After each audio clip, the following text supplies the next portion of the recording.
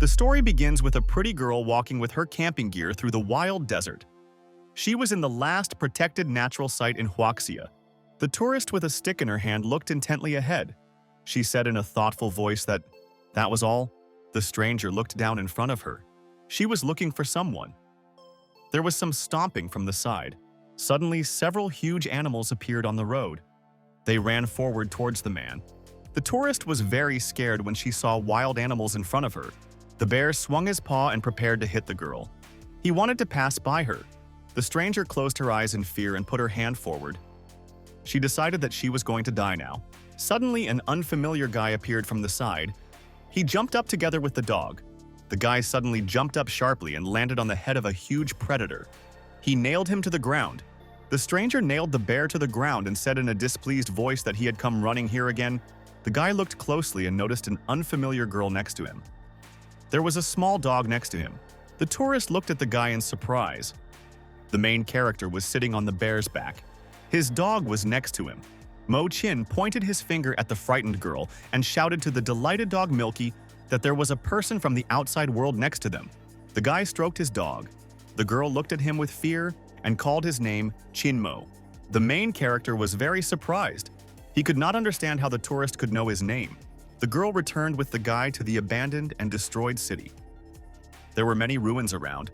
The old man opened the cup of tea. He asked the girl, "Did she really find his grandson Chin Mo?" The guest smiled at the old man in fear and said that she had found the guy. The protagonist happily thought that he would finally be able to explore the outer world. The girl looked at the various people in the room in surprise. They looked sinister. She realized that these were the people who had been looking for me for the past 20 years. The owner strictly demanded that the girl prove to him that the guy really was mine.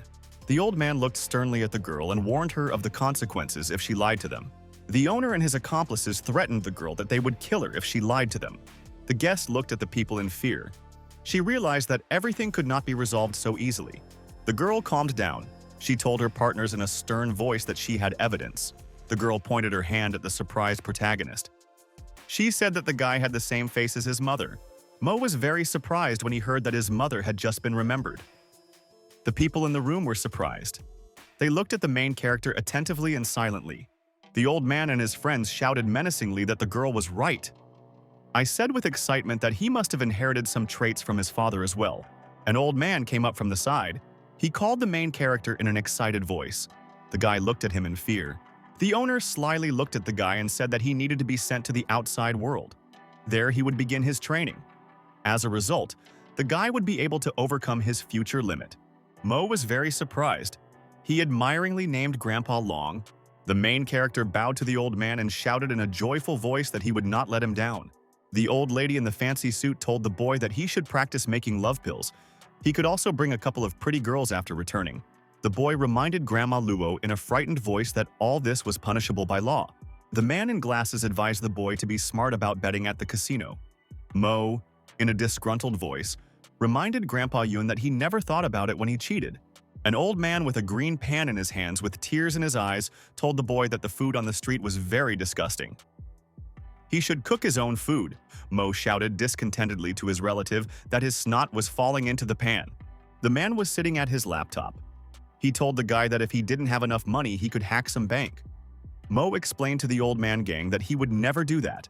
The girl looked at the people in the room in surprise and did not understand who they were. The main character and his companion waved goodbye to their relatives. They were on the street. Long said in a dissatisfied voice that today, what was supposed to happen happened. It could have been that old man Ching found out that they were raising his grandson. The old woman Luo told her partner that they could only hope that the protagonist would be able to fulfill his cherished wish. The old man shouted in a loud voice that the boy would become the best master in Huajia. The main character arrived in the city at that time. 3 days later, Mo and his companion arrived in Huaxia and Dragon City. The streets around were full of people. The girl and the guy approached a luxurious house. She invited him inside. Mo was amazed by the expensive mansion. Next to him was his happy Milky. The main character stood near the club with flowers and admired her. A car drove through a puddle behind him. A car driving by at full speed splashed the main character with water near the flower bed. The girl and the guy went inside the house. She shouted to Aunt Jang that her clothes were dirty. The woman shouted to her relative to go upstairs and clean herself up in the bathroom. The main character was walking down the corridor, looking for a bathroom for himself to wash himself. The guy approached the door and prepared to open it. He heard a suspicious noise coming from it. The main character stretched out his hand and prepared to open the door nearby. He looked inside carefully. Mo got scared and worried. He saw his girlfriend washing herself inside the bathroom. The girl was very scared when she saw an unexpected guest in her bathroom. Late in the evening, inside the Shu household, people were sitting at the table having dinner. The girl at the table was very unhappy. He asked his mother, "Is it really the orphan sitting next to them, for whom she went through hell and returned?" The mother sternly asked her daughter how she dared to say such words. The angry man shouted at the woman to shut up. The owner told the woman that he was unhappy because they would have to be kind to the boy and pay for his food and lodging.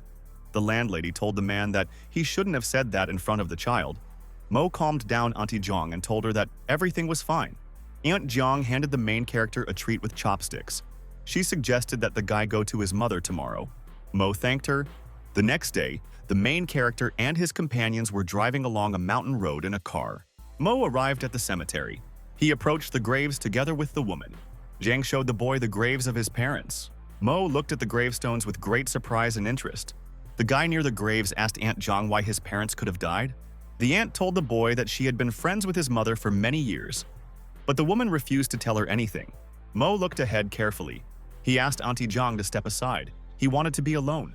The woman turned around and looked at the guy carefully. She told him that she would move away. The main character stood for a long time near his parents' grave and looked at them attentively. Jiang stepped aside at that time. The main character put his hand on his parents' grave. He thought that he had come here to see them. A group of strangers appeared from the side. They approached the main character. A man in a yellow suit shouted in a joyful voice that someone had taken the place where Old Man Zhao was supposed to be buried. The stranger put his hand on the grave. He said in an angry voice that someone had taken this place from the Feng Shui treasury. The man kicked the main character with all his might and shouted at him to get out of here. Mo sat quietly near the grave. He lit incense and told the man not to interfere with him honoring the dead. The stranger turned to the side. He looked angrily at the guy and laughed very loudly. The man swung his arm and prepared to kick the guy. He shouted that Mo was not worthy of the Feng Shui treasury. The man kicked the incense sticks with all his might and they flew off. Mo was still kneeling next to him. The stranger shouted in a stern voice at the main character that they would kill him if he interfered in their affairs. The main character jumped to his feet abruptly. The man examined him carefully. The stranger swung his hand to the side. He shouted at the main character to get out of here. Mo swung his arm wide with all his might. He hit the surprised man on the head. The stranger was very scared. He grabbed his face with his hand and looked angrily at the guy. The main character swung his arm and hit the stranger with all his might again. He angrily told him that disturbing a person's peace is a grave sin. The man came to his senses. He got angry and angrily asked the guy how dare he. Mo swung his arm and kicked his opponent with all his might. He angrily told him that he had disgraced his parents. The main character kicked the man with all his might and he crashed into the wall. He punished him for wanting to dig up his parents. There was a dark evil aura around the main character. He shouted at the stranger that he would die. The old man, after being hit by the guy, fell to the ground from the tree in fright. The people in the cemetery were scared. They looked around and didn't know what to do next.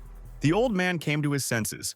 He rose from the ground and shouted to Captain Zhao about a plot of land in the city. The stranger pointed his finger at the protagonist. He demanded that the captain secure this place. The man thought about it. He decided that when it came to burying his grandfather, there were no shortcuts. Captain Zhang turned to the boy and asked, "For what price can he sell the land?" Mo turned around and sternly asked his partner what would happen if he didn't do this. The man jumped up on the ground and leaned his hand against the tree. He shouted that there was no such treasure of feng shui that he could not get his hands on. The protagonist laughed evilly. He asked the old man, "Is he really a feng shui master?" The stranger shouted in an angry voice that he was the #1 feng shui master of the Dragon City. His name was Tai Jing. The protagonist took out a small magic blade from his pocket. He prepared to use the skill of 9 stars feng shui jutsu. Tai shouted to the boy in a frightened voice that the 9-star jutsu is one of the ancient jutsu of this world. But this skill has been lost for many years. The main character took out sharp blades. He inserted them into his hand between his fingers. Tai looked at the guy in fear. The main character launched blades at him. He used the Sky Demon, the Wolf Soul, and the Phoenix Dance. The guy took out a small magic amulet with a spell written on it. It activated 9 stars. The protagonist threw the talisman aside and shouted for the stars to come. Flying blades rained down from above. Tai was very surprised and amazed. He realized that in front of him were indeed the 9 stars of Feng Shui Jutsu. Mo launched his magic blades towards him. Feng Shui represented the potential of the stars. If the blue and red flames can be together, then it represents the perfect balance of Feng Shui. The old man looked at the main character in surprise. He thought with fear that he could not even call him his master. Tai fell to his knees and folded his hands above his head. He asked the heavenly master for forgiveness. Mo looked angrily at the strangers and shouted that there was no treasure here. The guy demanded that the people get lost. Tai shouted to Captain Zhao in a frightened voice that he could not allow himself to insult such a person. The man looked at the boy carefully. He decided that this child could really help them. Zhang bowed to the main character and apologized for his rudeness. He asked the guy to save his grandfather. Mo answered the man that Grandpa would die tonight. He didn't want to save him. Zhang, in a frightened voice, demanded that the protagonist help save his grandfather. He promised compensation from the family and to leave the guy a plot of land in the cemetery with graves. Mo looked at the man and thought that he would now be his friend. The boy remembered that Lo's grandmother had told him to use his medical education to help everyone. The protagonist pointed out sternly to the man that now we are talking about disrespect to his parents. He demanded that Zhang send people to the cemetery who will clean and worship these graves for 3 years without stopping. The man promised the boy that he would do everything for him. After saving the grandfather, he is ready to send people here for 10 years. In the evening, the main character arrived at the hospital in the Department of Life and Management of Cardiovascular Diseases. The man came in and asked Dr. Zhu how his grandfather was doing. The doctor explained to the man with a sly smile that old man Zhao would not live more than a month. The man pointed his hand at the main character. He said that this guy wants to look at his grandfather's condition. Zhu looked at the guy with displeasure. He decided that Zhao Qing did not trust him completely. The doctor strictly demanded that the guy show him his practicing doctor's certificate. Mo explained to his partner that he had neither a title nor an academic degree. Zhu asked the guy with displeasure why he was working there. The main character calmly explained to the surprised people that he had never gone to school before. Zhang looked at the boy in amazement. He couldn't believe that Mo had never gone to school. Zhu laughed slyly and pointed his finger forward. He told the man that he wanted to entrust the life of a relative into the hands of an uneducated guy. The doctor pointed his finger sternly at the main character and shouted that he wanted to see what this boy was capable of. The main character was inside the Dragon City Hospital. He was heading to the patient's room. Mo walked into the intensive care unit. Grandpa Zhao was lying unconscious on the bed. The main character approached the patient lying on the bed and extended his hand to measure his pulse. I measured the patient's hand in my hand. He realized that the grandfather's blood had coagulated in his brain. The main character took out his needle. He thought that he needed to add some qi to the patient's body and cleanse the veins. The frightened Dr. Z warned the guy that if he made a mistake, he would die right there. Mo turned around and told the people in the room that he needed 100 live poison centipedes as a medical supplement. The doctors looked at each other in surprise. They couldn't believe the main character's words. The doctors shouted to the man in surprise that the centipedes were very poisonous. The guy could not cure the patient with the help of such insects. Ji laughed to himself very maliciously and joyfully. He realized that the main character would not be able to save his grandfather. The doctor pointed his finger sternly at the main character. He shouted at the guy in an angry voice that the saliva of poisonous centipedes is very poisonous. He will die if the saliva touches his body. Zhu pointed his finger at the protagonist and said that he was sent by Old Man Zhao's enemies to kill the patient. The doctor told the man that Old Man Zhao had a lot of enemies and a lot of people wanted him dead. He had to be careful. Zhao looked ahead with excitement. He thought about it and realized that Dr. Zhu was right. The man pointed his finger at the main character with displeasure and told the guards to take the guy away. Fighters ran up from the side and wanted to throw the main character out of the ward. Mo waved them off with his hands and said that he would leave himself. Mo walked past the man. He told him in a quiet voice as he walked that his grandfather would die tonight, and it would be his fault. The protagonist walked out the door with the guards. The doctor said to Captain Zhao in an angry voice that he could rest with him. The main character was brought to the prison of the Dragon City. Guards with batons walked along the corridors. The guards put the main character in a cell. They accused him of wanting to kill old man Zhao. The prisoners greeted the main character. One of them asked the guy what he had done. I told the prisoners in a calm voice that he wanted to save someone, and instead he was arrested. The prisoner laughed loudly. The main character sat near the wall in the cell. He said in a calm voice that he himself was surprised by all this. The criminal extended his hand to the guy. He shouted that it was a very pleasant feeling. The frightened man asked the bandit in a breaking voice what he was doing. The criminal threw the soap on the floor. He slyly asked the guy to pick it up. Mo, frightened, moved his leg to the side. The main character angrily pointed his hand at the bandit and sternly told him to move away from him. The prisoner shouted in a dissatisfied voice at the guy not to blame him for what he was about to do. In the cell with the main character, screams were heard and traces of a fight. The guards happily listened to the noise from the cell. One of them said that the prisoners, Gela Oza, were breaking into a new child. The man was inside the city hospital in a ward with his grandfather Zhang. The nurse ran out of the room into the corridor. She turned to Dr. Zhu and Mr. Zhao. She said that they had problems. The nurse shouted in an excited voice that the heart rate on the old man's monitor had dropped. Zhu listened to these words with a frightened expression along with the man. Zhang ran into the room and looked at the old man's body on the bed. He grabbed the doctor by the clothes and sternly said that his grandfather should have lived for another month. The doctor did not know what was happening. He explained to his partner in a frightened voice that the patient might have fainted. There was still hope. Zhang looked angrily at the doctors and sternly asked, "What else are they expecting?" The doctor shouted to his colleagues to get the defibrillator ready. Another medic said in a frightened voice that all this would cause shock and the doctor would bleed to death. The man was disappointed and scared. He stood near the door and thought to himself discontentedly that there was no other way. Suddenly, the man remembered the main character. The guy told him that if his grandfather died tonight, it would be his fault. Zhang turned to his subordinate and sternly demanded that he prepare 100 centipedes. After that, they had to go to prison. The guards were sitting near the prison gates and were busy playing. One of them said that everything around was suspiciously quiet. The guards were completely absorbed in the game. They were surprised that the screams in the cell suddenly fell silent. Suddenly, a car pulled up from the side and braked. The guards looked at it in surprise. The car door opened. The guards suddenly stood at attention and greeted the guest. The man demanded in a stern voice that the guards take him to the new prisoner. The guard asked the guest with displeasure why he had arrived so late. The man angrily demanded that the guard tell him where the new guy was.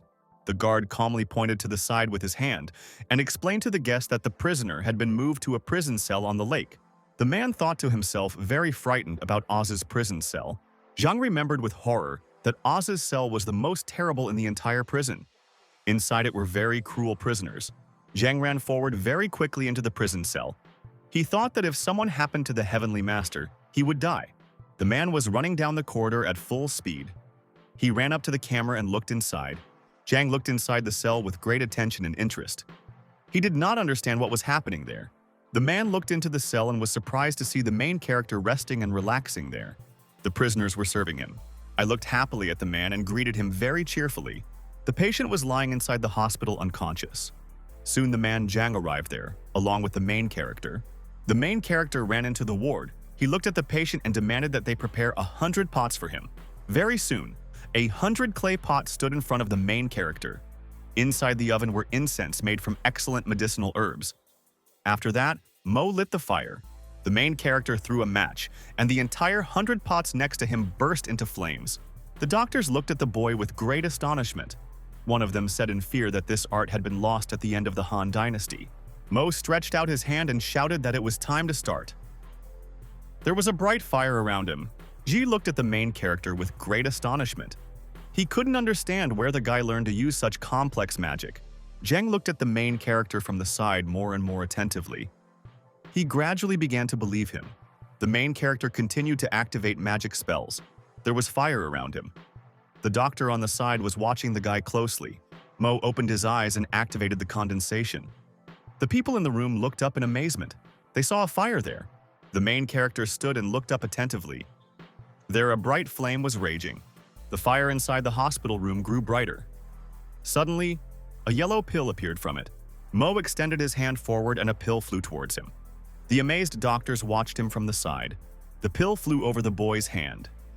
He turned around and told the man that the medicine had to be taken with the poison of the living centipedes. Zhang turned to the boy and said in a cheerful voice that they could begin. There was an insect sitting on the bowl along with a yellow pill. The doctor asked the guy with excitement. Does he really want to give the medicine, along with a live centipede, to the patient? Zhang turned around and asked the doctor with displeasure to tell him if he had a better idea for treatment. Mo opened the patient's mouth and loaded the insect inside along with the magic pill. People stood near the patient's bed.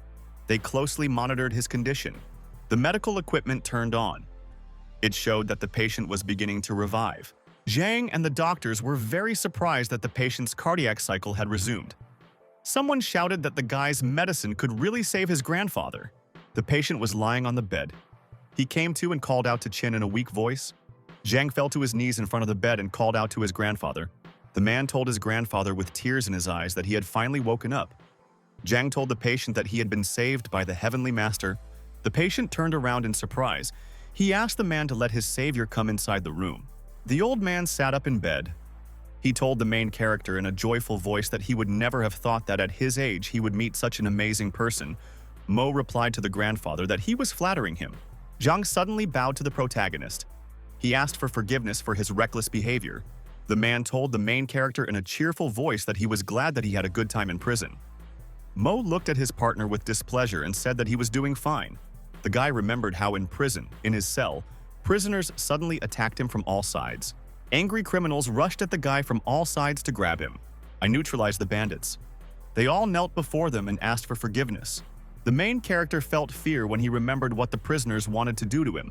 The old man bowed to the main character and said that everyone should apologize to him for the slander and for what he had managed to survive. Mo slyly turned to the side. He happily told the old man that he remembered something.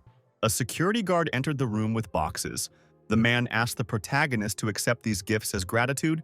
He promised to bring another gift soon. Mo waved his hand and said that he did not need gifts. Healers did not want to receive material values. The guy remembered to himself that this is exactly what his grandmother Lo taught him. The man looked at the main character in surprise. He was surprised by his refusal of gifts. The protagonist told his partners that his business here was done. He didn't need to stay here any longer. Mo thought to himself that if he returned home very late, Auntie Jean would be very worried. Zhang shouted after the main character to wait. He never found out his name. Mo went to the exit. He waved goodbye and told the man his name. The old man sat up abruptly in bed. He was shocked when he heard the main character's name. The patient thought happily to himself that the guy had looked very noble in his youth. He decided that his family should establish good relations with him. Late in the evening, the girl walked along the corridors of her mansion. The dissatisfied girl stood near the wall. She felt very hungry. Her mother did not want to cook food until the main character returned.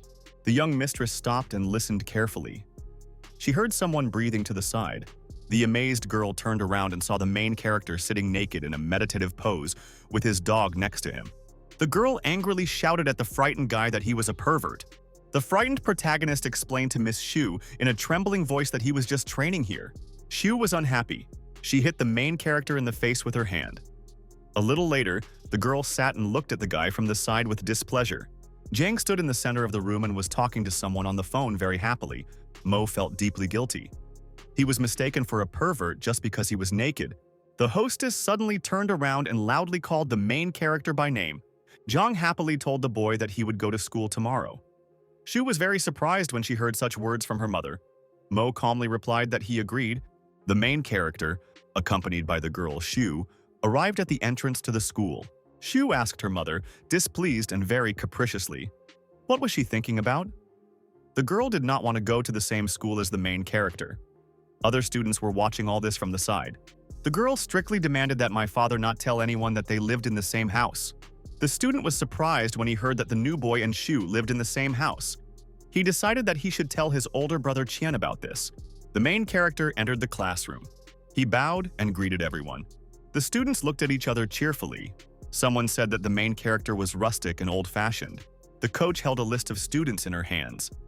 She thought that the main character would drag them to the very bottom at the fighting tournament. The woman decided that if Mo failed the exams, she would throw him out of school. The main character asked the teacher where he should sit. The woman told the guy that he should just find a free seat for himself. A student in the audience whispered to Qian that the newcomer lived in the same building as Xu Yan. The main character put his hand on the table and said that there was an empty space there. In front of him sat a disgruntled student. Tian told the protagonist in an angry voice that the girl, Shu Yan, belonged to him. The student suddenly swung his leg and hit the table with books with all his might. I dodged to the side in time. Tian pointed his hand at the protagonist. He shouted at him to stay away from his girlfriend. The main character turned around and looked very angrily at the student opposite him. The student felt a strong fear. He threatened the main character that he would break his leg. Tian was very unpleasantly surprised when he realized that the main character simply glanced at him. The students were standing in the corner of the classroom. Someone said in an angry voice that Chang was the superstar of their class. Now he would show the main character his place. Tian got angry. He turned to the main character and called him a country bumpkin. A student came up to the side and told his friend that a martial arts tournament was about to start. Then they would deal with the main character. Chiang pointed sternly at the main character with his hand. He threatened him that he would deal with him after the tournament. People were sitting in the stands at the arena. The participants were preparing for the annual friendly tournament. The Physical Education Department of Huasi University and the Martial Arts Academy participated. A female student, Li, ran up from the side and greeted her friend. Xiao asked the girl with displeasure why she had come so early. The girls were sitting on the podium and happily chatting with each other. Li said to her friend in a cheerful voice that Liu Qiang was the strongest person in the class. So it was not yet clear who would win. A group of students were walking across the field. Qiang turned to the side. He happily noticed that the girl was looking at him. He decided to give her a good performance. Liu slyly told her friend that the guy was still chasing her. Shu displeasedly told her friend that Chang had already gotten on her nerves. The student turned around and told the protagonist not to drag them to the bottom when they were fighting. Zhu thought angrily that the main character was bullied on his first day at school. Huge athletes appeared in the arena. It was the Martial Arts Academy. The spectators looked at the participants with admiration.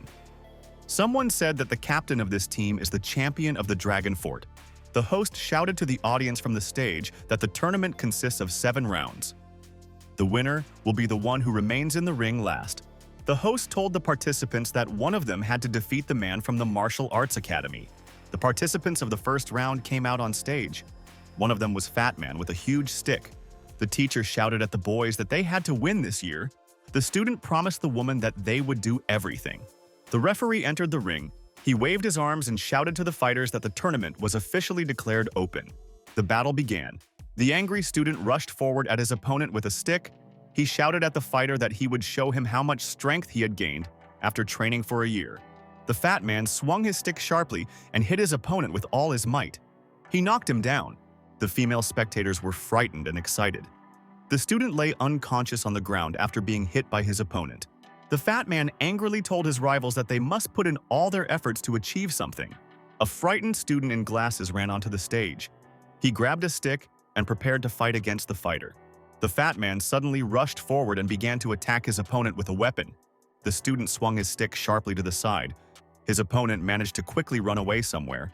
The fat man hit the fighter with his stick with all his might.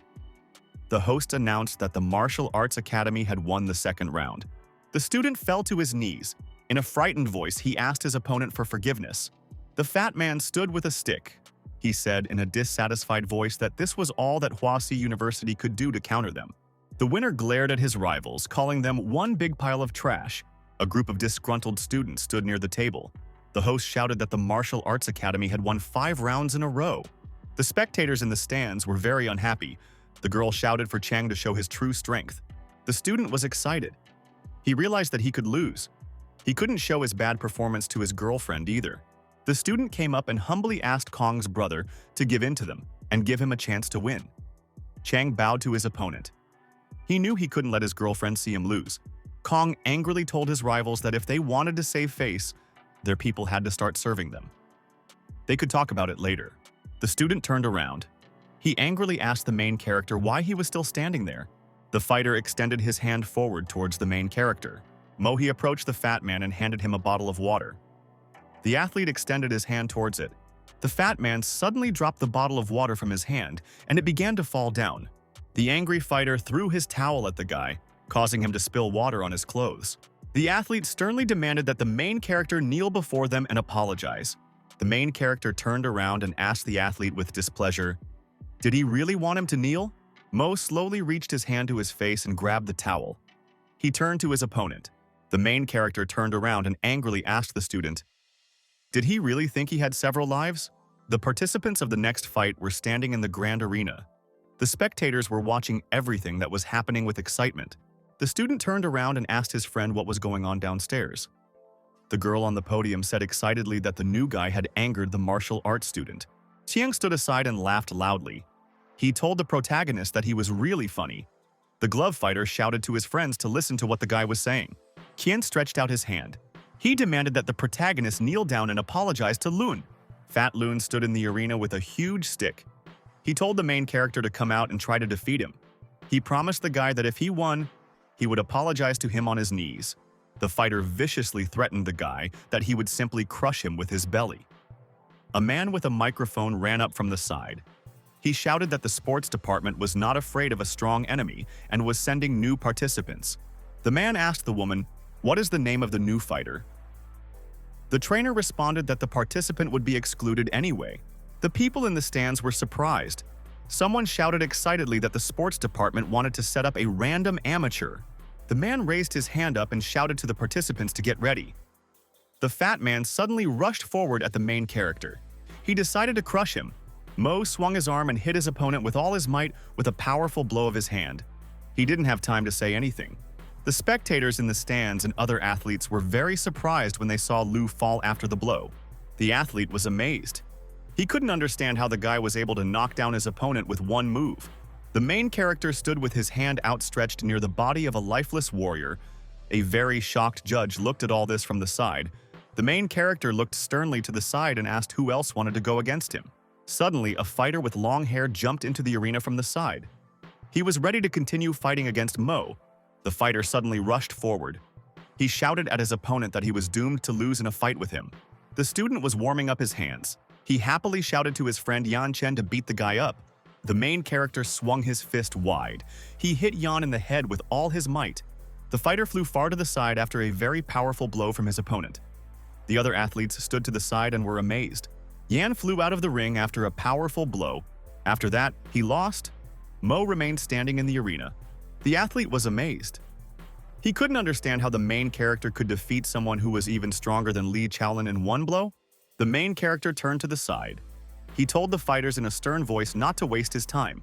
Mo looked sternly at his opponents and said that they could all attack him at once. The fighters rushed forward towards the main character. One of them shouted at the guy that he was looking for certain death. The amazed spectators in the stands watched the battle closely. Qiang thought to himself with great surprise that the new student turned out to be a very good fighter. The amazed judge stood in the arena. He looked at the main character with surprise. The man shouted in a loud voice that the guy was very strong. The judge raised his hand up. He prepared to announce the winner of the martial arts competition. The people in the stands were very amazed. The performance was simply incredible for them. Li looked at the guy and shouted that he was very attractive. Next to her sat an amazed Shu. In the evening, the main character was returning home. A crowd of admirers was running after him. They wanted to be his students. The main character hid around the corner. He decided not to stick his head out. A crowd ran past him along the street. The guy heard someone's loud scream from the side. The girl demanded that her friend not call her anymore. The girl angrily demanded on the phone that her friend stop bothering her family. Mo was sitting in the corner near the piles of garbage. The girl came up and looked at him in surprise. The main character sat silently next to a stranger. She angrily told him that she would not give him her contacts on the internet. The main character didn't answer the stranger. She looked at his face with displeasure. On a clear day, the main character was walking down the street. There were a lot of people around. His dog was running next to him. An unfamiliar girl came up from the side and called the dog to her. Mo turned around in surprise. The stranger sat down and handed the dog a small piece of food in her hand. The main character recognized the girl from yesterday in front of him. Milky ate the pie very quickly. After that, he immediately threw up. The girl got scared. Mo asked his pet with displeasure what he was doing. The main character grabbed his dog in his arms. He explained to the stranger in a frightened voice that the dog did not do all this on purpose. The stranger told the main character in a displeased voice that he had used his dog on purpose. The girl explained to her partner that she would not give him any of her contacts or any information about herself. She accused the guy of using a dog to get close to her. The main character stood and held his dog in his arms. He could not understand what the stranger was telling him. A group of unfamiliar fighters in suits and with weapons appeared from the side. Their leader pointed his hand at the girl Chen Wan and angrily told her that he was looking for her. The guy asked his frightened girlfriend in an anxious voice why she hung up. The leader told the girl in a joyful voice that he wanted her to make pancakes for him with her own hands. The guy turned to the food vendor behind the counter and shouted that he wanted the girl to feed him. She yelled at the guy Wang Xianu in a very angry voice to respect his elders. She remembered that the last time this guy came, he broke their booth. Van rushed forward and grabbed the girl's hand with all his strength. He threatened her that he would not let her go today. Suddenly, the main character appeared from the side. He stretched out his hands forward and grabbed the hooligan with them. Van was very surprised when he saw Mo in front of him, who sharply twisted his arms to the side. Van was very surprised and amazed when he realized that the guy in front of him was very strong. He demanded out loud that Mo let him go quickly. The main character continued to hold the bully's hand. He turned to the surprised girl and said that he did not mean at all that he loved her. Van angrily shouted from the side at the guy that he was ignoring him. Mo let go of the bully's hand. He jumped aside and angrily asked the guy, "Does he really want to play the hero again?" In response, the main character calmly explained to his partner that he wanted to make pancakes for him. Mo looked slyly at his partner and told him that he would cook food for him. Van looked angrily at the main character and asked, "Can he really make pancakes for him?" Mo stood on the street and began to quickly cook food. A guy looked at him from the side in surprise. The workers looked at the main character with surprise. A man on the side said that the guy controls the heating and maintains the balance. Shirley stood to the side, very surprised. It was the first time she saw someone cook like that. She was impressed. The main character cooked a huge dish on an outdoor stove. The smell was coming from it in all directions. The passers-by were very happy. Someone said in a joyful voice that the Chen family's pancakes smelled very good. Van looked ahead with great fear and surprise. He felt a strong aroma. The main character held food in his hands. He asked the bully if he wanted to eat. Van sternly demanded that the guy give him a portion. The main character swung his arm and threw the food straight into the bully's face. Van shouted loudly that it was hot. The leader shouted in an angry voice to his subordinates to beat up the main character. The angry fighters ran forward with their weapons. She came up to the guy from the side and shouted at him to run away. She warned him that the hooligans would beat him half to death. The main character grabbed a small food shovel with his hands. He shouted to the fighters to come. I suddenly started throwing a pancake at the hooligans running towards me. The bandits fell to the ground. They were badly burned by the pancakes. The main character deftly twisted a pancake on his hand. He angrily asked the guy, "Does he still want to eat?" Van fearfully stretched out his hand forward and explained that he was completely full. The hooligans started to run away. I shouted after them to be careful. Van looked very angrily to the side. He told himself that he had disgraced himself today. Mo stood calmly and watched the hooligans leave. Van shouted something angrily at him as he said goodbye. Van viciously threatened the main character from a distance that he would return and take revenge on him. The worker came up and shook the main character's hand. He thanked him for his help. I answered the man that it was not such a big deal. She reminded father with great displeasure that the main character had spent all their dough. The man calmed the girl down and said that she couldn't be angry with the guy. Wang ran to his brother Bao and shouted in a frightened voice for him to avenge him. The Bao fighter looked angrily ahead. He shouted for the main character to be left to him. The main character was walking down the street with his new girlfriend.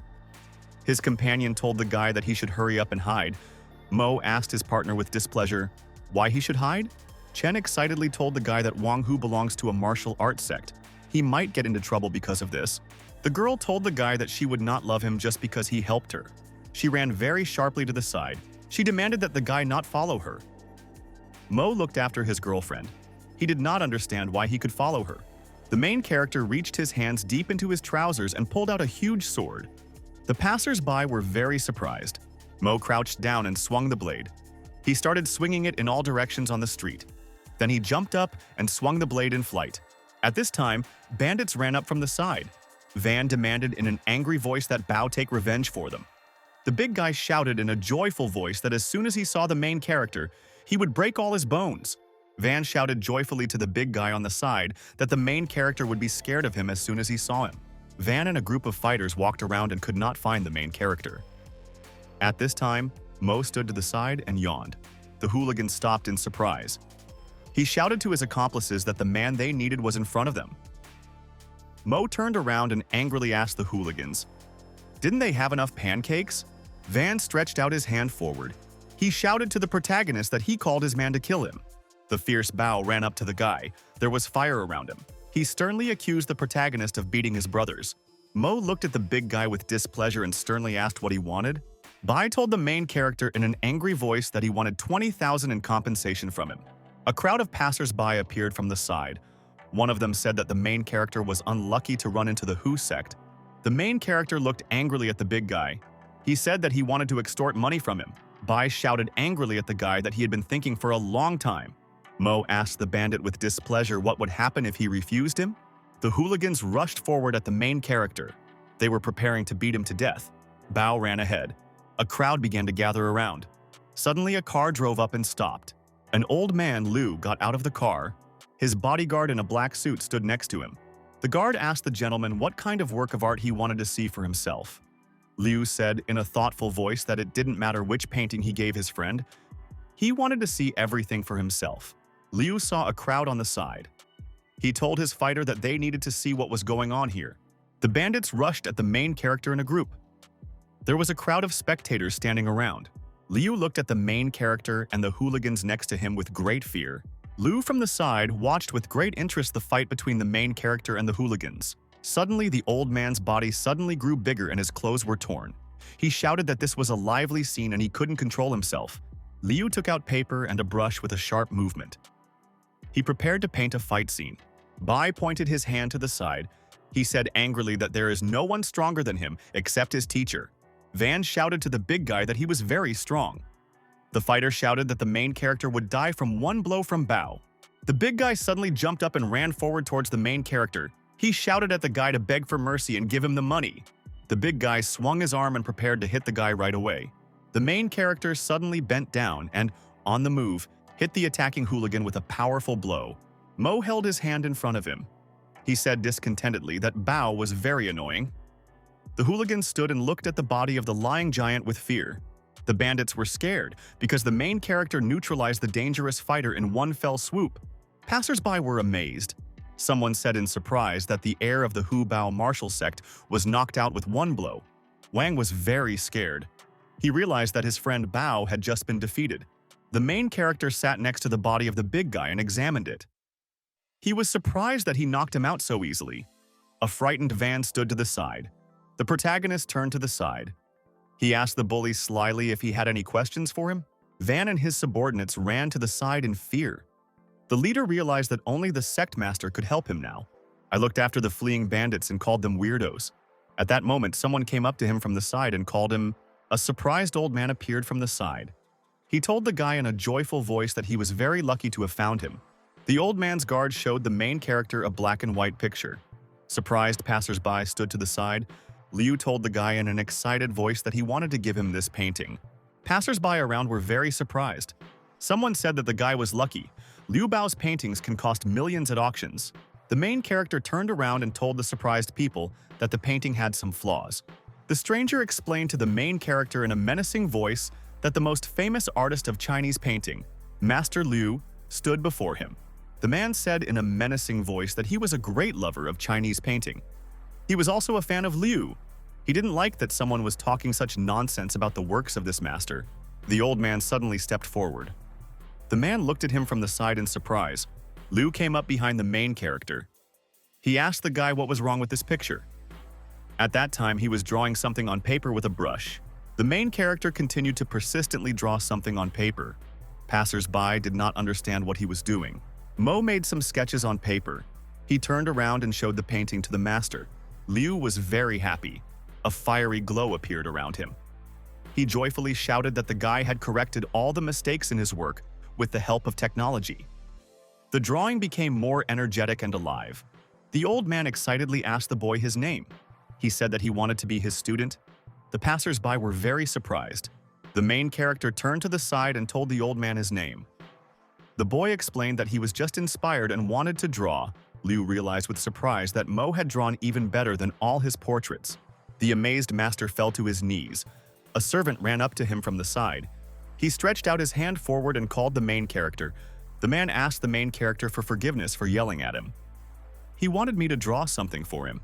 The main character handed the stranger a black and white drawing. The man was very happy. The stranger looked happily at the picture in his hands. He shouted that he liked it. Mo stood to the side. He decided to himself that the man overestimated him. The man smiled and handed the protagonist a small golden card of the gifted tavern. For a customer with such a card, food and drinks would be free. The main character looked at the card carefully. The man told the guy that this thing was very valuable and he should accept it. Mo walked away and held the card in his hands. He told himself that he was not interested in such places.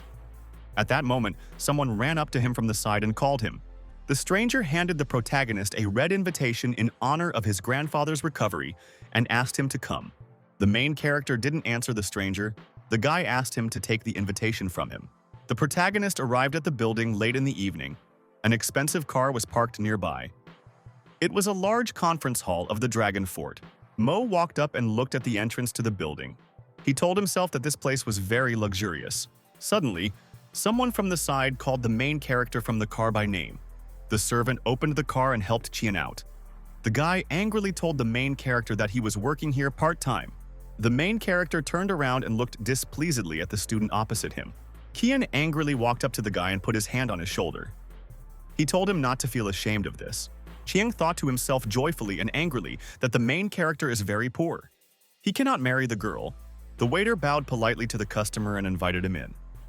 I glanced sideways and thought that his clothes were the same as the waiter's. The main character entered the banquet hall. There were many guests around. They were talking to each other. Chang glanced sideways at the guy with displeasure. He couldn't believe that he was actually working part-time at Master Wan's party. He decided to try to make a remark to the main character. Chang turned sharply to the protagonist and demanded that he pour him some wine. The student put his hand on the guy's shoulder from behind and shouted that he was talking to him. Chiang turned to Mo in surprise and decided that today he would give the guy a chance to understand the difference in positions between them. The protagonist carefully poured wine into the student's glass. Chiang watched this closely. Mo continued pouring the drink into the glass. The student thought angrily that the guy was not as talented as everyone thought. Chiang thought happily to himself that he felt pleased when he saw his enemy working as a waiter. Suddenly, an idea came to the student. He held a glass in front of the main character in his hand. Jian suddenly turned his hand and turned the glass with the drink inside out, and all the wine spilled onto the floor. The wine spilled on the guest's leg. The student asked with displeasure where the manager was. Chang pointed to the side at the main character with his hand. He shouted that this worker had dirtied his shoes. Surprised guests stood around.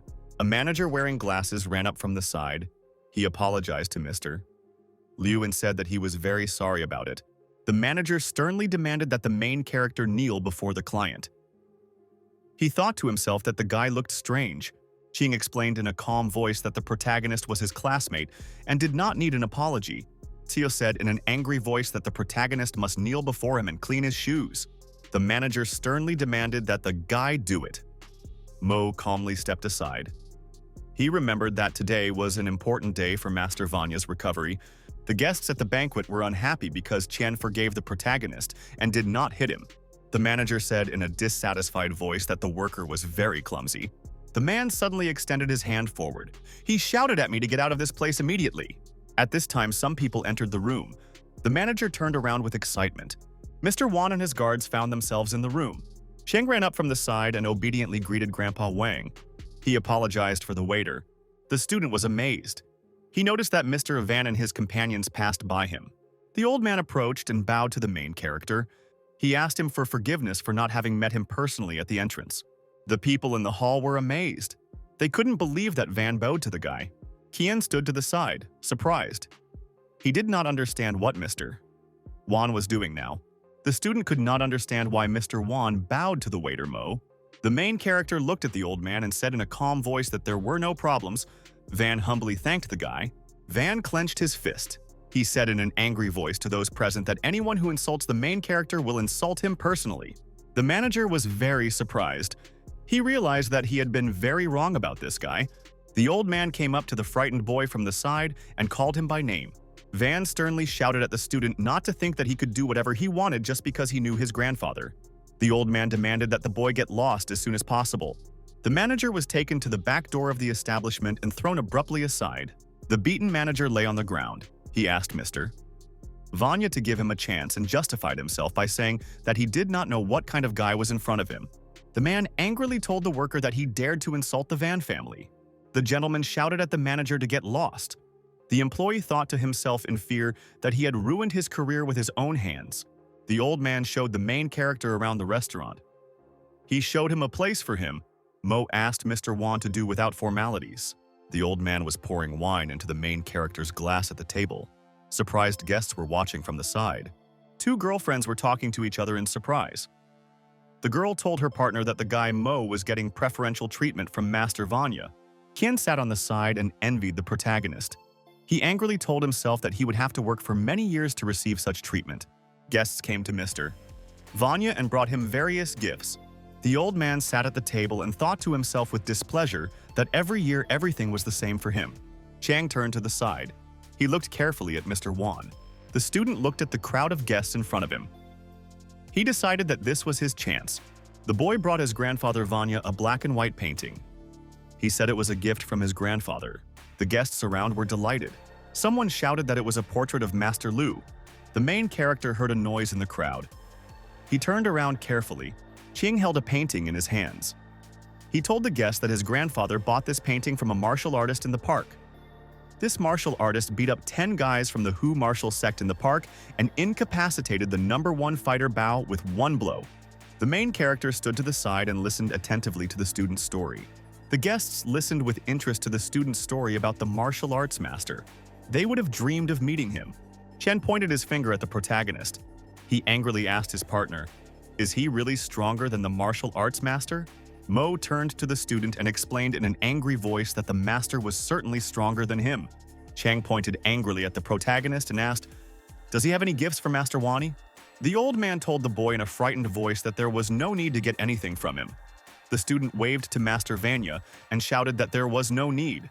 Qian angrily pointed at the protagonist and said that he had not brought anything to the ceremony. He accused the guy of not respecting Master Wan. The main character took a glass of drink and calmly prepared to drink. He said in a calm voice that he gave the old man a chance to live on. The guests around were very surprised. They could not understand what the main character was talking about. The boy whispered to someone in the crowd that the main character had cured Wan Beifeng's illness. That's why the old man showed so much respect to the young man. Chang angrily asked the main character why he came without a gift. Mo sat at the table. He calmly explained to his partner that he had corrected the flaws in his grandfather's portrait. The guests at the party laughed very merrily. They could not believe that the main character could fix the picture. Chang pointed his finger at the main character. He shouted at the guy that he didn't know anything about his grandfather's position in the art of drawing. The guests at the banquet were unhappy. They did not believe that the guy could correct Master Lu's mistakes. The old man entered the room.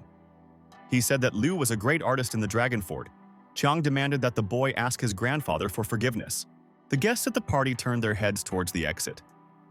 They noticed someone coming in. An old man, Lu, entered the room. He cheerfully asked the people what they were arguing about. The old man greeted the master. Lu explained that he was delayed because of a traffic jam. The student excitedly told the master that some guy had said that he had corrected the flaws in his paintings. He pointed his finger at me. The old man extended his hand. He walked towards the guy and wanted to see his face. Liu was amazed to see the main character in front of him. Mo looked sternly at the master. The old man was very surprised. He immediately recognized the guy in front of him. Chang looked at the main character with malicious interest. He was wondering what the guy would do now. The audience at the banquet was eagerly awaiting the master to teach the main character a lesson. The master rushed forward and hugged the main character with all his might. He shouted in a joyful voice that he met him again, and this was his happiest day. Chiang was very surprised. He did not understand why his grandfather showed respect to Mo. The master told the surprised guest that the main character had actually painted the picture himself. The people around were very amazed. Chia stood behind him, very angry and shocked. He remembered that he had bragged about this painting. Chiang was very frightened when he realized to himself that in reality he was bragging about the main character's painting. The master wanted to introduce his main character to his grandson. They studied at the same university. The old man demanded that Chang call the guy Uncle Chin. Tio said the words about Uncle Chin to himself in a weak voice. Mo put his hand on his shoulder and told him not to be afraid. Mo happily patted the boy on the head and said that he was a good boy. In the future, he should listen to his grandfather. The student thought angrily that he no longer wanted to see the main character in his life. Late in the evening, the protagonist returned to the Shu family's house. He greeted Aunt Jiang. The main character entered the large dining room. The family members were sitting at the table and looking at him. The owner slammed his hand on the table. He told the guy that he came home very late every day. Jing turned around and in an angry voice demanded that her husband not speak like that. Yu said, in a dissatisfied voice, that the guy comes home late every day. He hasn't done anything good. Mo looked at her dissatisfiedly. The main character asked his family for forgiveness for his late return. The owner couldn't understand why the guy was apologizing now. I explained to my partners in a calm voice that from tomorrow onwards, he would be living in the school dormitory. Jiang shouted after the guy in a frightened voice, telling him to stay home. The main character turned to the side. He thanked his aunt and said that he had already made a decision. The woman jumped up from the table and continued calling the main character. The man told his wife that she could follow the guy if she wanted. Shu slammed her hands on the table and said that the guy couldn't tell right from wrong. The girl ran to the side. She screamed that she didn't want to eat anymore. The amazed man didn't understand what had happened to his daughter. The main character entered the building and headed towards door number 335. Mo opened the door. Inside, he was met by students with bright firecrackers. The main character was very surprised. The guy grabbed the main character by the back and told him to come in faster. The student shouted to me that he would take his things to the office. A friend with bright voices told the main character that they would first take his things and then go to the club. The student with glasses happily shouted that he would go too. But I didn't want to go anywhere. The students kept pulling the protagonist out of the room with them. Mo finally agreed. The main character arrived at the luxurious talent hotel with his friends. The student in glasses looked around in surprise. He had never been to such a prestigious place before. A girl named Shu Li appeared in the room. She was Qiandi's girlfriend. The customer was unhappy because they had to wait a long time for the waiter. Li appeared from the side. She saw the main character and decided that this guy was stalking her. The student stood near the painting on the wall. He told his friends that it looked very impressive and very valuable. I looked at the painting and realized that he had given it to me in the park. The guy told his girlfriend that the paintings hanging in the hotel halls were valuable. The partner told the guy that if the paintings were sold at auction, they would be worth millions.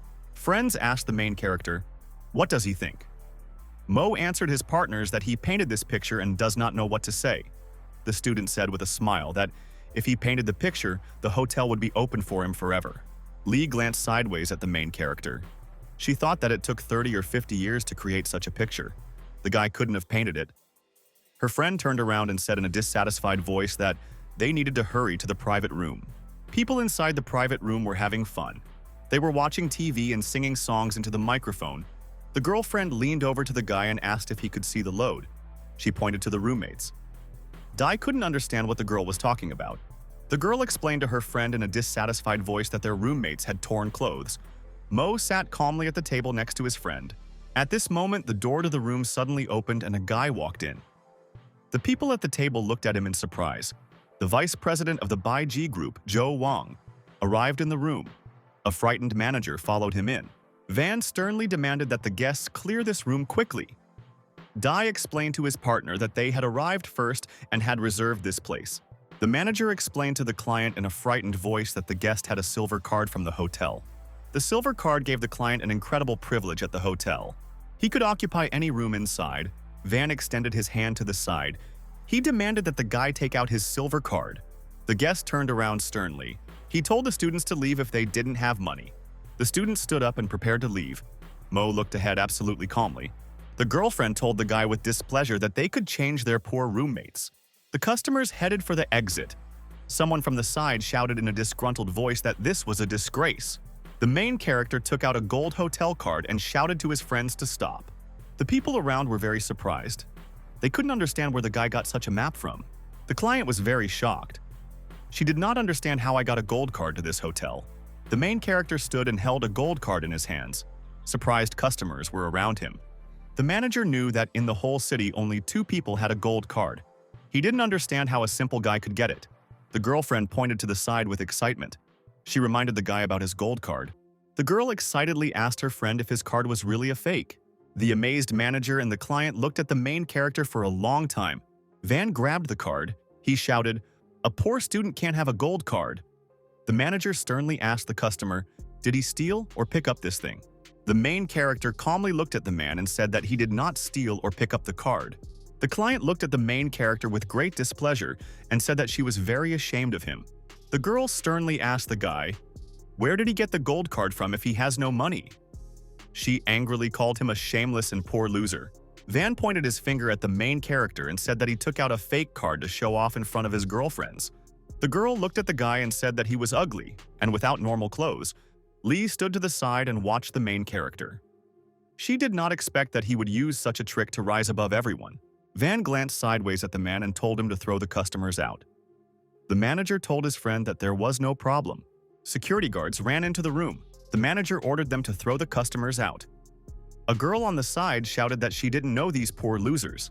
The guards grabbed the students. One of the guys said angrily that he didn't need to be grabbed either and that he would go himself. The man approached the main character and angrily said that this guy also needed to be taken away. At this moment, someone's cry was heard from the side. The man demanded that the people stop. The manager turned towards the exit and was surprised to see his disgruntled boss enter. The worker asked the boss in fear why he had come here. The man swung his arm and hit the manager in the face with a powerful blow. The boss strictly explained to his partner that the main character was an important guest of the hotel. Van was amazed. He turned around in surprise and did not understand what was happening. The owner extended his hand to the main character and greeted him joyfully. Wang was very unhappy. He didn't understand why boss Sun treated this poor guy so respectfully. Surprised, she said that the guy could be a businessman or an art expert. The client thought to herself in amazement that she was mocking the main character and calling him a poor loser. Sun told the guy in a respectful tone that the painting he had given him was standing by the wall of the hall. Mo answered the man that he had seen it. The customers around were amazed. They realized that the main character really did paint a picture. Lee felt a very strong fear in her body. She thought that she shouldn't have treated the guy like that. The manager asked Vanya in a frightened voice if he wanted to change his private room. The guy turned around. He angrily demanded that the man get out. The student shouted angrily at the client to leave quickly. Van headed for the exit and angrily repeated the main character's name to himself. The next clear day, the boy headed towards the entrance to the school. Yu stood there dissatisfied. She told herself that the guy really hadn't returned. The main character approached from the side. He began to tell his surprised girlfriend about Van Gogh's paintings. Shu turned to the side. She was surprised to see that the main character was walking with his girlfriend from the literary department. Lee apologized to the main character for thinking he was lying. Mo waved his hand at the girl and said that it was not scary. Shu watched the guy closely from the side. She listened to what he was saying. The girl suddenly jumped out onto the road and stopped the main character and his girlfriend. I asked her why she was here. Sue told the boy with displeasure that he only went to school to meet girls. Mo asked his partner, "Does he really have to explain his actions?" A car pulled up from the side and Chang leaned out of it. He shouted to the girl that he would take her home. Shu turned around and walked away. She told the protagonist not to be so indiscriminate. Shu turned around and yelled at the protagonist that he couldn't even afford a car. Shu turned around and looked at the guy angrily again as she said goodbye. She stuck her tongue out at him. Late in the evening, the protagonist returned to the dormitory of Hua University. Mo went inside the university room. There was no one inside. He decided that Qiandi invited the students to a party. The protagonist sat in a meditative pose and plunged into deep cultivation. The boy opened his eyes. There was a light aura around him. He thought that this place was more isolated than the room itself. There were few spiritual flows here. In the end, he decided to buy more medicine for himself and make a small purification pill for cultivation. The next morning, the protagonist arrived at the store to buy ingredients for himself. He was standing near the building of a large pharmaceutical group. Mohi approached the saleswoman behind the counter. He handed her the list and said that he needed these ingredients. The saleswoman asked the customer again, "Does he really want all the ingredients on the list?" The worker informed the surprised protagonist that such medicines would cost more than 100,000 yen per pound. Mo screamed very loudly and discontentedly when he heard that the medicine would cost him 100,000 yen. The saleswoman behind the counter sternly told the protagonist to leave if he couldn't afford the purchase. Van appeared from behind with his companions. He sternly told the protagonist that if he couldn't afford it, then they wouldn't sell it to him. The man came up to the main character and told him in an angry voice that he had disgraced him yesterday at the hotel. At the same time, the guy came to his store today to buy groceries. I asked my partner with displeasure, who was he talking to? The man grabbed the main character by the clothes and swung his hand. He shouted at the guy that he was looking for death. Van's friends grabbed him by the arms from behind and started to calm him down. The guy explained in a frightened voice that Mr. Bai would be here soon. He would be unhappy if he saw this scene. The owner angrily told the main character to leave the store quickly. Otherwise, he would call his comrades to throw him out. Mo explained in a calm voice to his partner that he would leave himself. The main character left the store. A man appeared on the street with a young girl. The companion told her father to walk more slowly. The main character stood up and looked attentively at the people who passed by him. Van ran out of the store and bowed to the customers. He greeted President Bai and his companion. Bai looked at the man and said that they needed to be called doctors. Van answered the client that the doctor would be there soon. The girl discontentedly told the owner that his efficiency had become very low. She was sick along with her father. The father turned to his daughter, Yue, and sternly told her not to be so rude. The protagonist came up from behind. He told the people that he could help them. He needed some medicinal herbs. Yue turned to him. Bai turned and asked the main character who he was. Van stood at the side, displeased. He was angry because the guy hadn't left yet. The main character told the girl that he is a student. Her father's illness is caused by overwork. The man was surprised that the guy found out the reason for his illness just by looking at his face. Van decided to himself that he couldn't give the protagonist the chance to continue. Otherwise, all the doctors he worked with might disappear. The shop owner pushed the protagonist aside and shouted at him to get out. Mo asked the man with displeasure, "Does he really want to see Bai Zong die?" Bai sternly demanded from his partner that he allow the guy to stay. They had to wait until the doctor they had called arrived. The shop owner wanted to protest. The girl sternly demanded that the van allow the guy to stay.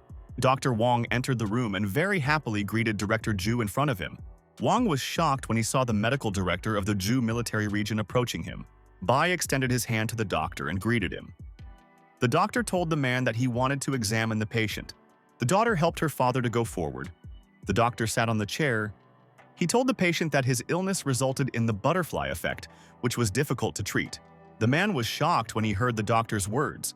Yue thought to himself with excitement that even Dr. Zhu said that her father's illness was difficult to cure. Van stood behind him. He thought angrily to himself that a man should calmly wait for his death. Mo was sitting on a chair. He calmly told the doctor that he could not cure the patient and was deceiving him. The man and the girl were very surprised. A disgruntled Van stood nearby. Van ran up and grabbed the protagonist by the clothes. He shouted that he wanted to be beaten. The medic on the side shouted at the main character, "He was rude to Director Zhu and he needs to be beaten." The woman said with displeasure that if they don't teach the guy a lesson, he will continue to chatter. Van grabbed the protagonist by the clothes and swung his hand to hit him with all his might. An angry Dr. Zhu shouted at the people on the side to stop. Zhu looked at the protagonist from the side and happily greeted him at this place. Wang still held his hand in front of him. He did not understand what kind of situation was happening. Wei and his father were very surprised. They did not understand why Director Zhu was so polite to the main character. Zhu suddenly thrust his hand forward. He demanded from the surprised man to be respectful to the guy. The frightened doctor thought to himself that he should now apologize to me so that the guy would not be his enemy. The doctor excitedly explained to the main character that the man had vision problems and asked for forgiveness. Mo looked to the side and said in an angry voice that Van would become a cripple next time. Zhu turned to the guy. He told him with excitement that he was very generous. Wang stood to the side and looked at the doctor with displeasure. Van was very angry. He did not understand why the doctor scolded him in front of everyone for the sake of the guy. The man looked angrily at the guy and thought that he could only be arrogant for a couple of minutes. He had already planned everything himself. Bai reminded the doctor of his illness in a weakening voice. Zhu replied to the man that the cause of his illness was long-term overwork. The doctor told the man that only the main character could cure him. Bai looked at the guy in surprise. He was surprised that the doctor gave him such a high rating. The man came up and politely asked the protagonist to help him. I answered the patient that he would be glad to help in treating his illness. The protagonist, with a frightened face, told the man that for some reason his legs hurt. Bai said with excitement that his legs still hurt too. Mo pointed his finger to the side at the angry Vice President Vanya and said that he should massage his feet. The man became extremely angry when he heard the guy say such words. Bai looked at Vanya and asked with displeasure why he said such words. Mo sat on a chair and smiled happily. He said that he was very pleased. A disgruntled Van knelt down next to him. He did not understand why Bai made him massage this guy's feet. The patient was lying on the bed. The main character was standing next to him, holding incense sticks in his hands. He was getting ready to start. Zhu, from the side, excitedly asked the guy what he wanted to use. Mo launched a fire stream from the jug at the frightened patient. He used the fire cauterization technique. Zhu looked at the guy. He said with admiration that this method is very complicated in traditional Chinese medicine. He saw it for the first time. Yue looked at the main character happily. She did not expect that the guy could be so strong. Van stood to the side, very angry. He couldn't believe that the main character could cure the patient. Mo commanded the man to get up. Bai raised himself and looked at his hands in surprise. He did not understand how he had been cured in such a short time. He began to feel good. The patient grabbed the protagonist by the shoulders and thanked him. He said that he had never felt as good as he did now. Van stood to the side and became more and more angry. He realized that his plan did not work. The patient cheerfully suggested to the main character that he go to work for the Bai family. Van came up from behind and said in an angry voice that he didn't think so. Bai turned around. He asked his partner with displeasure what he meant. The man suddenly pulled out a gun. He shouted in an angry voice at the people in front of him that they would all die.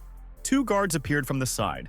They pointed their guns at the patient. Bai asked his subordinate in a frightened voice what he was doing. Van answered him with displeasure that he should have gotten sick and died a long time ago. The girl rushed forward angrily. She told the man in a stern voice that her family had been very kind to him. Van turned around and explained to his partner that the main character was to blame for everything. It was he who healed her father. Van pointed the gun at the frightened man and said that he would take over the company. The main character stood to the side and watched Vanya carefully. He called him sternly. Mo explained to the man that he had saved the bay, and now only he would decide whether this healed patient could live or not. Joe got angry. He looked angrily at the guy and asked what he was talking about.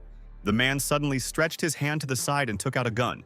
He pointed it at the main character and threatened to kill him first. The angry man shouted at Van to stop.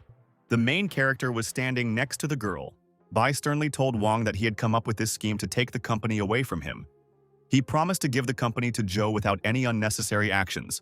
Yue shouted in a menacing voice for the intruder to drop the gun. Van pointed a gun at the main character. He threatened that he would kill the guy first, and then the man and his daughter. Mo looked at the man with displeasure and said that he could try to take his life. He took out his magic needles. Van started shooting the guy with a gun. He yelled at him to go to hell. Yu got scared and jumped to the side. The main character launched his combat blades at his opponent. Joe looked forward in fear with a gun. He saw small blades flying at him. The frightened Van flew into the wall after the attack from the main character. He was chained to it with blades. Van commanded his subordinates in a platoon voice to shoot the guy. At that time, Mo was calmly walking towards him. The main character put his hand forward towards the attacker's body and began to move the blades inside him. Van felt a very strong pain in his body. He screamed loudly. Mo stood to the side and watched him closely. The main character reminded the man in a stern voice that he had promised to make him a cripple earlier. I angrily told the man never to think about harming others again. The attacker began to lose consciousness. The frightened guards ran to their boss. One of the soldiers shouted that Mr. Cho had lost consciousness. The main character threatened the fighters with his blades and asked, "Do they still want to work?" The bandit shouted in fear that they were giving up. The doctors arrived and took the unconscious man away. The policeman told his subordinates to be honest and polite. After that, the police detained two of the criminals. Bai ran up to the guy and shook his hand. He thanked him happily. Yue stood to the side, very admiring. She thought the guy was modest. He has good medical skills and martial arts techniques. A woman came up to the side and brought the main character a box. It contained the materials he needed. I asked her how much it all cost. Bai told the guy in a joyful voice that everything would be free for him. He even wanted to give me more money. The main character awkwardly shouted to the man that he could not accept the money. Bai handed the guy 2 cards and said that this was another 10 million for him. Mo told his partner in a soothing voice that he agreed. The guy decided to take the money and buy himself a sports car. The main character was walking down the street on a clear day. A girl hugged him from behind and said that she would send him a car. Mo and his companion walked inside an expensive car dealership. The workers looked at them in surprise. The saleswoman looked at the young customers with displeasure. She decided that more poor students had come in. The worker pointed angrily at the customers. She sternly demanded that they not touch the car, as they could not compensate for the losses. Yu suddenly rushed to the side. She angrily asked the woman, What kind of relationship with customers is this? Mo told his companion to forget about the woman. The girl said in a dissatisfied voice that her master was nearby, and therefore they would spare the woman this time. The saleswoman asked the client if she wanted to know more about the car model. The worker was doing her makeup. She thought with displeasure that there was no point in wasting her time on poor students who wouldn't buy a car. The main character pointed out an expensive yellow car to his girlfriend. Yue looked at the car with admiration. The saleswoman happily told people that this was the highest price for the model. The worker looked away in surprise. She remembered that the price of this car was more than 8 million. If she sold it, she would receive a percentage of the deal. A woman ran up to the side and pushed the assistant aside with her hand. She told the customers that she was an experienced salesperson and could become an instructor. I told the saleswoman with displeasure that her face looked like a pallet. The woman couldn't understand what the guy was telling her. The main character looked angrily at his partner and said that her face was like a pallet without washing. The woman looked at the main character with anger. She was very unhappy with his words. The woman ran up to the customers and asked angrily, "Are they really going to make fun of her?" She threatened them that they might not leave here. A van intern ran up and told the customers that she could recommend a car to them. The angry woman grabbed the phone. She pointed her hand at the customers and told them to just wait and watch. The worker called her husband in a frightened voice. She told him that someone was making fun of her and wanted to play with her. The main character and his girlfriend listened to her in surprise nearby. A group of bandits walked through the market. One fighter angrily pointed his hand to the side and demanded that the sellers bring money for protection. One of the sellers handed the leader some money and said that it was his share. The man happily extended his hand forward towards the money. The leader happily thought to himself that this time he had received quite a lot of money. He could use it to give a gift to the vice president of Zhou Pharmaceuticals. Then he would be able to rise to the level of the buy group. The man was daydreaming. He looked at the money and thought that he could manage the profits more carefully. At this time, the bandit's phone rang. He picked up the receiver and cheerfully asked his wife what had happened. The man became very angry when he heard that someone insulted his wife. The woman turned around and angrily shouted at the customers that her husband would be arriving soon. They still had time to beg her. The main character did not pay attention to the woman's screams. He asked the saleswoman, "How much does the car cost?" The girl answered with a smile that the car costs 8 million. The main character looked at the car. He told the saleswoman that he needed some adjustments. The manager explained to the guy that he had the best modification in front of him. She asked him, "Does he really want to change anything?" The main character thought about it. He didn't know exactly what to change in the car. Yue looked at the guy from the side with admiration. She was glad that he knew how to modify the car. Suddenly, the door opened wide. Someone knocked it down with a powerful blow. The people inside the car dealership were scared. I stood calmly and looked at the strangers who came in. The woman rushed to her husband. She showed him the main character with the girl and complained about him. The bandit angrily told the guy that he shouldn't have touched his wife. The girl angrily asked the bandit, "Did he really say this only to the main character?" The leader swung a huge stick. He shouted to the girl that he had told her this together with the guy. Yu stood absolutely calm. One of the saleswomen was very scared. The woman happily waited for her husband to beat up the unpleasant customers. Suddenly, the stick froze above the bandit's head. Monday asked the boss in fear why he had stopped. The woman said in an angry voice that the clients had begged the bandit in tears to spare their lives. One of the fighters said in a sly voice that the clients were scared even before the chieftain hit them. Another bandit glanced at the girl and she seemed familiar to him. The woman extended her hand forward. She angrily demanded that her husband named Pockmark destroy the clients. The woman called her husband in a frightened voice. Pockmark stood and looked ahead in fear. The wife pushed her husband in the back with her hands in displeasure. She shouted at him to hurry up. Suddenly, the bandit swung his arm and hit the woman with all his might. She flew far to the side. Pockmark angrily shouted to his wife that she wanted him dead. The beaten woman sat on the floor. She pointed at her husband with her hand and angrily asked why he dared to hit her. The woman grabbed her battered face with her hand. She looked closely at the girl. Yue pointed her gun at the frightened bandit. She wanted him to tell her something. The girl with the gun angrily asked the man why he decided that they were looking for death. The leader fell to his knees in fear. He asked the girl for forgiveness for offending her and asked for mercy. He called her by her full name, Yue Ran. People around were very surprised to learn that the daughter of the owner of the Bai Shu Group was in the car dealership. The beaten woman recalled that the Bai Shu Group had monopolized the city's pharmaceutical industry. Their assets exceeded 100 million yuan. No one survived who wanted to go against this organization. Yu looked at the bandit. She told him in an angry voice to get out quickly. Pockmark stretched his hand forward in fear. He shouted to the girl that they would disappear now. At that moment, his frightened wife grabbed his leg. The man pointed his finger at the woman and sternly demanded that she disappear quickly. She almost destroyed him. The frightened wife lay on the floor. She stretched out her hand forward and shouted at the man not to leave her. The main character asked his girlfriend, "Where did she get the gun from?" Yue was fiddling with the gun in her hands. She told the guy that she got the gun from her father. Mo told his girlfriend that he wouldn't refuse a gun either. The surprised workers were still standing in the car dealership. A very happy man was walking down the street. He had expensive shoes and a fashionable suit. He wanted to prove to those around him that he was a successful person. Passers-by looked at him attentively. Someone called a stranger and asked him to help them set up their car. The man arrived in the Dragon City. He asked the clients with displeasure that they should quickly tell him how they wanted to tint their car. A worker named Lo Ku told a guest named Hu that he now had to customize the car the customer had chosen. Mo told the man that he wanted to change the car. Hu said in a meaningful voice that he was a master of reconstruction and could customize any car. The man looked at the girl.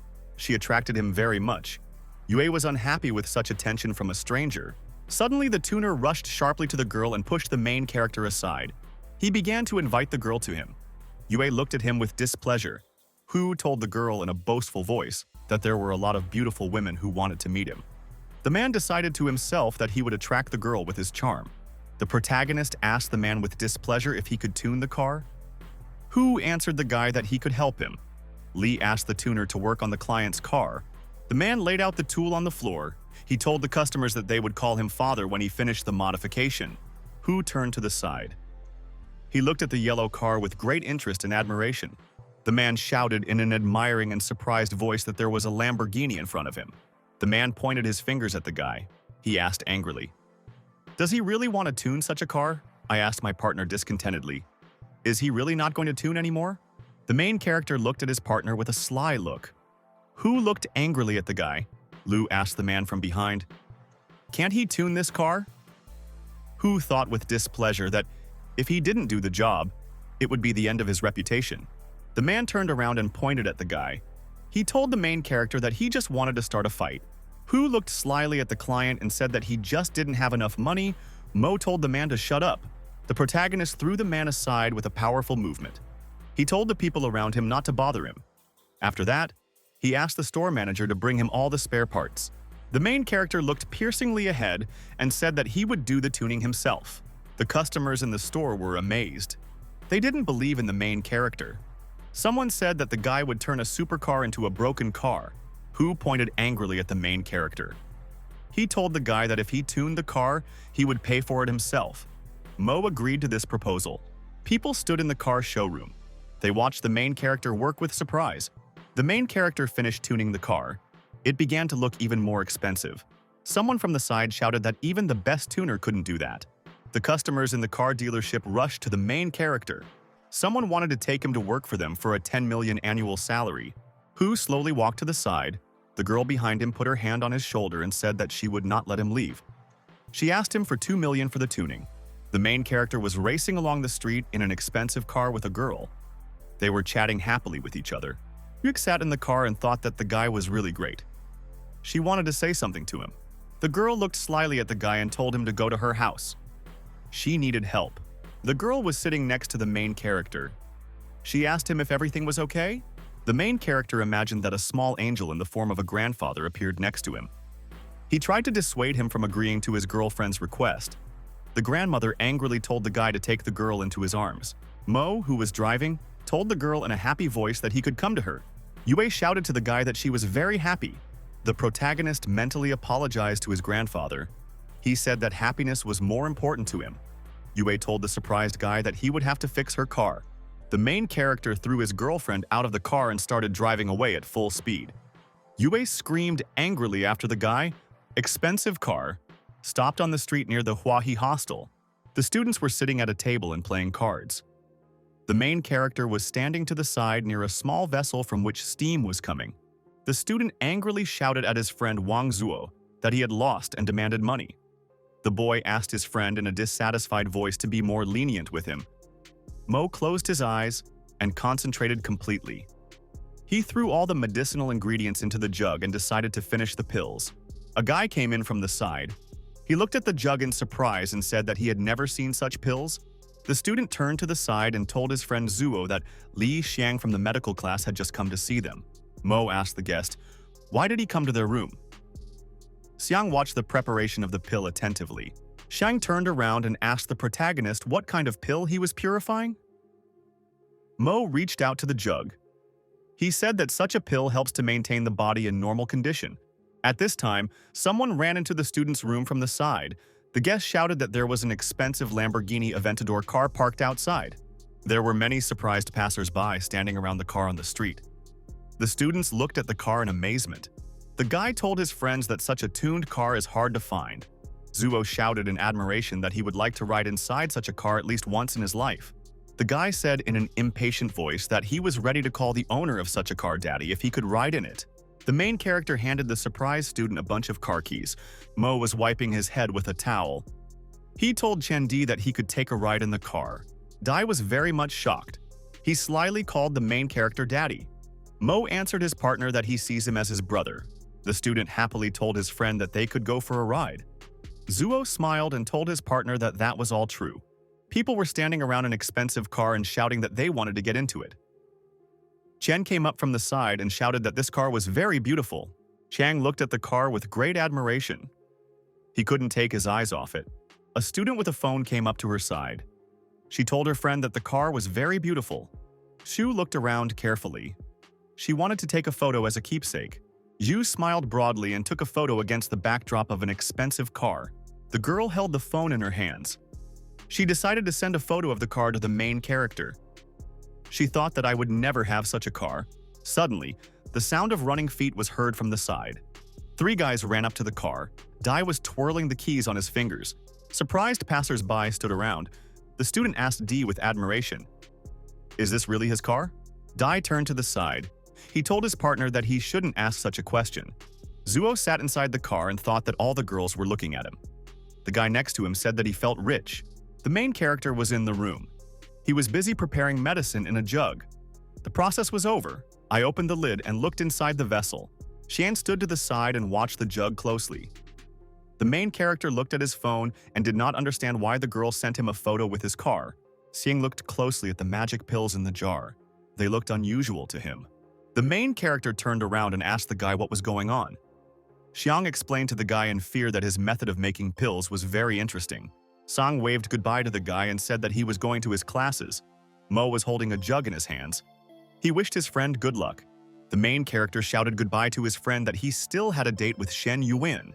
Mo put the pot of pills in the cabinet. He said it was not too late for him to go. The student at the side watched him closely. Shang hid around the corner. He looked out carefully and watched the guy leaving. The main character went about his business. At this time, the student carefully opened the door to enter his room. Xing walked into the room. He reached out his hand to the cabinet to take the jug. Without thinking twice, the student took a small golden pill and swallowed it. Shang was very much affected by the effect of the pill. He felt a new sensation in his body. The student happily held a jar of pills in his hands. He looked at them with admiration. The girl stood on the street and called for customers. She shouted that the Shen family's fried cake was very delicious. People on the street happily rushed to get food. The girl with a smile told the customers to wait a little.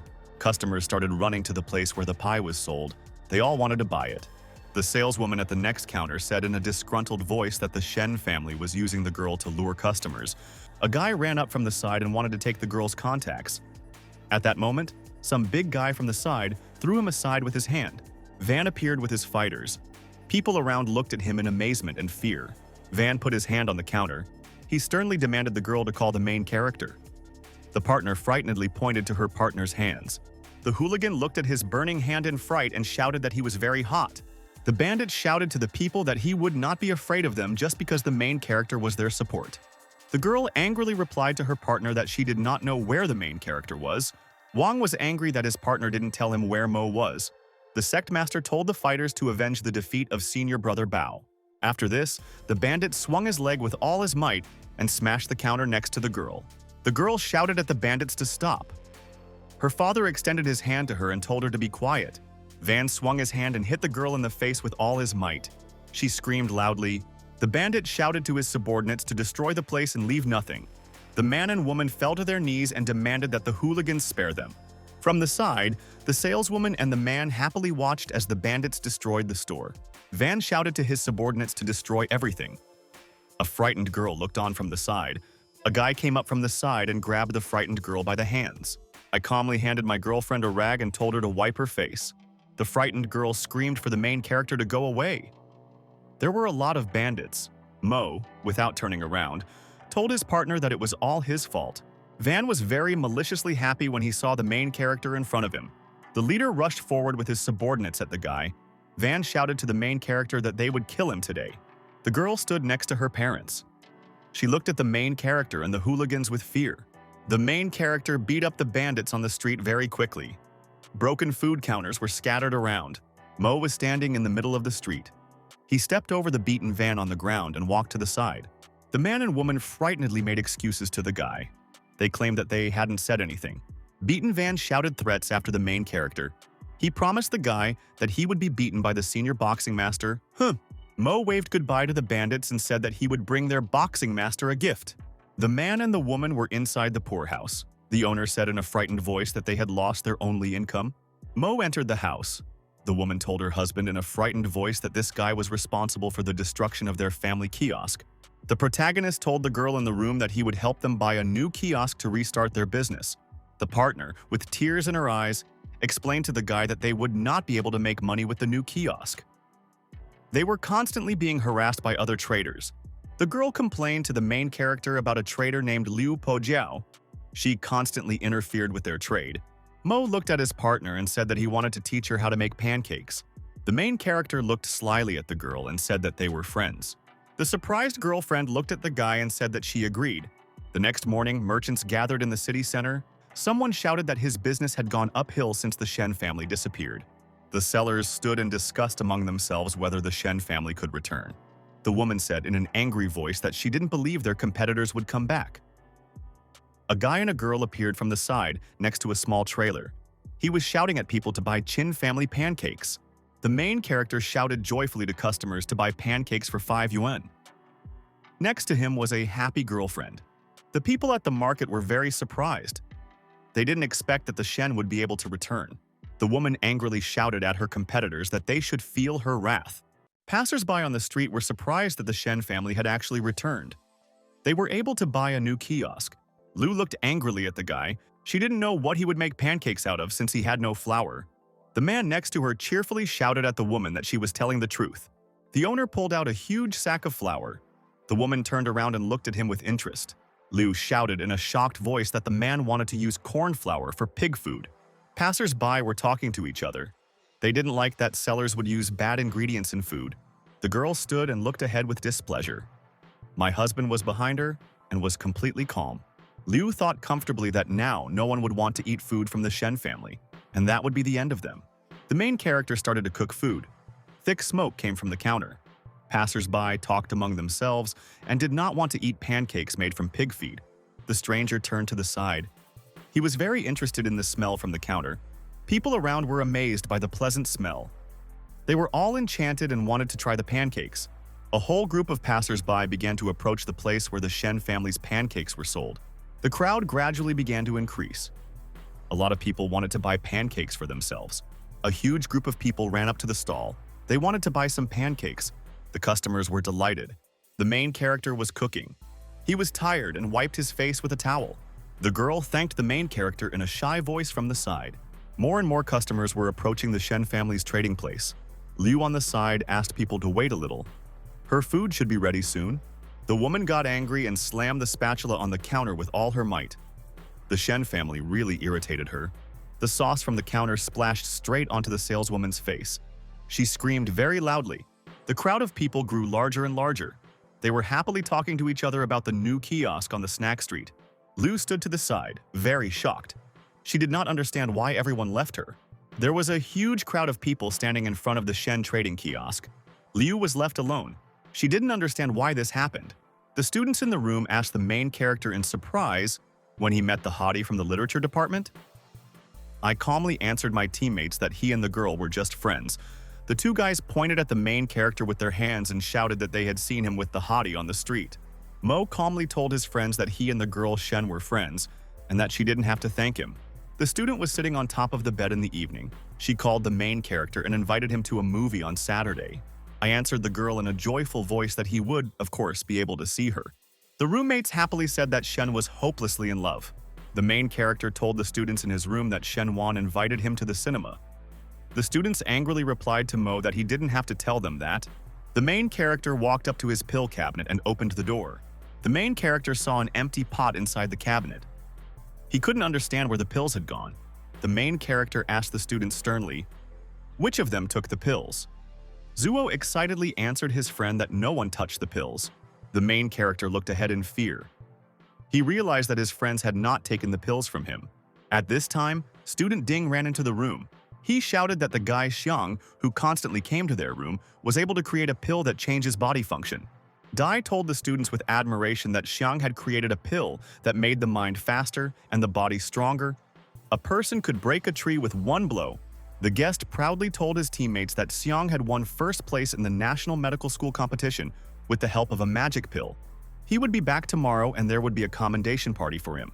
The students stood in the room and happily discussed how they would greet Xian. The main character at this time turned to the bed in the corner of the room. Mo got very angry. He realized that his friend had repaid him very poorly for teaching him how to make a pill. On a bright day, a whole group of students stood near the arch with a sign. They were getting ready to greet a friend. The students in the crowd joyfully shouted Li Xian's name. Mo thought to himself dissatisfiedly that he should return the pills to himself as soon as possible. If an ordinary person were to use such a medicine, he would first become stronger and then his body would wither and die. The main character suddenly heard someone calling his name from the side. Mo turned to the side. There was a girl standing to the side. She was happily waving her hand at the guy. Next to her was a dissatisfied Shu. The student happily shouted to the main character that he came here to suck up to the celebrity. Mo explained to his partner that he came here to get his pills back. The main character explained to the girl that Li Xian's pills actually belonged to him. Shu very angrily told the protagonist that he decided to steal Xian's glory. The student looked happily at the main character and told him to come to her birthday tomorrow. Shu asked her friend with displeasure, "Why is she inviting a guy?" The partner slyly answered the girl that Mo is very famous. She will also have other guests. Someone from the side shouted loudly that Li Xiang had arrived. Mo replied to the happy student that he would come to her birthday party if he had time. Xiang appeared on the street. People greeted him joyfully from the side. Someone wanted to get his autograph. The student passed by and saw someone appear in his path. Mo sternly demanded that Wu Xian give him back the pills. Agitated passers-by watched all this from the side. Xiang looked at the main character and asked his friends in an amazed voice if they knew this man. Mo sternly explained to his partner that the pills would take his life. Xiang answered the main character that he didn't even know him. The spectators on the street got angry. They shouted for the protagonist not to block Xian Yu's way. The student slyly told Mo not to hinder him from going forward. Mo walked past the guy. He told him not to beg him when he starts having problems. Shu grabbed her friend by the clothes and shouted that he was just jealous of Xian. She took her with her to the auditorium. The main character was walking down the street to his car. He said to himself that if the guy was looking for death, then he shouldn't be stopped. Mo decided to go to Bai's house and get himself a few more ingredients for making pills. The main character got scared. He realized that if Xiang gave the pills to other people, there would be many victims. Mo realized that it was time for him to act. He ran down the street at full speed. Xin stood on the stage and held the magic medicine in his hand. He told the audience that he wanted to thank his teacher, Professor Ling, for his help. The student handed his teacher a pill as a thank you. Lin looked at the boy happily. The audience in the hall was very surprised because the guy gave the teacher an expensive pill. Lin prepared to swallow the medicine. The main character suddenly ran into the hall. He shouted at the man not to take the pill. The spectators in their seats turned around in surprise. The main character pointed his finger at the man and said that he could die if he ate the pill. Lin turned around and asked the guy with displeasure, what department was he from? Mo said that he was from the Department of Physical Education. People in the hall laughed loudly. The professor asked the guy with displeasure, What could a student from the physics department understand about pharmacology? The people in the hall were chatting cheerfully among themselves. Someone said that it was Mo who was blocking Xian's way. Lin pointed his hand forward. He told the protagonist that he really wanted to try this pill. The people in the hall were very happy. Mo stood and looked at the professor with fear. Lin swallowed the divine pill with great desire. The man swallowed the pill and screamed that he felt like he could live another 100 years. There was a bright glow around him. The audience in the hall was very happy. They shouted at the main character not to leave. Mo left the stage and said to himself with displeasure that the audience would pay for their ignorance. The protagonist arrived at the luxurious house of the Bai estate. Inside, a girl joyfully greeted him. Yu rushed to the guy's side. She asked him with excitement, "Did he really come to improve her car?" Mo felt a very strong embarrassment in his body. The guy told the disgruntled girl that he came to her to get some medicinal ingredients for alchemy from her. He asked Yue to take him to his father. Bai was sitting in the garden and playing Go on the big board with the old man Li Jianhua. The girl entered the garden with the main character. She told the father that the boy came to get some medicine. The man asked the boy why he didn't inform him of his arrival in advance. Bai told Elder Li in a joyful voice that in front of them was the guy who had cured his incurable disease. Elder Li carefully examined the protagonist. He thought to himself that this guy didn't look like the kind of person who would be capable of healing. The old man slyly asked the boy if he could show him his acupuncture skills. "I put my hand in my pockets and prepared to take my needles." He told the elder that he had come here to continue his treatment. Mo swung his arms and launched his magic blades at the man. He shouted for Bai to take off his jacket. The man took off his clothes and sat in the room in a meditative pose. There was fire around him. Mo stood to the side with his eyes closed. Mo held his blades in his hands and said that everything was ready. Bai and the elder looked at him with admiration from the side. Was surprised when he realized that the main character used fire cauterization. He asked the guy who his teacher was. Mo decided not to reveal the name of his teacher to his partner out loud. He said that he had learned everything himself. The elder looked at the boy with admiration. He said that he was an even more brilliant doctor than he was. The man told the old man with a smile that his grandson Sam had recently discovered a new medicine and won first place. Li replied to his partner that his grandson had only made a small achievement. Mo asked the old man, "Is his grandson really Jian?" Li asked the protagonist in surprise. "Why is he interested?" Mo demanded that the elder give his grandson a message about the pills he stole from him. If ordinary people take such medicine, they will bleed to death. The main character turned to the side. He said that he would let the guy stand up for himself. From behind, a surprised elder with a man was looking at him. Late in the evening, the student ran into his house with the award. He shouted to his grandfather that this was his trophy. The school would build a separate laboratory for him and give him a grant of 5 million yuan. Li looked at the boy with the award and asked sternly, "Did he really make his pill?" The grandson looked at his grandfather with a smile and slyly asked, "What difference does it make who made the pills?" Li stretched out his hand forward. He sternly asked his grandson, "What kind of student is Qin Mo?" The boy answered the elder in a shy voice that he did not know any kin. Mo Li sternly answered his grandson that Mo told him that he had stolen the pills from him. Mo held the award in his hands and lowered it down. He was silent and did not know what to say. Shang glared at the elder and said that he had done nothing wrong, even if he had stolen the pills. The old man looked at his grandson with anger and hatred. He didn't know what to tell him. Shang explained to the elder that he had worked very hard and studied constantly to earn his status in the medical faculty. The guy said in a dissatisfied voice that at one point he discovered that he could not cope with the physics student. The student said in an angry voice that he should have been the main character. He should have had the glory and the count. The old man sternly demanded that his grandson simply return the pills.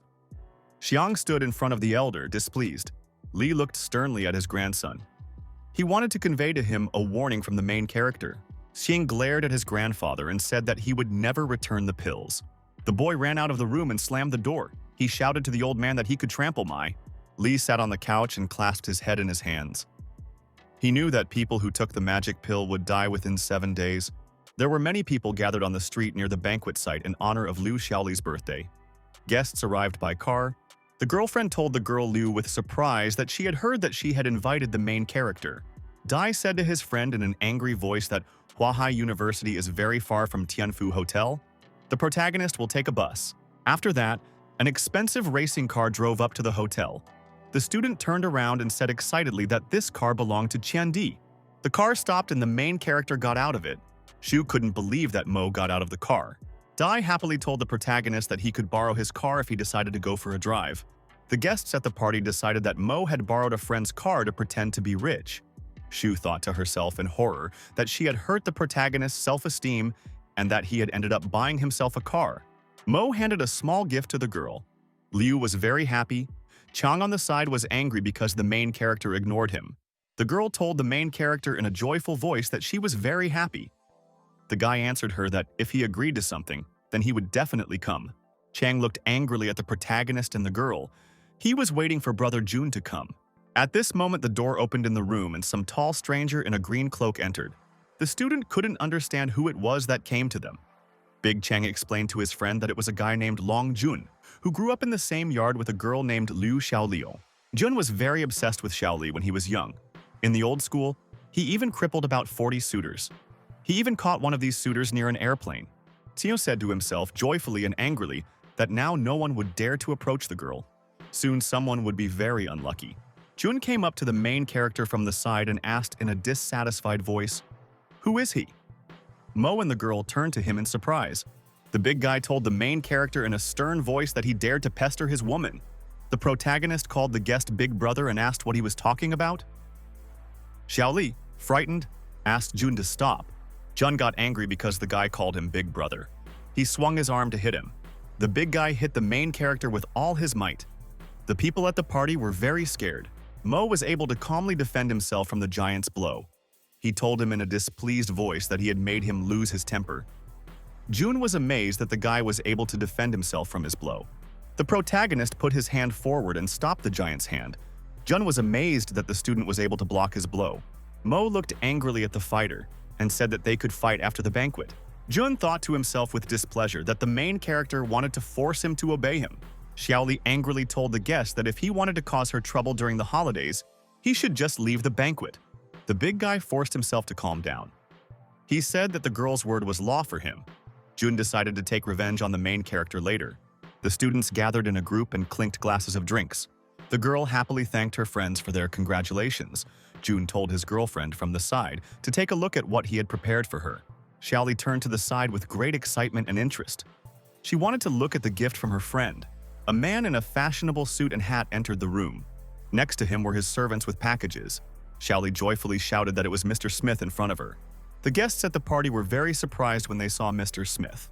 The girl shouted joyfully to Mr. Smith that he was her hero. The man brought something for the birthday girl and told her to wear it. The man brought a luxurious outfit for the surprised girl. He sewed these clothes especially for her. Xiaoli smiled happily at the guests in her new white dress.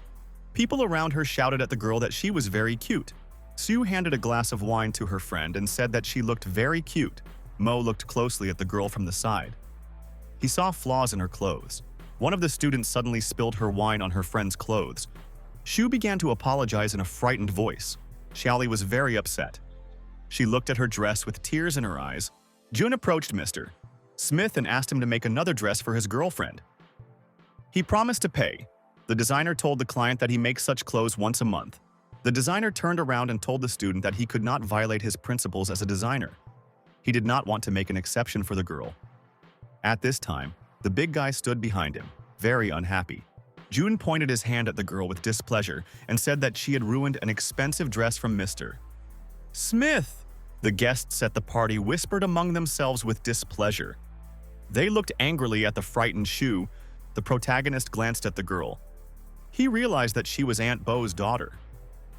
The girl stepped aside and repeated to herself that she was sorry. Chang looked sideways at everything that was happening. He thought that all of this was a very big problem. The protagonist raised his glass and told the guests that it was just clothes, and that it was not a big problem. Shu turned around and asked the guy in surprise, "What is he saying?" The main character was stirring the wine in his glass with his hands at that time. Mo suddenly swung his arm and started spilling his wine on the birthday girl's clothes. The guests around were very scared. Jun looked at the main character with great fear and asked angrily, "What is he doing?" Mo raised his hand with traces of wine. He angrily told the disgruntled guest to just shut up. Jun swung his hand to hit the protagonist. The girlfriend told the guest in a tearful voice that the protagonist wanted to paint her clothes. The guests around were watching the main character. I quickly drew various patterns on the girl's clothes with wine. Chiang stood to the side and watched everything closely. One of the guests said that the main character decided that the girl had not suffered enough. Mr. Smith stood with his glass and also looked closely at the girl. The main character painted the girl's clothes with wine with quick and precise movements. The designer looked at him from the side, frightened. Xiaoli looked at her new dress with admiration. The guest standing next to her looked very amazed. The amazed girl looked at the dress. It had bright and beautiful red patterns on it. The guests at the party were amazed. They couldn't understand how the main character did it. The girl's clothes became even more beautiful. Mr. Smith shouted in a loud voice that he saw before him a work of art from China. Mo asked the girl if she liked it. Xiaoli answered the guy with a smile that she was very happy and prayed to go crazy. There was a disgruntled big guy standing to the side, he thought, and remembered that the girl had never smiled at him like that before. Mr. Smith told the protagonist that he wanted to buy one of his clothes at any price. The fashion designer thought slyly to himself that he dyes one garment every month. Mo turned around and looked at him with displeasure. The protagonist stepped aside. He told the frightened and amazed fashion designer that he also dyed his clothes once a month. The guests at the party looked at the fashion designer with displeasure. They discussed him angrily. The girl on the side thanked the main character in a submissive voice. Mo looked at his partner and said that she was Aunt Zhang's daughter. His help meant nothing to her. Zhang stood to the side and looked attentively at the protagonist. Mo, surrounded by guests, were joyfully and cheerfully discussing something. Mo stood next to the girls and spread his arms out to the side. Shu looked away with displeasure. Chang looked at the protagonist with great anger. Next to him stood Jun, who was equally displeased. Jun and Qian thought angrily that they would still take revenge on the main character. After the banquet, the guests began to leave. People waved goodbye to each other. An expensive car was parked near the building.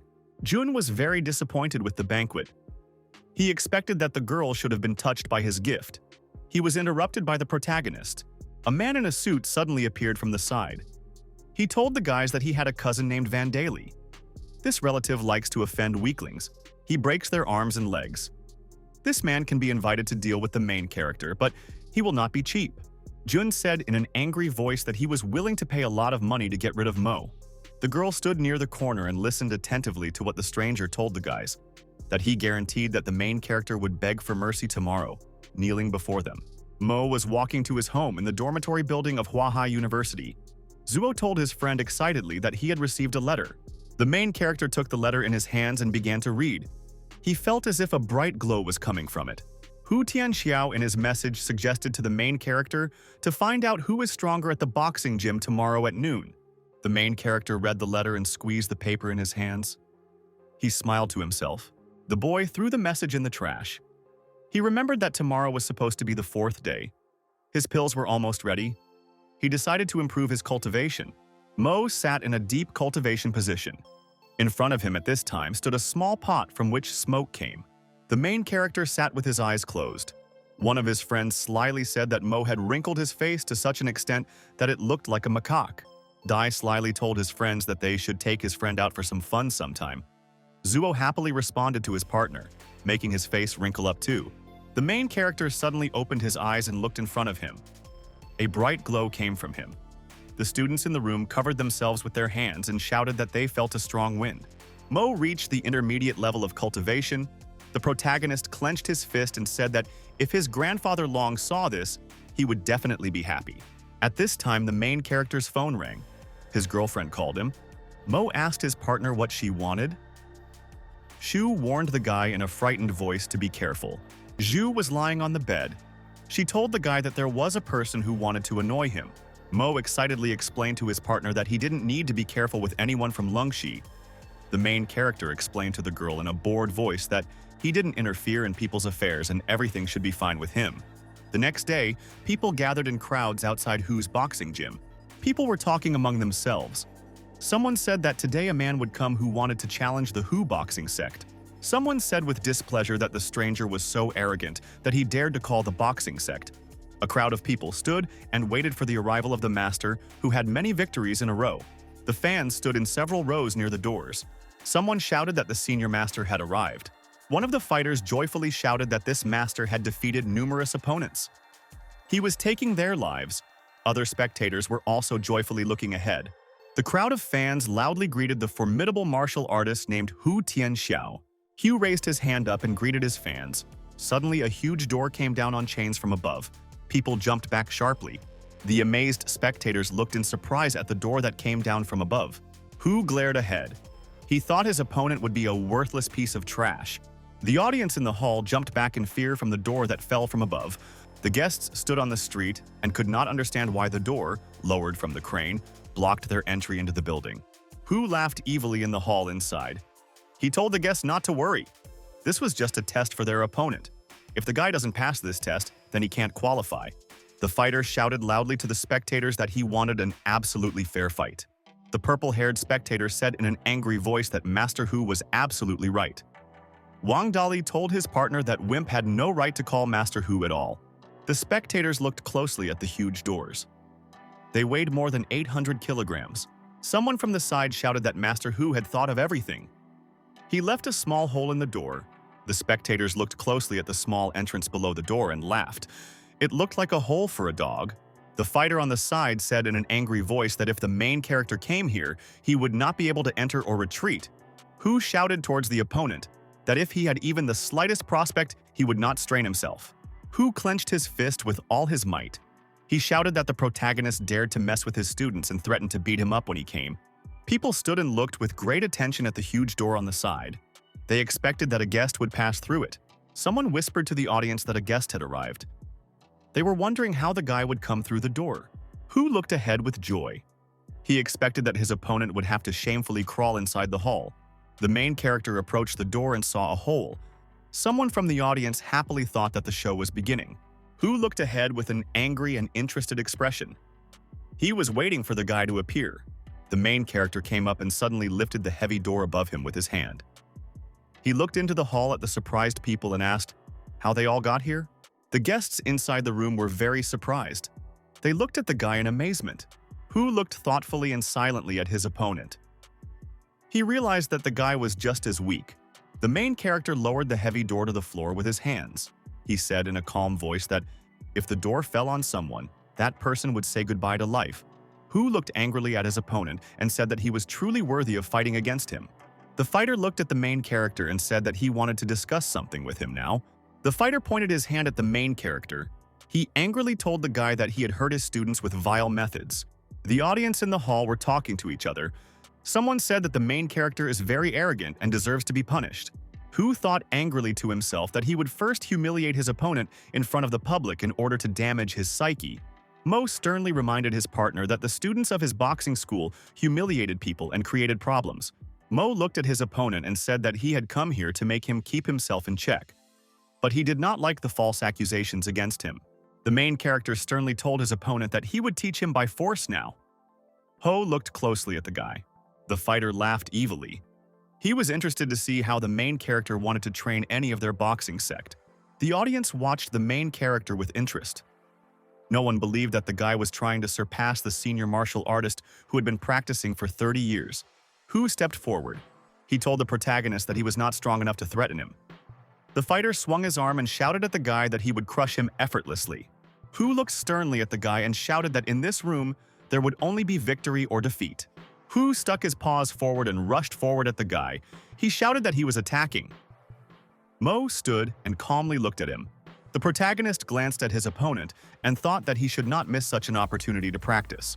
Hu ran forward at full speed and hit his opponent on the go. The spectators on the side watched the masters fight with admiration. The main character put both hands in front of him to defend himself from his opponent's blow. Hu raised both his hands up.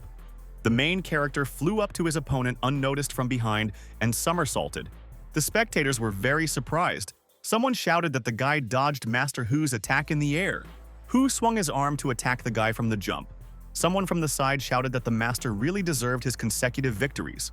The main character very quickly and deftly dodged the blows of his opponents in different directions.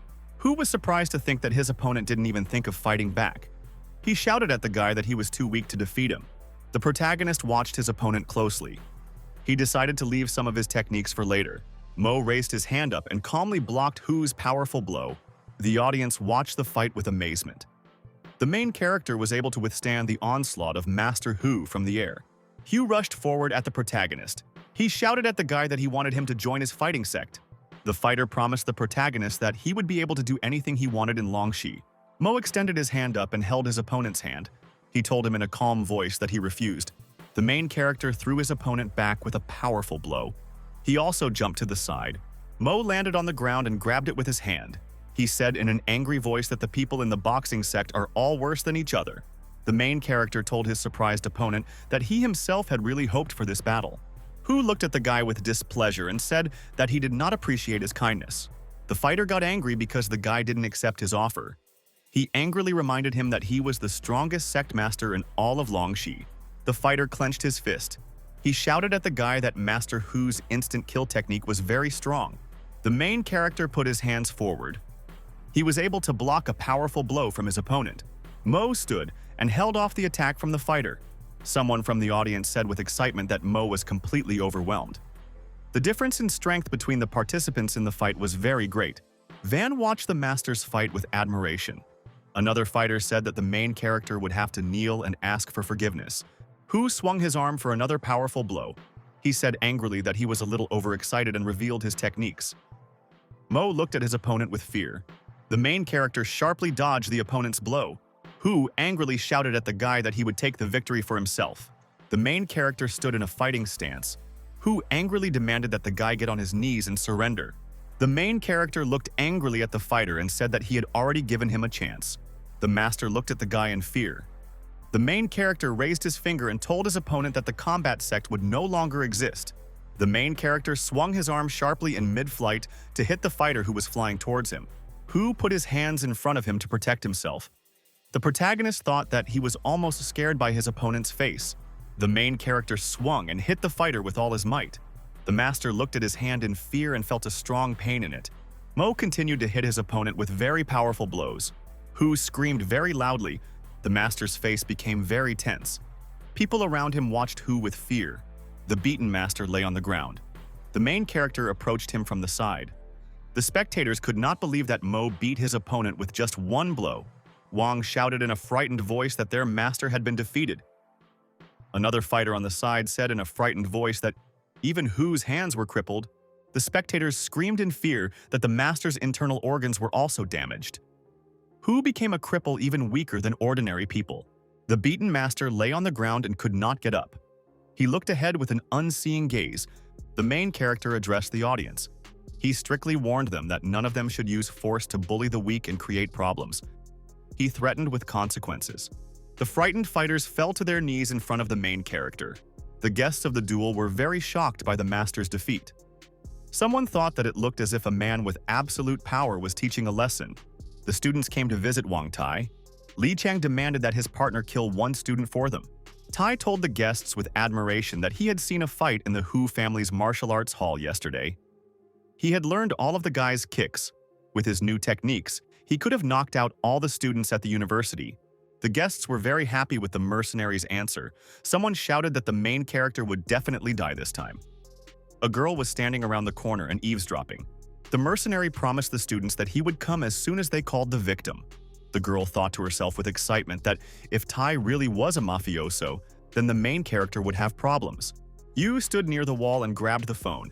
She decided to call her friend and warn him. Suddenly, she heard the phone ringing next to her. Chong extended his hand to the protagonist and told him to come to him. A frightened girl was watching all this from the side. She thought angrily that I was an idiot. The main character angrily asked the students what had happened to them. Chiang sternly threatened the guy that he would return home in pieces. Jun accused the protagonist of interrupting his girlfriend's birthday. So now Mo will be maimed and recorded. The whole process. The main character asked the students, "Where is the man who came to kill him?" Chang angrily answered the guy to look at the enemy. Tai suddenly fell to his knees in front of the main character and began to ask for forgiveness. He shouted that it was the students' idea, and he had nothing to do with them. Chiang and Jun looked at him from the side, amazed. Jun couldn't understand why the mercenary called the protagonist a master. Chang shouted in fear that Mo couldn't kill Hu Pian with one blow. Tai raised his hand and shouted to the protagonist that he was already leaving and wanted them to forget about it. Jun and Chang were amazed when they realized that the fighter and his subordinates had decided to leave them. The main character asked the students with displeasure, "Do they really want to say anything else?" He explained to them that he needed rest in the middle of the night. His partners waved their hands in fear and began to make excuses. The girl peeked out from around the corner. She watched the guy closely and could not understand who this Chinmo really was. Shang approached the frightened girl from behind and angrily asked why she was at school at night. Yu explained to the student in a trembling voice that she had just gone to the snack alley. Now she was heading home. The student decided to get this girl for himself to gain even more fame. He offered her in a sly voice to become his lab assistant. Xiang handed his surprised partner a pill to increase heat. Xu looked at the pill in surprise. She thought that she could not agree to become student Xian's lab assistant. The girl was surprised that the guy gave her an expensive pill. The student turned and looked at the girl with a burning gaze. He told her to take the pill. The girl decided to agree to her friend's request. She extended her hand to her mouth with the pill. Suddenly, someone ran up from the side and knocked the pill out of the girl's hand. Mo angrily told the student that she couldn't take this pill. Xu got very angry. The angry girl rushed forward at the main character and demanded that he return the pill to her. Xiang angrily demanded that the protagonist give the pill to the girl. Xu continued waving her hands next to Mo. The main character looked closely at the student. He looked very bad, and his body was exhausted to the limit. He said out loud to his partner that he could die himself, but he would not allow him to drag the girl into this. The girlfriend on the side told the main character that it was all just a gesture from her friend. She didn't want me to worry about her affairs. The main character turned around and walked away. Zhu angrily shouted after the guy that she hadn't told him everything yet. Xiang was very unhappy that the main character prevented him from giving the pill to the girl. The next day, the protagonist arrived at the Daxing supermarket wearing a long dark cloak. The friends looked happily at the main character. Dai wished his friend good luck on the first date. Someone called the main character from the side. It was his girlfriend Shen who came up and explained to the guy that she had a lot of work at her parents' store. The girlfriend smiled slyly at the guy and said that they needed to go to the cinema. The film was about to start. The main character and his companion climbed the stairs. The student looked ahead and said that he saw Shen Yuan. Shen turned to the side and noticed someone. She stopped. The girl saw her old friend Bai Ze next to her. The guy angrily told his ex-girlfriend that her companion was just a beggar. Shen sternly demanded that the guy be more polite. She reminded him that he was not pursuing her because of feelings. Bai told the girl in an angry voice that she had thrown herself into his arms without even thinking about it. The guy told his partner in an angry voice that underneath her appearance was a common fool. Bai told his former friend in an angry voice that he no longer needed her. The Bai's girlfriend told the girl in an angry voice that she had not been able to find a master for herself and had only gotten involved with a village girl. The stranger shouted to the crying girl that perhaps the young master would still allow her to become his servant. The main character covered his girlfriend with his hand. He angrily told his partners that they had better leave. Bai angrily asked the main character why he was speaking to him so arrogantly. Yue came up to the side. The guy asked her in surprise, "Does she really know the main character and his girlfriend?" Yue glanced to the side at the protagonist. She realized that he was currently arguing with Bai. Yu thought angrily that she could teach Bai Zi a good lesson today. The girl said out loud to her partner that she didn't know the main character at all. Mo smiled happily to himself. Bai said in a satisfied voice that it was good. Bai told his partner that the main character had scolded their company and he wanted to teach him a lesson. Yue encouraged the guy and told him to continue. Mo calmly asked his partner how he would do it. Bai looked angrily at the main character and decided to explain to him how he would do it. The guy was very unhappy that the main character was able to win over his friend, the girl Shen Yuan. Bai threw a wad of money at the guy and called him trash. Yue stood by, surprised. Yue watched Bai from the side in surprise.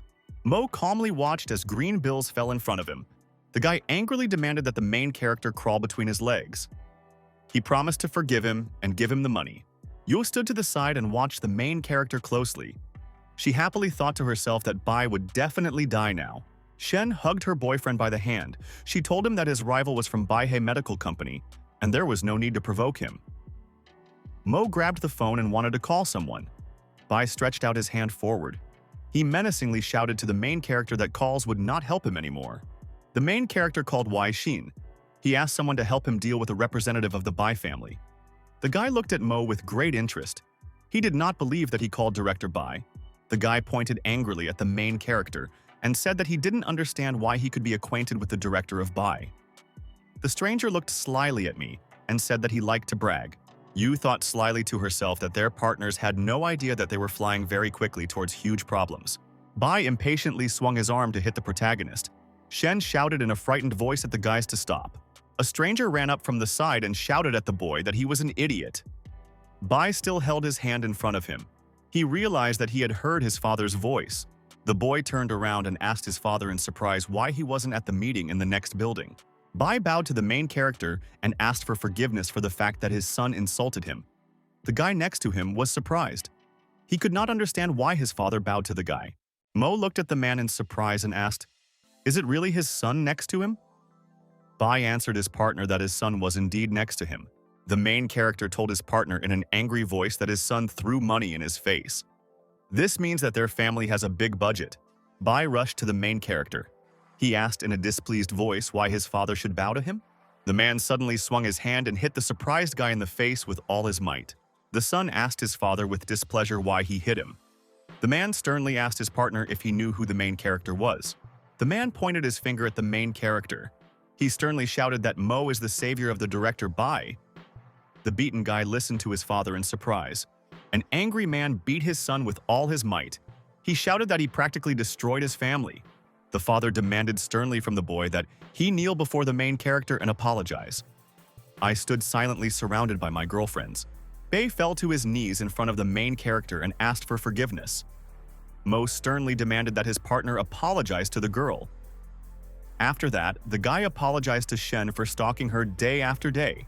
Shen told the offender in a displeased voice that she no longer wanted to see his face. Mo looked at the Bai with displeasure and sternly said that next time he would not be able to apologize. The man grabbed his son by the hand and shouted at the young people that they were disappearing forever. Yu thanked the protagonist from the side for helping her get rid of the annoying Bai. The girl said goodbye to the main character. The guy wished her good luck next time. Yu turned around carefully. She saw Mo standing and happily chatting with his girlfriend. The main character was happily talking about something with the girl. Shen smiled cheerfully at him in response. Yu turned around with displeasure. She thought that the teacher already had a girlfriend. Yue walked along the corridor between people. She thought that if her body was normal, she might get some kindness from the protagonist. The main character was sitting in the cinema with his girlfriend. They were watching a romantic film. Mo was sitting on a chair and watching a movie. It was not interesting for him. Shen followed the movie and thought that love was very beautiful. Shen suddenly turned around and addressed the main character by name. Mo looked at her with interest. The girl was sitting in a chair. She wanted to ask the guy something in a shy voice. Shen told the main character in a very joyful voice that girls always want something from their beloved. Mo grabbed his girlfriend by the arms and shouted in a joyful voice that he wanted her too. Suddenly, something fell out of the main character's pocket. Shen looked at the green object with great excitement. Mo looked at the green package with fear. He didn't understand how it could have fallen out of his pocket. Inside the dormitory, students were sitting at computers. They were completely absorbed in the game. Zhu turned around and happily greeted the protagonist as he entered. Mo couldn't understand where the item could have come from in his clothes. The main character remembered how the girl ran away from him during a date. She screamed that she didn't want to see him anymore. The friends looked slyly at the main character and asked how much fun he had today. The students surrounded the main character and began to question him. The friend told the surprised guy that CND had prepared everything for him. Mo asked the student in a shocked voice, "Is it really his fault?" Dai shouted in fright to his friend to calm down. The main character ran after his frightened friend and shouted that he wanted to punch him. D covered his head with a pillow and shouted to the student that he just wanted everything to be for the best. The main character grabbed his friend on the street with his hands while walking. Dai continued to ask him for forgiveness in a frightened voice. D was frightened and covered his head with a pillow. He showed the main character an advertisement near the road. The protagonist glanced to the side at the notice. It said that he had caused damage to their school when he openly criticized Li Xian. The main character swung his hand sharply and with a powerful blow tore the announcement off the board. Mo tore off the notice and squeezed it in his hand. He shouted that all this is very shameless. The next morning, the student was inside the laboratory. The professor put his hand on his shoulder and thanked him. The professor looked at the student and told her to be a good assistant for Xian. The girl promised the director that she would try her best. Lin promised the professor that he would guide the students and be confident. Suddenly, a powerful explosion was heard from the side. The entrance door flew into the room. The director asked the guy with displeasure why he dared to break into the laboratory in such a way. Lin shouted to the director that Mo had broken in and slandered Xian. Shu called the main character a fool in a dissatisfied voice. The director pointed his finger at the guy and asked with displeasure why he came here and didn't realize his mistake. The main character stood and calmly looked at the people in the room. He was clutching the remainder of the torn-off announcement in his hand. The main character angrily asked the director, "Does he really want him to realize his mistake?" The protagonist told the professor that he wanted to have a little medical debate with Xian. Zhu was displeased and surprised when she realized that the guy really wanted to have a medical debate with the student. Teacher Lin laughed cheerfully when he heard about the challenge from the protagonist. Xiang asked his partner in an angry voice, "Does he really want to have a medical debate with him?" The student remembered that he grew up in a family that was noted for Chinese medicine. I looked at my partner and asked very sternly, "Does he agree?" Xing looked sternly at the protagonist and said that he would satisfy his inclinations. The main character was walking along the alley alone. Suddenly, someone appeared in his path. Mo very realistically imagined how Xian and Teacher Lin's eyes would be bloodshot at the medical debate tomorrow. An unfamiliar woman approached from the side. She wanted to ask the main character something. The stranger took out a document. She told the guy that she wanted to hire him as an official bodyguard. Mo told the woman on the go that he was not interested. The girl ran behind the guy. She promised him the highest salary in Longxi. The woman grabbed the main character's hand from behind. She wanted to stop him. The stranger told the guy in a stern voice that there might be some other benefit for him. The woman promised the main character that their chairwoman would fulfill any request for him. She handed him the documents. The main character asked the stranger again, would they really fulfill any of his requests? The woman came up and looked at the protagonist. She confirmed that she would fulfill any request he made. Mo thought about it and realized that he would need a lot of money to refine the cultivation pill. The guy answered the stranger that he agreed. The woman handed the main character a contract to sign. At that moment, a group of unfamiliar men ran up from the side. One of them pointed his hand at the surprised woman and said that there were other people. The woman asked her brother with displeasure, was he really following her? Zhen ran up to the main character and angrily asked why he dared to take their jobs. Mo asked his partner why he couldn't do it. The man angrily explained to the guy that he should be President Qin's personal bodyguard. I told my partner with displeasure that all he had to do now was give up. The wife swung and prepared to hit the main character with all her might. He rushed at the guy. The woman shouted loudly at the people to stop fighting. I grabbed the man with a powerful movement and threw him with all my strength to the ground. The stranger nearby was very scared. The fighters on the side were surprised when they saw that the main character had such great strength. The beaten guard lay on the ground. The fighters ran up to the guard and tried to bring him to his senses. The main character handed the woman a contract and said that he had signed it. The stranger watched the guy leave. She happily thought that from now on, President Qin's big plan would be safe and sound. The next day, the hall was full of people. They were all waiting for the medical duel between the main character and Li Xian. The female spectators in the hall held up signs to support the boy. Shu sat silently in her seat. She decided to pretend that she didn't know Mo, to avoid embarrassment later.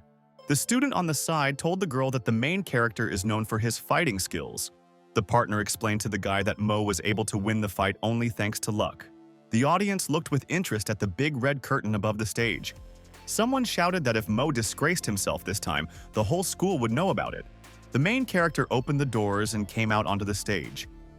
He looked attentively at the audience. The audience in the hall looked at the guy with interest. Shu thought discontentedly that the main character came because he was not humiliated enough. Dai looked at his companions and sternly demanded that they thank the main character. The students raised the poster and all began to pump out words of support for me. The main character listened attentively to the words of his friends. They promised him support, even if he was beaten. The main character looked at his friends on stage with displeasure. He didn't like their persistent support. Yu sat on the chair and looked after the guy. She called him by name. The girl angrily told the protagonist to hurry up and go back. He must not create disasters and dishonor in the future. Mo walked past Shu and told her on the go not to interfere in her business.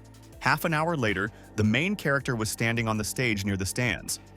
The judges could not understand why Xiang had not yet arrived with Professor Lin. The viewer asked her friend, does she still want to ignore the main character? The partner told the guy that very soon Xiang will go on stage and humiliate his rival. The director asked his subordinate, why hasn't the student arrived yet? The partner said that calling Xian and Professor Lin didn't work. The girl angrily told her friend that she was tired of waiting and was hungry. The partner told the student that they could eat lunch first and then come back. At this time, the door opened and several people ran in. The old man shouted to his companions to move faster. The girl joyfully rushed forward and said that Xiang should quickly humiliate the main character. She could not wait any longer.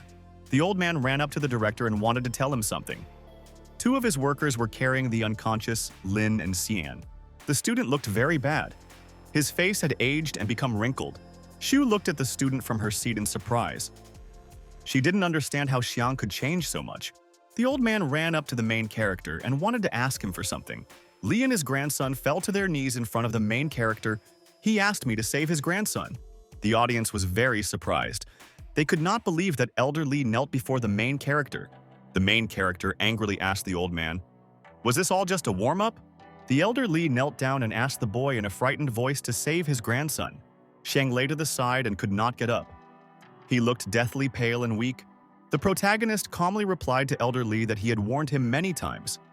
Now it was all over. Mo sternly told the frightened old man to go back and prepare for the future. Xiang was lying on the floor and couldn't get up.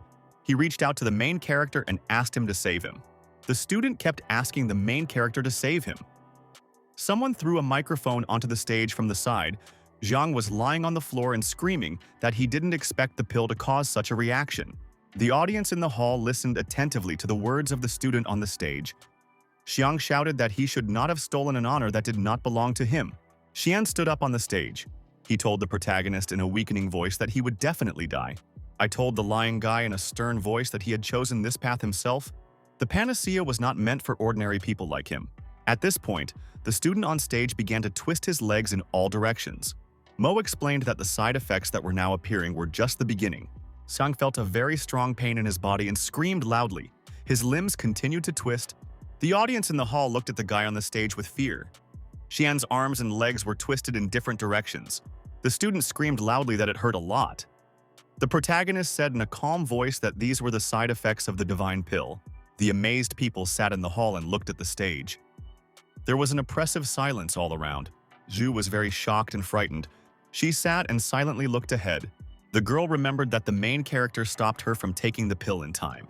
The audience in the hall began to shout that Xiang was a big scammer. The divine pill was a lie from the very beginning. Someone shouted to the frightened and exhausted Xian that he was a thief who could not see the light. Xiang looked at the main character, scared and exhausted. He wanted help from him. The elder hugged his grandson and promised that he would find a way to save him.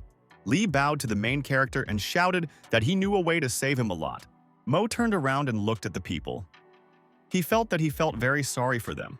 The main character angrily told the old man that from now on, his grandson's life would be a waste of time. Xiang ended up in the hospital. His life was saved, but the bones in his body were badly broken and damaged. The patient will lie in bed paralyzed for the rest of his life. Li thanked the main character with a joyful voice for the fact that his grandson was alive. The patient on the bed called the protagonist by name in a weakening voice. The old man turned to his grandson with excitement. Jiang thanked the protagonist for saving him. Mo, meanwhile, silently stepped aside. The main character went outside and someone immediately called him from the side. There was an expensive red car parked next to the girl. She ran up to the guy and said that she had found him. Yui told the guy with a sly smile that she would soon be participating in a secret car competition. She needed him to modify her car. The main character asked the girl, did she really mean street racing? Yui told her friend that all this was very important to her. She wanted the guy to help her improve her car. The main character turned around and walked away. He told the angry girl that he was not interested. Yo sternly shouted after the guy that she would still go to the competition even if he didn't fix her car. Mo was sitting in her dorm room in a meditative pose. There was a light aura around her. Two students were sitting on chairs and were busy playing games on their phones. The main character's phone rang next to him. Bai asked the guy with great excitement if his daughter was next to him. The father excitedly told the main character that the girl had gone to look for him, but had still not returned. Mo remembered that the girl had shouted to him that no one would care if she died. After this, the main character jumped out of bed and ran to the exit of the room. Dai looked at his phone in fear. He shouted that he was going to lose. The main character put his hand on his shoulder. The main character held his friend by the clothes and asked where the street racing takes place. The student said that the race would be held tonight on Burial Mountain in their dragon fort. Mo headed for the exit. He told his friends that he needed to leave. A lot of people gathered near the burial mountain. There were racing cars there. People in the crowd greeted the young master of Tai. The guy turned to the side. The guests in the crowd turned around and looked at the girl carefully. Someone said that Yue refused to be the girlfriend of the young master Tai. The two competitors stood aside and continued to discuss the girl. Yue thought to herself with displeasure that the people around her knew nothing. They just stood there and said whatever they thought. The girl stood near the car. She remembered that the Tai family even had their own financial company. They could always make money. The Tai guy always bothered her. A racer in a green suit came up to the girl and told her that she shouldn't feel sorry if she lost. Yue told her partner that if he lost today, he would have to sit on top of the mountain and act like a baboon all night. Tai laughed happily, amused by the girl's words that he would lose. An expensive blue car drove up from the side. Someone said that Yang drove up to them and victory would be his. Tai told the angry girl that he had invited Yang for his victory. The main character drove up from the side in his racing car. The girl happily ran up to him. Mo was driving. He promised his girlfriend that he would help her. Yue was very happy when she heard such words from the guy. The spectators around looked at the main character in surprise. They didn't know who he was. Someone shouted that I didn't even have a racing uniform. A racer named Yang in a yellow uniform came up from the side and called the main character. The racer angrily asked the main character, "Does he really still want to get first place in his presence?" Mo looked sternly at his opponent and said that first place would belong to him. Yang looked angrily at the main character and told him not to cry when he flies out of the race. The main character stood aside and continued to communicate with the racer. Tai turned around and demanded that the man find him information about the main character. There was a whole group of cars at the start. The newcomers started 30 seconds earlier. The spectators were watching the race attentively. Tai was surprised when he heard from his subordinate that the main character was an orphan. The man told his partner a detailed biography of Mo. The boss happily said that he initially thought that the main character was from a rich family. When he wins the bet, he will make his rival suffer. Two racing cars were racing at full speed along the mountain track. They were almost equal. Young, who was driving, shouted to the main character that he was going to overtake him on this turn. Mo looked ahead happily. He shouted that he would now show what he could do. Mo pressed the gas pedal in his car and pulled ahead. Yang was surprised when he saw fire behind his opponent's car. Tai was watching the race closely. He shouted that the main character has nitro boosters. The man next to him shouted that the car Mo accelerates due to this, like cars in the League of G cards. The guy grabbed the radio and contacted Yang. He demanded that he overtake the rival. The main character continued to rush forward. At one turn, he sharply turned to the side to get around his opponent. Yang tried to get around the main character and sharply turned his blue car on the highway. Mo suddenly jerked forward in his car. Someone from the side shouted that Yang was out of the race. The spectators were amazed. They watched the race and could not believe that the three-time champion could lose like that. Tai looked ahead carefully. He slammed his hand on the table. He told the fighters to get ready. The girl was driving a racing car after the main character. She shouted to her friend that if he took first place, she would lose the bet. Tai was watching the race on video closely. He said that Mo didn't want to help his girlfriend. Tai laughed evilly and said that the main character was simply afraid of him. The girl caught up with the main character and shouted for him to stop right now. On the go, I asked my partner what she was doing wrong in relation to Bai. Yue shouted at the protagonist that she used him to deal with Bai, and demanded that Mo slow down. Tai was watching the race closely. He was glad that the main character had pulled ahead. In the end, he would have won the bet. The racer happily watched the girl and shouted that he would beat her. The main character suddenly hit the brakes. The girl suddenly pulled ahead and won the race. Tai and his subordinates watched the finish of the race in amazement. The dissatisfied boss slammed his hand on the monitor with all his might. He ordered his subordinates to kill the main character. The girl rushed to the main character and began to thank him. Mo explained to his girlfriend that there were many people standing around them and looking at them. An angry racer came up from the side. He called the main character by name. Tai pulled out a gun and pointed it at the guy. He shouted at him not to even think about leaving here today. The spectators around looked in surprise at the young master of Tai who had come. The racer approached, accompanied by his subordinates. Someone shouted that something was wrong here. Yu shouted to her partner that he had lost the bet. Now the racer would have to spend the night on the mountain like a baboon. Tai pointed his hand at the main character and told him to stay with the girl on his territory. The main character looked at the racer and asked what would happen if he didn't listen to him. Tai looked at his partner and threatened that he would then beat him to death. Mo reached forward and covered the girl. He told the racer to come to him himself. Tai ordered his subordinates to kill the main character. He promised to take responsibility. A whole crowd of bandits with clubs rushed forward towards the main character. The main character looked at the nearest bandits. He shouted at the girl to get into the car.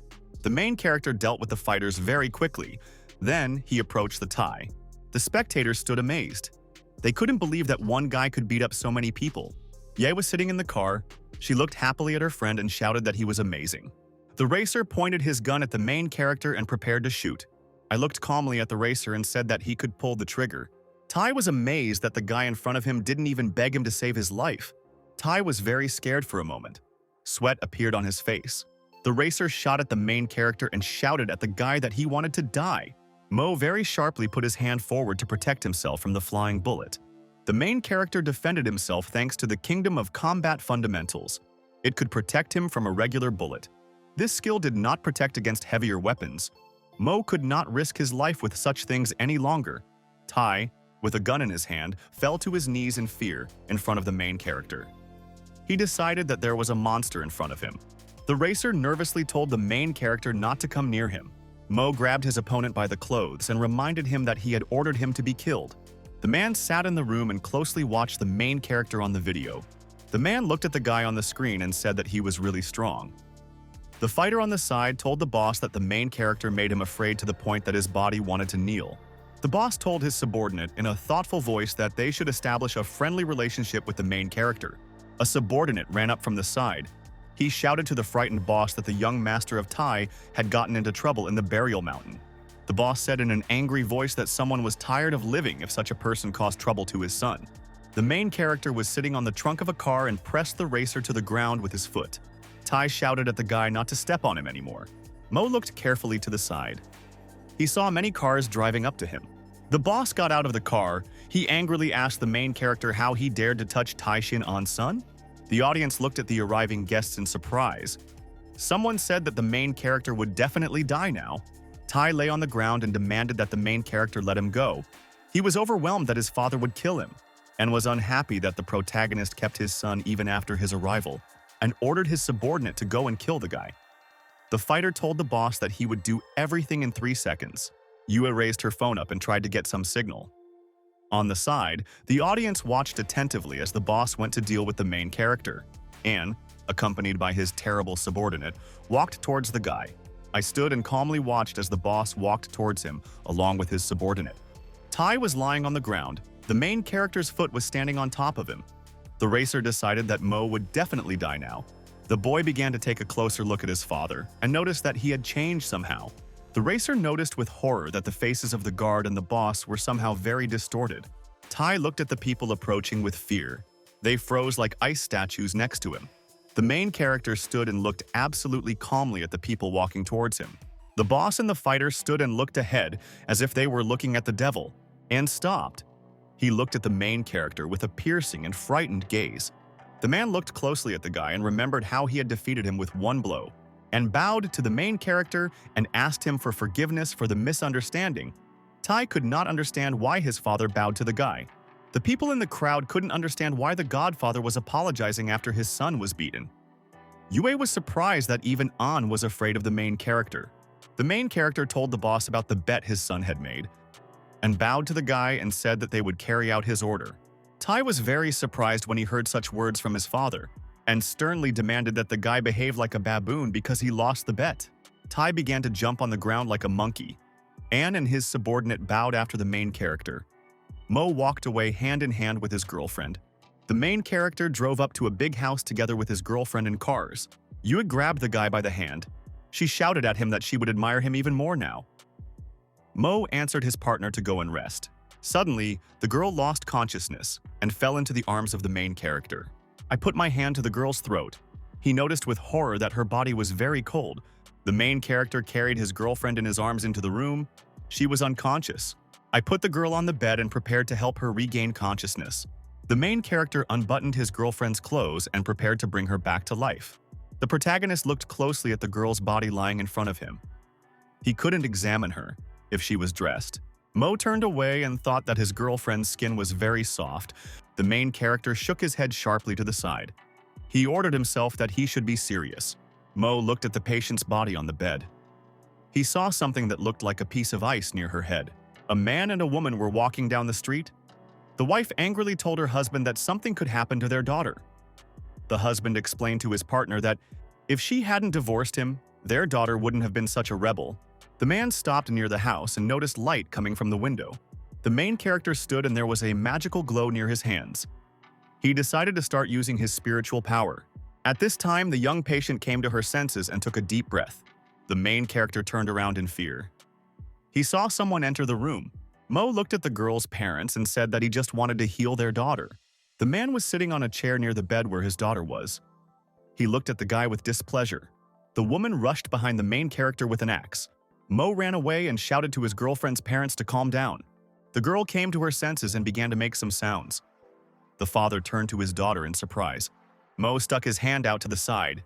He shouted to the frightened woman that their daughter had woken up. The excited parents ran up to their daughter and began examining her. Mo stood quietly to the side. He thought that he had managed to overcome the obstacle. The man was sitting at the table. He apologized to the main character. He said that he had no idea that Mo was checking his daughter. The woman asked the girl sternly, "Does she really believe her friend?" The man at the table told the main character that their daughter falls into a coma twice a month. Then she wakes up with an icy body. Mo asked his friend with excitement, "Does she really fall into a coma regularly?" Yue happily told her friend that the doctors had promised her that she would not live to see 20 years. The main character realized that the girl could die at any moment, so she decided to try everything quickly in life. The main character looked at the girl and promised to find a way to cure her. Yue was happy when she heard such words. The main character told the woman not to be too self-confident. He advised her to use less low-quality cosmetics in the future. The woman angrily shouted at the guy that the girl uses only the best cosmetics from the brand Beauty Without Worries. The man told the boy that the brand Beauty Without Care is the best in China. It is known for its harmlessness. The main character took a small bottle out of his pocket. The woman asked the guy with displeasure what could be in his bottle. I knocked the box on the table and suggested that my partner make a comparison. The woman looked at the main character for a long time. She thought about his words. The hostess stood up from the table with the phone in her hand. She told the protagonist that she would call Department Head Lee here to bring a research team. If Mo loses, he must leave immediately and stay away from the girl. Yue, a girl with several girls, entered the room. They greeted President Yue. The woman told the guest to use her products to do magic.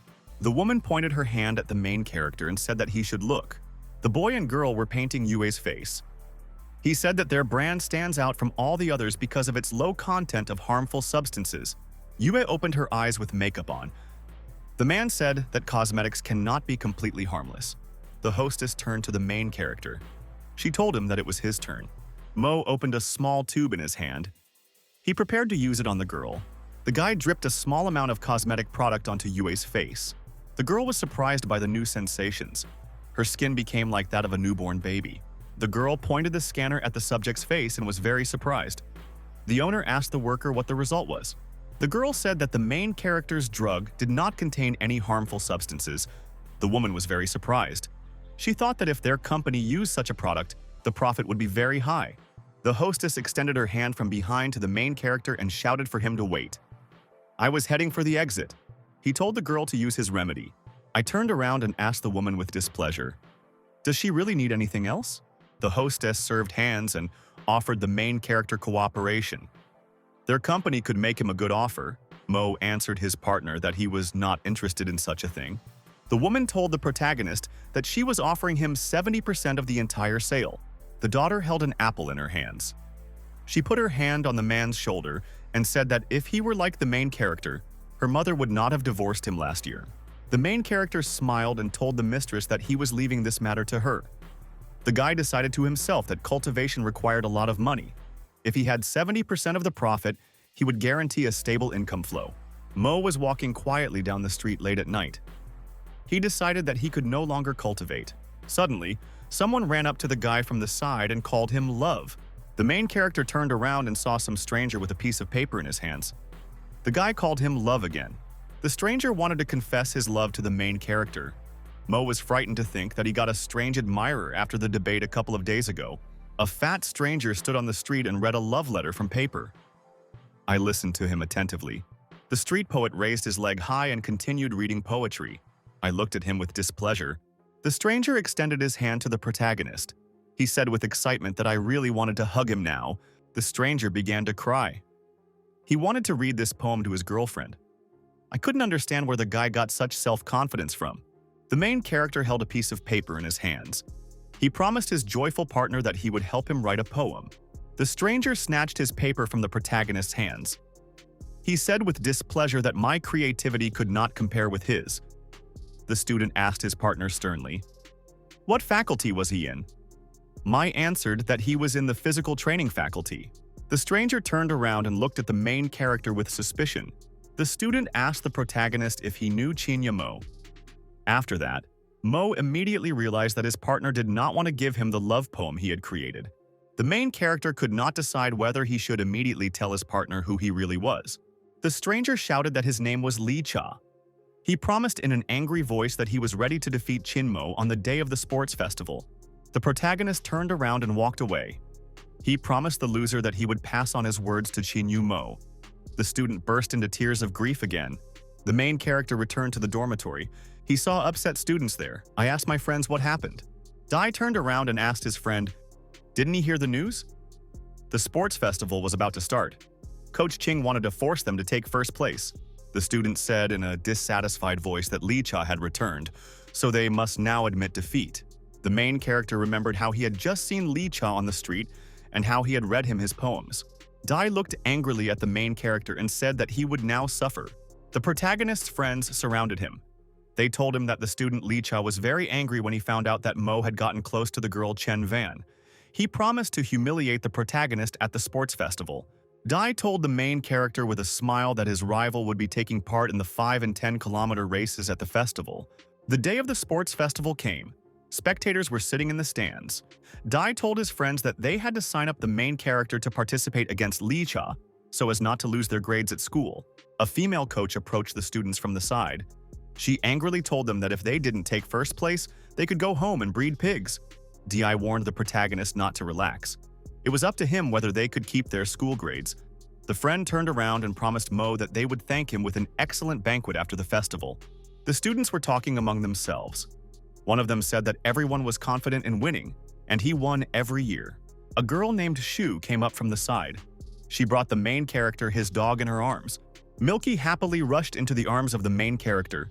The girl told her friend that the dog really wanted to come to him today. She promised me that she would root for him today. The students stood and looked angrily after the girl who was leaving. The host told the guests that student Li Cha wanted to give a speech today. The student stood near the microphone and read a speech. The principal thought that this student deserved to be a celebrity in the school. The student began to read the message to his girlfriend, Chen Wang. The student sat and listened to the guy with displeasure. Her friends looked at her in surprise. Li Cha continued to read the poem. He promised the girl that he would spend the rest of his life with her. The student shouted in a dissatisfied voice that the guy was reading a lousy poem. Shen felt very awkward. The student turned away with displeasure. He thought he had a few more spare poems. Li Cha began to count a new poem from a piece of paper. The main character wrote this poetry for him. The girls near the podium were very interested. Shen listened to the boy's poems with surprise. She did not believe that Li Cha wrote them. The guy on the podium continued to read the poem. The delighted female students on the ground joyfully applauded him. Li Cha read at the end of the poem that its author was Chinmo. The female students were unhappy. They realized that the author of the poems was Chinmo. The girl shouted that the main character wanted to use Li Cha to announce to everyone his love for the girl. Li Cha looked down from the stands in fear. The girls happily told each other from below that the poems were actually written by the main character. Shen told herself in a romantic voice that he felt this way about her. The spectators sat in the stands delighted. Someone shouted that the girl didn't have enough courage to cheer for her friend. The friend hugged the frightened protagonist and asked how he got another person to read his love letters. Li Cha grabbed the microphone. He shouted in an angry voice at the main character that he was declaring war on him and would kill him. The student was angry. He realized that his plan with the poem had failed because of the main character. The spectators sat near the stadium and waited for the 5-kilometer race. A student told someone that after one day of competition, only Liu Qiang from the physical education department received a silver medal. Shen excitedly wished the protagonist to do his best. The coach was sitting in the stands. She thought that the main character should be a participant who met with athletes in the national team. The director greeted the sand trainer happily. The trainer told his partner that he had come here to remind the Che woman to be gentler with the students. The main character stood at the start with his rival. Lee Cha turned around angrily and told the guy that he would crawl on the ground if he couldn't overtake him 3 times. The main character promised his opponent that he would do everything possible to make him lose. A shot rang out, and the athletes ran forward together. The main character broke away from the first meters of the distance. The surprised student ran and thought that his opponent had sprinted right at the start. A happy Lee Cha ran next to him. Coach San was watching the main character closely. He said that this guy wouldn't last even 10 seconds at this pace. The director was sitting nearby and thinking about something. The main character rushed sharply across the stadium. 2 minutes later, he overtook his rivals. San was surprised that the athlete was still running so fast. The director happily thought that he was proud of the main character. The athletes ran after the main character and did not believe that he was really human. The main character approached the athletes from behind in order to overtake them by a whole circle. He ran further. The main character hit his opponent on the head with all his might while running and shouted that he looked good. Lee Cha looked angrily at the guy and shouted at him to stop running so fast. The spectators in the stands watched the main character with amazement. The coach noticed that the guy didn't even have sweat on his forehead. The main character overtook his rival on the 3rd lap. Lee Cha could not keep up with me. The joyful protagonist was able to overtake the athlete in the 5th circle. A contented dog ran next to him. The main character finished. His very happy dog was running next to him. The spectators in the stands were happy that the main character was able to win the race. The coach said with excitement that the guy received a gold medal. Shen was very happy that the main character won. Shu thought excitedly that the guy had potential. The director told the coach that he could send this athlete to his national team. San said, in a joyful voice, that he would do it himself. The main character bowed to the audience. The girls joyfully shouted to him that he was the best. Lee Cha fell to the ground and couldn't get up. He didn't want to give up at any cost. The main character smiled and told the athlete to take a good break. His dog was barking loudly next to him. The athlete suddenly started vomiting blood. The main character called the medic for help. Lee Cha fell unconscious on the treadmill. The trainer came up and joyfully called the main character. The coach enthusiastically invited the main character to join his team. Mo answered his partner that he was not interested. The protagonist stepped aside. He told the coach that he still had to attend the 10-kilometer race. Lee Cha was lying on a medical stretcher. He felt that he was still alive. Lee Cha was lying on a stretcher, and doctors were trying to bring him back to consciousness. Someone from the audience said that after 5 kilometers, the guy would run another 10 kilometers. The athlete came to his senses. He thought angrily that he would settle accounts with the main character later. He would make it so that Mo would never be able to raise his head again. People gathered at a festive banquet. Friends congratulated the main character on his victory. Lee Cha entered the room. He looked angrily at the main character and did not understand why he was proud. The main character was sitting at a table and listening to the students talking. A disgruntled Lee Cha walked past them. A girl entered the room from the side. All the students turned sharply to face her. Shen entered the banquet hall. The student on the sofa called her over and told her to sit next to him. Lee Cha pointed to the girl. He said that she was the main beauty of the literary faculty and he invited her here. The guest looked at the girl with admiration. The student extended his hand to the girl and told her to sit next to him. Shen walked through the entire banquet hall and immediately approached the main character. The girl sat down next to the main character and said in a shy voice that she wanted to congratulate him. Lee Cha coughed and told the surrounding guests that he wanted to give his girlfriend a gift today. The guy took out a gift in a bright purple box for his girlfriend. It was a new idea for a cosmetic line for $580,000. The protagonist remembered with excitement that he had warned Li Mei that he could not dump unreleased products.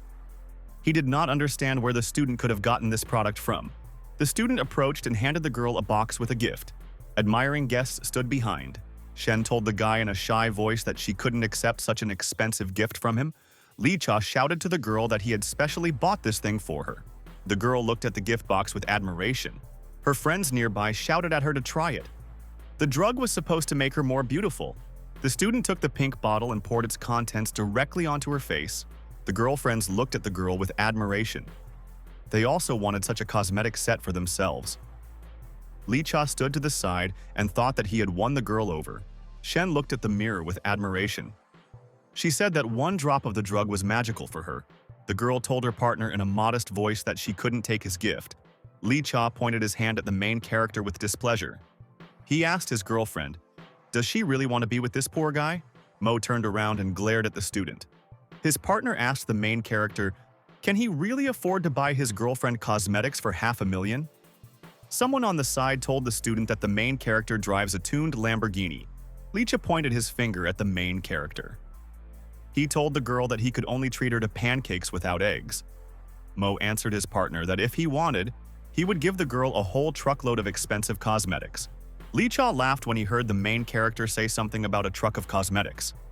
The guest on the side said that, "I think too much of myself." The main character called the company and asked them to deliver several boxes of expensive cosmetics to his bar. The girl on the side told the guy that he was taking this game very seriously. 20 minutes later, the door opened and a woman entered the room. She brought the main character several boxes. The student asked his mother in surprise what she was doing there. One of the guests was surprised that his mother had called the main character Mr. The woman angrily accused her son of stealing a box of cosmetics from her. She promised to beat him to death. The mother swung her shoe with all her might and hit the boy on the head. One of the guests said thoughtfully that the student stole the box from home and then bragged that he bought it. The woman bowed to the protagonist and apologized. She explained that all this happened because of her negligence towards her son. Mo answered his partner that he did not want to inform on her. The woman placed several boxes of cosmetics on the table. She explained that she was very nervous. Mo explained to his partner that it was a little less than he wanted. Lee Cha was unhappy that his mother gave the main character cosmetics and not him. The woman hit her son on the head. She angrily shouted at him that the main character could stop all the company's production if he just said the word. The guest looked ahead in surprise and said that this was the creator of a cosmetic set worth $500,000. The girl on the side said, in a dissatisfied voice, that Lee Cha had shown me his own product. The protagonist took the package in his hands. He told the woman that she could bring other boxes another day. The partner assured the guy that as soon as the cosmetic product was officially released, a truck would be sent to him. The woman grabbed her son by the head. She promised the main character that she would teach this boy discipline. Friends sat next to the main character and praised him. Someone was surprised that Lee Cha's mother was very respectful to him.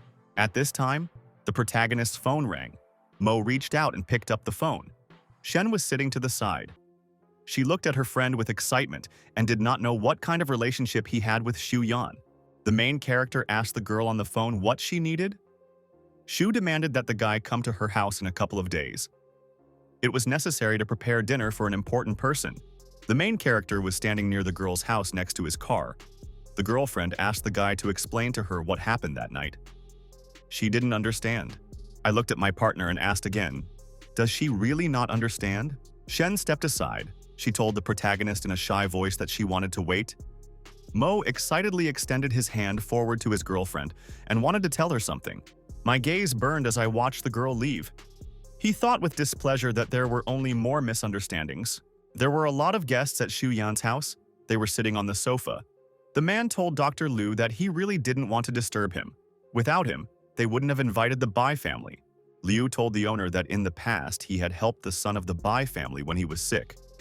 He added that when he stopped coming here, the man would have to find a solution himself. The main character entered the apartment and told Aunt Zhang that he was back. The woman happily ran up to the guy and shouted that nothing was ready for him yet. Mo answered the hostess that he had already had lunch. The man turned around. He sternly told his wife that she shouldn't talk all this nonsense. The guy had already returned. The owner told the main character that today their family had to receive an important guest. Mo calmly looked ahead. The woman in the kitchen told the protagonist that his uncle had a short temper in the presence of strangers. Mo was standing near the sink at the time. The man looked at the dish and put it aside. He asked the main character with displeasure, "Did he really wash these fruits?" Liu picked up the apple with his hand. He said in a dissatisfied voice to the protagonist that there was a large piece of dirt on the fruit. The main character silently turned around and looked at the man. He didn't say anything to him. The owner said to the main character with displeasure that he didn't even say a single phrase to apologize. He promised the guy that he would throw him out of the house whenever he wanted. The owner was unhappy with the way the guy looked at him. He raised his hand up. The girl came up to her father from behind and angrily demanded that he stop making noise. The father turned around and told his daughter that she would meet Bai Shu's son later. The man walked away with his daughter. He pointed his hand at the main character and demanded that he let him do it himself today. Mo turned to the side and looked at the fruit basket. He realized that he couldn't let Auntie Jiang embarrass herself. The hostess told the guy with surprise that Dr. Liu had come from far away. The guest was partial to food. Mo promised the woman that she would provide all of this to him. The man at the table said that the main character was ungrateful and immature. The hostess told her husband to just shut up. At this moment, the doorbell rang. The man ran forward to greet the guests. Father Bai appeared with his son. He said that he was very busy and asked, "Is the food ready?" The host looked at the guest and told him in a joyful voice that the food was already being prepared. The owner shouted to the kitchen for the main character to quickly come out and bring out food for the guests. Mo answered his partner that everything was almost ready. The owner wanted to tell the guests at the table details about the work of their pharmaceutical factory. Bai extended his hand forward and demanded that his partner not talk about business at the table. The woman wanted to tell her husband something. The owner sighed with displeasure. Bai looked angrily at the girl and said that if she did something to him, then perhaps they would continue in the same spirit. The owners looked at the guy in surprise. They were surprised by his words for the girl. Xu looked at the guy with displeasure. She really didn't like his words. Bai looked at the girl and said that if she didn't want to talk to him, then they could just leave. The main character came in and put the dish on the table. The guests were immediately surprised. The amazed man saw that the meal included both the riot and the calm of seafood. The father and son looked at the food with joy. The man shouted that this was a perfect depiction of the secrets of Confucianism and Taoism. The guest happily asked the host what kind of cook in his family had prepared such a dish. The main character with the towel told the guests that when the dish cools down, it will not be so tasty. The father and son were amazed when they saw Mo in front of them. The man and woman were amazed that President Bai showed respect to the main character. Liu on the side also looked at the guy with surprise. The main character explained to the guests in a calm voice that he was invited here to make dinner. Bai looked at the main character with a frightened voice and said that if he had known that he would be here, he would not have dared to go to him and eat. The guy suggested that they all eat together. The guest bowed and asked him, what kind of relationship does he have with Shude? The guy answered the man that Shude had no connection with him. The man looked at the main character with a smile and said that everything was fine. The owner was surprised to notice that the president was buying and actually paid attention to the guy's mood. The man told the protagonist in fear that he had gotten a little confused earlier. Mo turned to the surprised guests and told them with excitement that it was still like that. The protagonist explained in a calm voice to his partners that he was one of the friends of the Jian family. Yu stood near the door. She thought that she was also one of the main character's family friends. Bai looked angrily at the main character. He was thinking what to answer the guy. Bai stood up from the table. He promised the Qian family that he would help them. The woman happily thanked the protagonist. The man stood up and thanked the president of the Bay. The guest reminded the surprised host to thank the main character. The owner thanked the main character in a very exhausted voice. Mo calmly explained to the man that he was not helping him, but Auntie Jian. The owner bowed and apologized to the main character. Liu from the side told the guy to leave the feud. The protagonist prepared to leave the house. He told Auntie Jian that he was going to school and they would see each other later. Bai handed the phone to the guy. He said that he did not intentionally create trouble for President Jian's pharmaceutical company, but there were big difficulties in the medical circles of Long City. The man showed the main character the face of a sick girl. He explained that people in the slums got a skin disease because of bad water. There are no medicines for such a disease in pharmacies. The man told the main character that people leave the city of Longa for neighboring places and buy medicine there. Bai explained to the guy that this is exactly what is causing President Jian's problems. The main character asked his partner, why not just buy medicine in Yaosheng City? The man told the boy a story called the Red Tiger Pill. Competitors want to take over the pharmaceutical industry in the city and take the profits. I thought to myself that I was unhappy that many people were waiting for salvation, while other people were simply profiting from the grief of the sick when they set a high price. The man told the main character that in a couple of days, President Bai would go to Mount Shu for tea. There, he would have negotiations with the son of a pharmaceutical company. The partner asked the guy to go to President Bai in his free time. The main character calmly looked at his partner and promised him that he would go there. 2 days later, the girl happily greeted the main character. A man with an old man was sitting at the table next to her. Mo looked ahead in surprise. He didn't raise his hand. How could Bai Xin take the girl with him? The old man greeted the main character joyfully. The man pointed to the table with cups and told the guy to sit down. Mo sat down at the table. The old man explained to the main character that he had some kind of request for him. The guy asked the elder, "Does he really want him to improve the winged tiger pill?" The man and the old man were very surprised that the main character found out about their request. Mo explained to his partners that in order to succeed, he needed to research the winged tiger pill. The man happily shouted to the guy that he could take a sample for research. A girl came up to the side. She asked in a displeased voice when they decided to let such vile people in for tea. A group of strangers appeared from the side. A guy in white clothes walked in front of them. The old man greeted the guests and introduced the main character to them. The stranger with blonde hair and white clothes said that someone just refined a strong body with a lot of side effects. This does not mean that such a person is worthy of respect. The stranger looked at the main character and shouted that this guy makes him laugh. He laughed.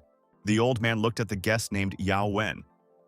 He thought that he was really arrogant and ignorant. The elder hoped that the protagonist would not be offended. After a short pause, I answered Yao Venyu in a calm voice that he himself was nobody. The guest looked at the guy and said that he understood everything, and he would not waste time on him. The old man offered the guy to sit down. The man at the table approached the guy about the winged tiger pill. Yao demanded that his partner give him half of the profit. Bai angrily explained to his partner that his requests would be equivalent to 100 human lives. Yao told the man that if he did not agree, that was fine. The guest turned around and asked his partner, "Is it really his daughter standing next to him?" Yao stood up and looked at the girl. He angrily told her that later he would be able to say a few words to her in the presence of his father. The man and the old man got very angry when they heard the guy say such words. Yao asked his partners angrily, "Do they really want him to repeat his words again?" A disgruntled girl stood behind him. Bai thought about it and realized that he would have to agree to the guy's terms. Bai told the guy that he would promise him half of the profit. Yao happily replied to the man that if everything had gone like this from the very beginning, they would have gotten by with this nonsense. The guest looked at the girl and said that it was a great pity that she had missed out on a man like him. The man asked the guy to give them a winged tiger pill as a sample. Yao handed the man a contract and told him to sign it first. Bai promised the guest that he would sign everything. A woman came up from the side. She asked in a frightened voice that, "Mr. Yao saved her daughter." A sick mother carried her infected daughter in her arms. She tearfully asked the guy to give the child a pill. Yao looked at the woman with anger and hatred. He didn't want to help her. Yao swung his arm and kicked the stranger and the girl with all his might to the side. The man and the old man stood and looked at Yao in amazement. The guy angrily demanded that the sick people just leave. The daughter shouted to her mother that she was in a lot of pain. The elder bowed to the boy and asked him to save the girl's life. Yao asked Li in a dissatisfied voice, "Is the girl really his relative?" The old man bowed and explained that the sick strangers next to him were not his relatives at all. Yao demanded that the elder drive the people away. The man fell to his knees and asked the guest to save the girl. Yao laughed when he saw that the sage and head of a pharmaceutical company was kneeling in front of him. The main character looked at Yao with displeasure and decided that this guy could no longer be saved. Yao took out a blue bottle of medicine. He told the sick people that it would save them. The guy handed the medicine to the delighted woman. She decided to heal her daughter. Yao told the sick woman in a stern voice that he had one more mandatory condition for her. The guy demanded in an angry voice that the girl bark for him like a dog. In return, he promised to cure her. The sick child looked at the guy with displeasure, and very angrily, the girl answered her partner that she agreed. After that, she begged the guy on her knees to give the medicine to her mother. The main character came up from behind and put his hand on the sick girl's shoulder. Mo walked up to Yao, and with a sharp movement snatched the bottle of medicine from his hands. The main character angrily asked his partner, "Did he really think that the city of Long was filled with worthless people?" The main character squeezed the medicine and it burst in his hands. The elder on the side frightenedly asked the guy not to be reckless. Yao looked at the protagonist happily. He said that the guy wants the patients to die, so he won't take any blame. Mo turned around and asked his partners, "Did they really think that the sick could only be cured with their medicine?" The man and the elder were delighted. The protagonist brought his hand to the sick child's head. He explained to the girl that the winged tiger's pill was only second-rate. The main character touched the sick girl's head with his hand. The mother looked at him in surprise and said that he could cure everything so easily. The girl's appearance began to improve. She said with admiration that her skin was getting better. Yao was very surprised when he saw the main character healing the girl. He didn't understand how this could happen. Elder Lee shouted with admiration that the protagonist was able to use ancient medicine techniques. A delighted Bai stood next to him. Yao looked angrily at the protagonist and told him in a stern voice that without his winged tiger pill, people would already be dead. The protagonist told his surprised partner that he had looked at the winged tiger pill once and immediately understood how to make it. Yao asked the protagonist in surprise, could he really make the pill after just looking at it? Mo turned around and told the man that he could return the contract to the guy. He didn't have to sign it anymore. Bai threw the documents at the guy and said that he could take the contract. From today on, Long City will not be happy with him. Yao angrily asked the man, did he really believe the main character? Yao stretched his hand forward. He angrily shouted at his fighters to beat up the people in front of him. The guards in dark suits jumped up and rushed forward towards the main character. Mo stretched his hands forward and a bright glow appeared near them. He threw the people running up to him aside. The battered fighters told their frightened boss that they all had to leave. An agitated Yao told his subordinates that they would leave now. The main character sternly told the scared guy with the guards that they should kneel before leaving. Mo looked menacingly at his beaten opponents and asked again if they had heard that. The main character angrily threatened Yao that if he did not kneel before him, he would not leave. Yao realized that he had no choice. He prepared to fall to his knees next to his fighters. The boss submitted. He fell to his knees in front of the girl in a white cloak. The main character asked the girl what she wanted the strangers in front of her to do. The girl pointed her finger forward and said that people should bark like dogs. The boss angrily shouted at the girl that she was asking for something she didn't deserve. The guards at the side barely held him back. Yao barked loudly and angrily. He stretched out his hands in front of him. The little girl joyfully pointed at the strangers with her hand. She said that they really did look like dogs. Mo told the girl in a sly voice that this was the nature of Yao. Yu glanced at Master from the side. She told him angrily that he was as handsome as she expected. The guards took their boss aside by the arms. Yao thought angrily that he would still take revenge on the main character. People were sitting inside the building in the Yao family home. The host told the guests that his grandson had gone to the Shu estate to negotiate a contract. Very soon, the entire pharmaceutical industry of Long City would be in his hands. The guest at the table happily raised his glass to Director Hu. The purple-haired man told the owner that from that day on they would listen to his every request at any time. The owner raised his glass of wine. He promised his partners that when he took over the city's pharmaceutical industry, then they would be able to walk freely. The partners thanked Elder Yao. The door to the house suddenly opened. A frightened Yao ran in and called his grandfather. The boy fell to his knees in front of the old man. He told him with tears that the Bai had broken his contract with him and hired the protagonist to drive him out of the Shu Mountain estate. Fighter Hu, I got really angry when I heard about the main character. The guest told the elder that the main character had destroyed their boxing gym. Now he had beaten his grandson. The elder demanded that the hero Q remove Mo. In return, he promised him half of the city's pharmaceutical profits as a reward. Q calculated to himself and realized that he would not be able to spend all the profit he would receive for a long time. The man shouted joyfully to the owner that he agreed with his proposal. He promised to go to the city of Long and cut off the head of the main character. There was a large crowd of people standing outside. The salesman at the counter told the customers that Mr. Chin had purified and refined the pills for them. There was a car parked on the street, and a man was watching the sale of pills from inside. Sick people came up and thanked the doctor. The elder Lee told the patients to thank the main character. An unfamiliar fighter in a hat suddenly appeared from the side. He rushed forward with a blade. Passers-by saw the mercenary and shouted that they needed to protect Elder Lee now. The stranger grabbed the medicine bag in his hands. He pointed his sword at the elder. The people around him started shouting for Chu to give them back the medicine. The mercenary demanded that the people immediately call the main character. The patients shouted back that the main character was their savior and they would not give him up. The passers-by got angry and decided to take the bag of medicine from the mercenary. Q activated invulnerability for his own protection. The man swung his blade sharply. He was able to injure the people standing nearby. The mercenary extended his hand to the wounded people and angrily asked, "Who else wants to die?" At this time, the main character appeared from the side. He walked slowly towards the mercenary. Q turned around and asked the main character's name. The guy asked the man who he was. The man rushed forward at the main character with a blade and shouted that he would take his life. Mo looked at his opponent in surprise and realized that he had used a lightsaber against him. The blade flew towards the main character. He summoned the Ice Dragon's sword to himself. people were amazed when they saw a huge blade of ice flying above them. The protagonist grabbed his blade and was able to deflect his opponent's blow against him. Q was scared when he realized that a guy with a spirit sword appeared in front of him. The main character swung his blade sharply and with a powerful blow threw the mercenary back. Q stood and held a huge blade in his hands. He knew that there were two types of weapons. The first was made of metal, and the second was born from the soul. He noticed that the guy was holding an extremely rare spirit sword. The mercenary looked angrily at the main character. He decided to kill him and take the sword. The man swung his sword and prepared to hit the main character. Mo crouched down and raised his blade above his head. He angrily told his opponent that he barks but doesn't bite.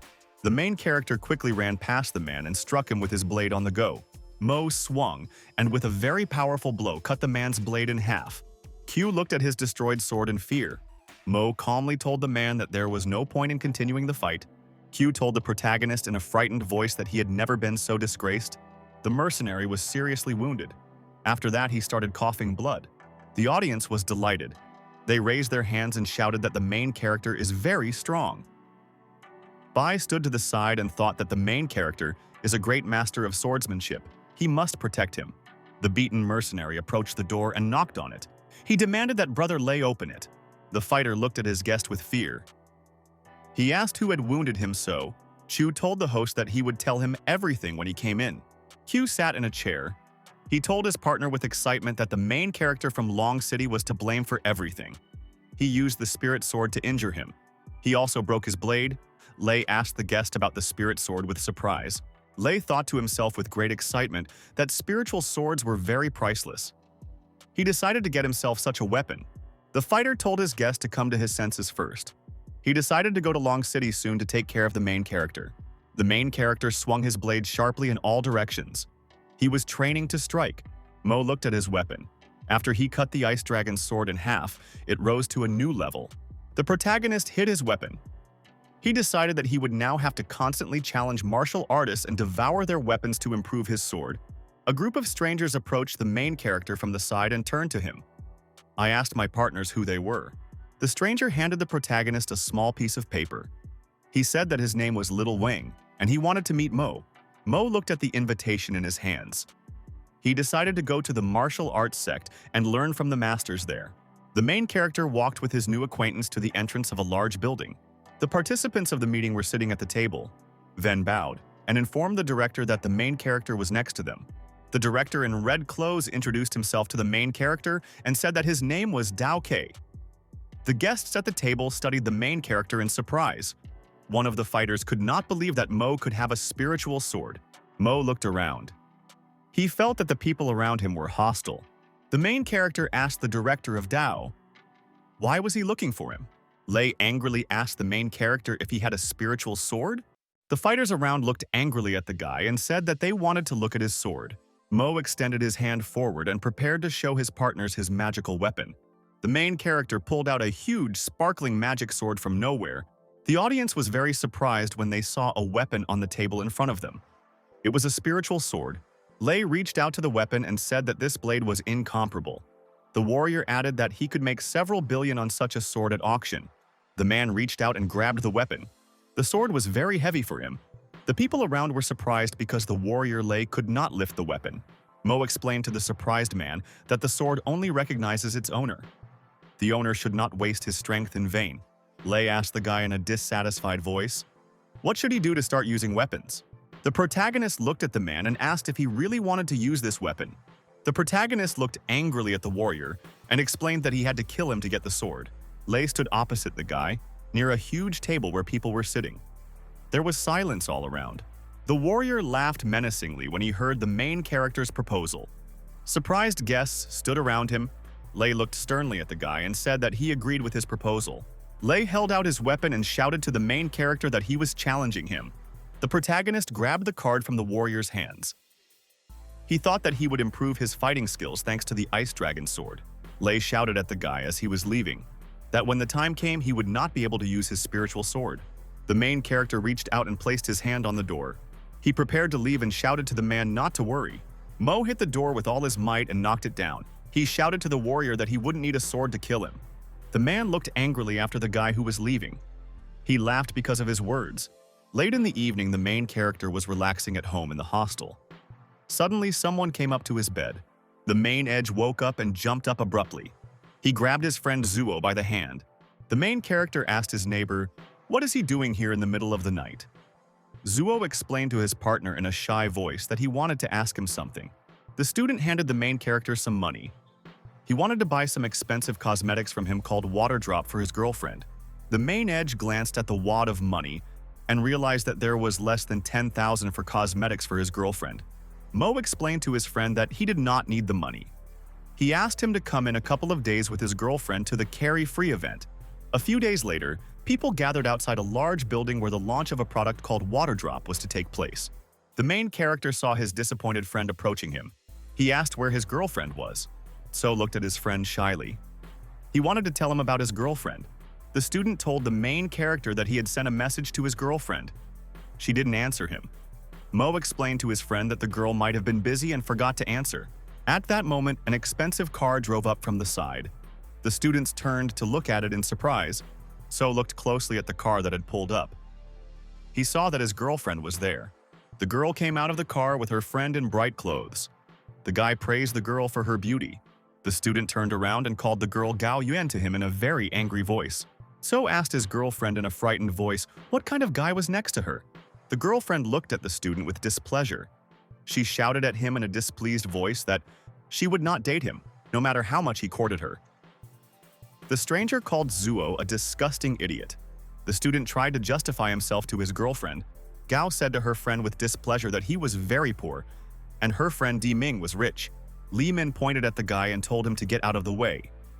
He explained to him that there would be a presentation of an expensive product that he didn't have the money for. Zuo looked angrily at the girl and said that he had always imagined her as the ideal bride. The partner angrily told the guy that he could go back to the village and find a fat woman for himself. The main character said to his friend in a dissatisfied voice that Gao was not worthy of him. The girl angrily told her partners that they should both go to the cafeteria and become vegetarians. Dai and her friend stepped aside.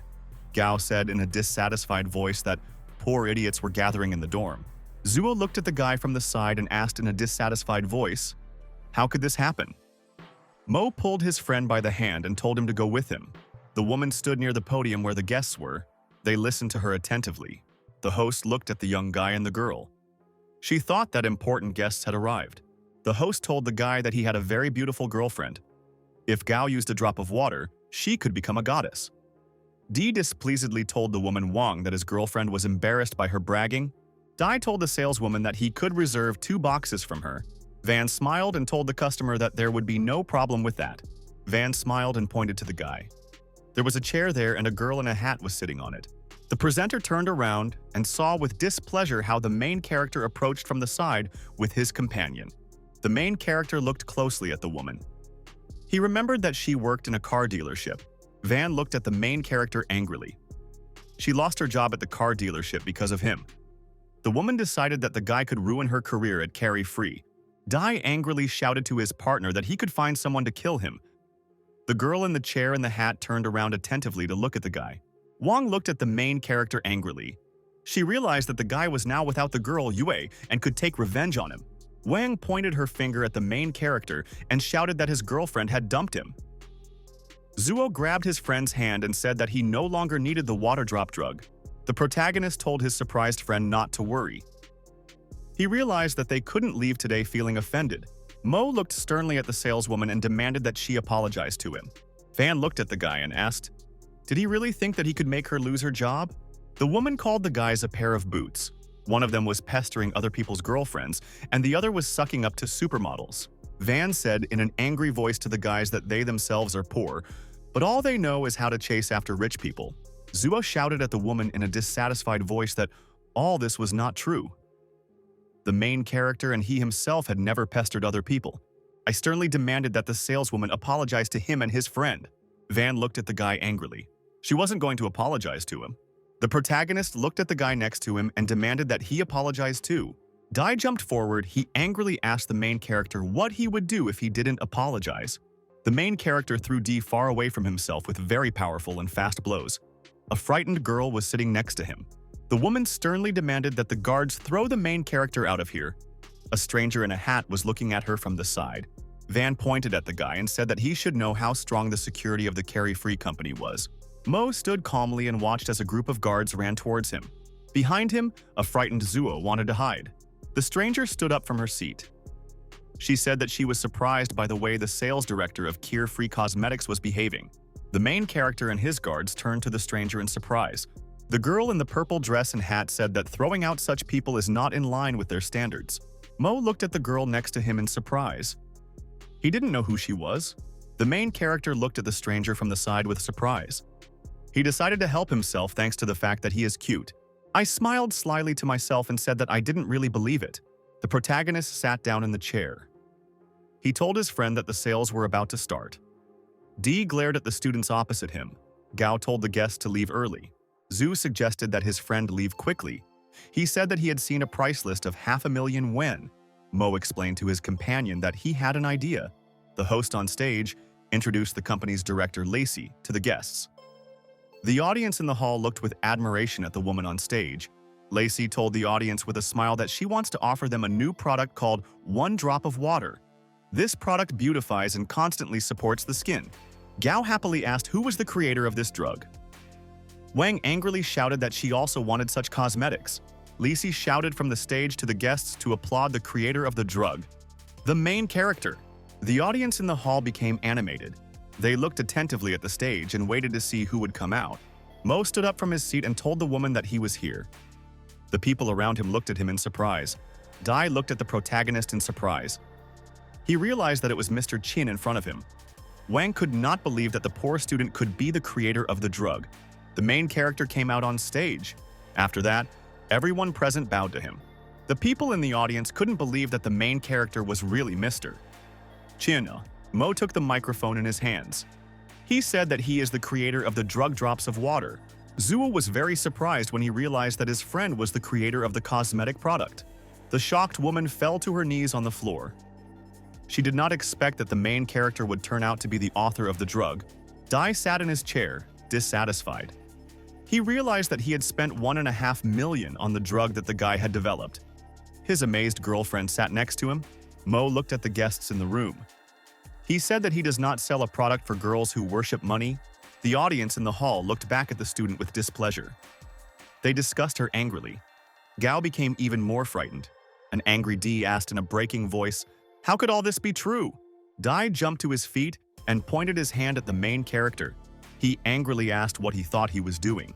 Li Si explained to the guests in an angry voice that the main character's words were her words too. Dai stood very surprised. His girlfriend said with surprise that she had listened to the main character.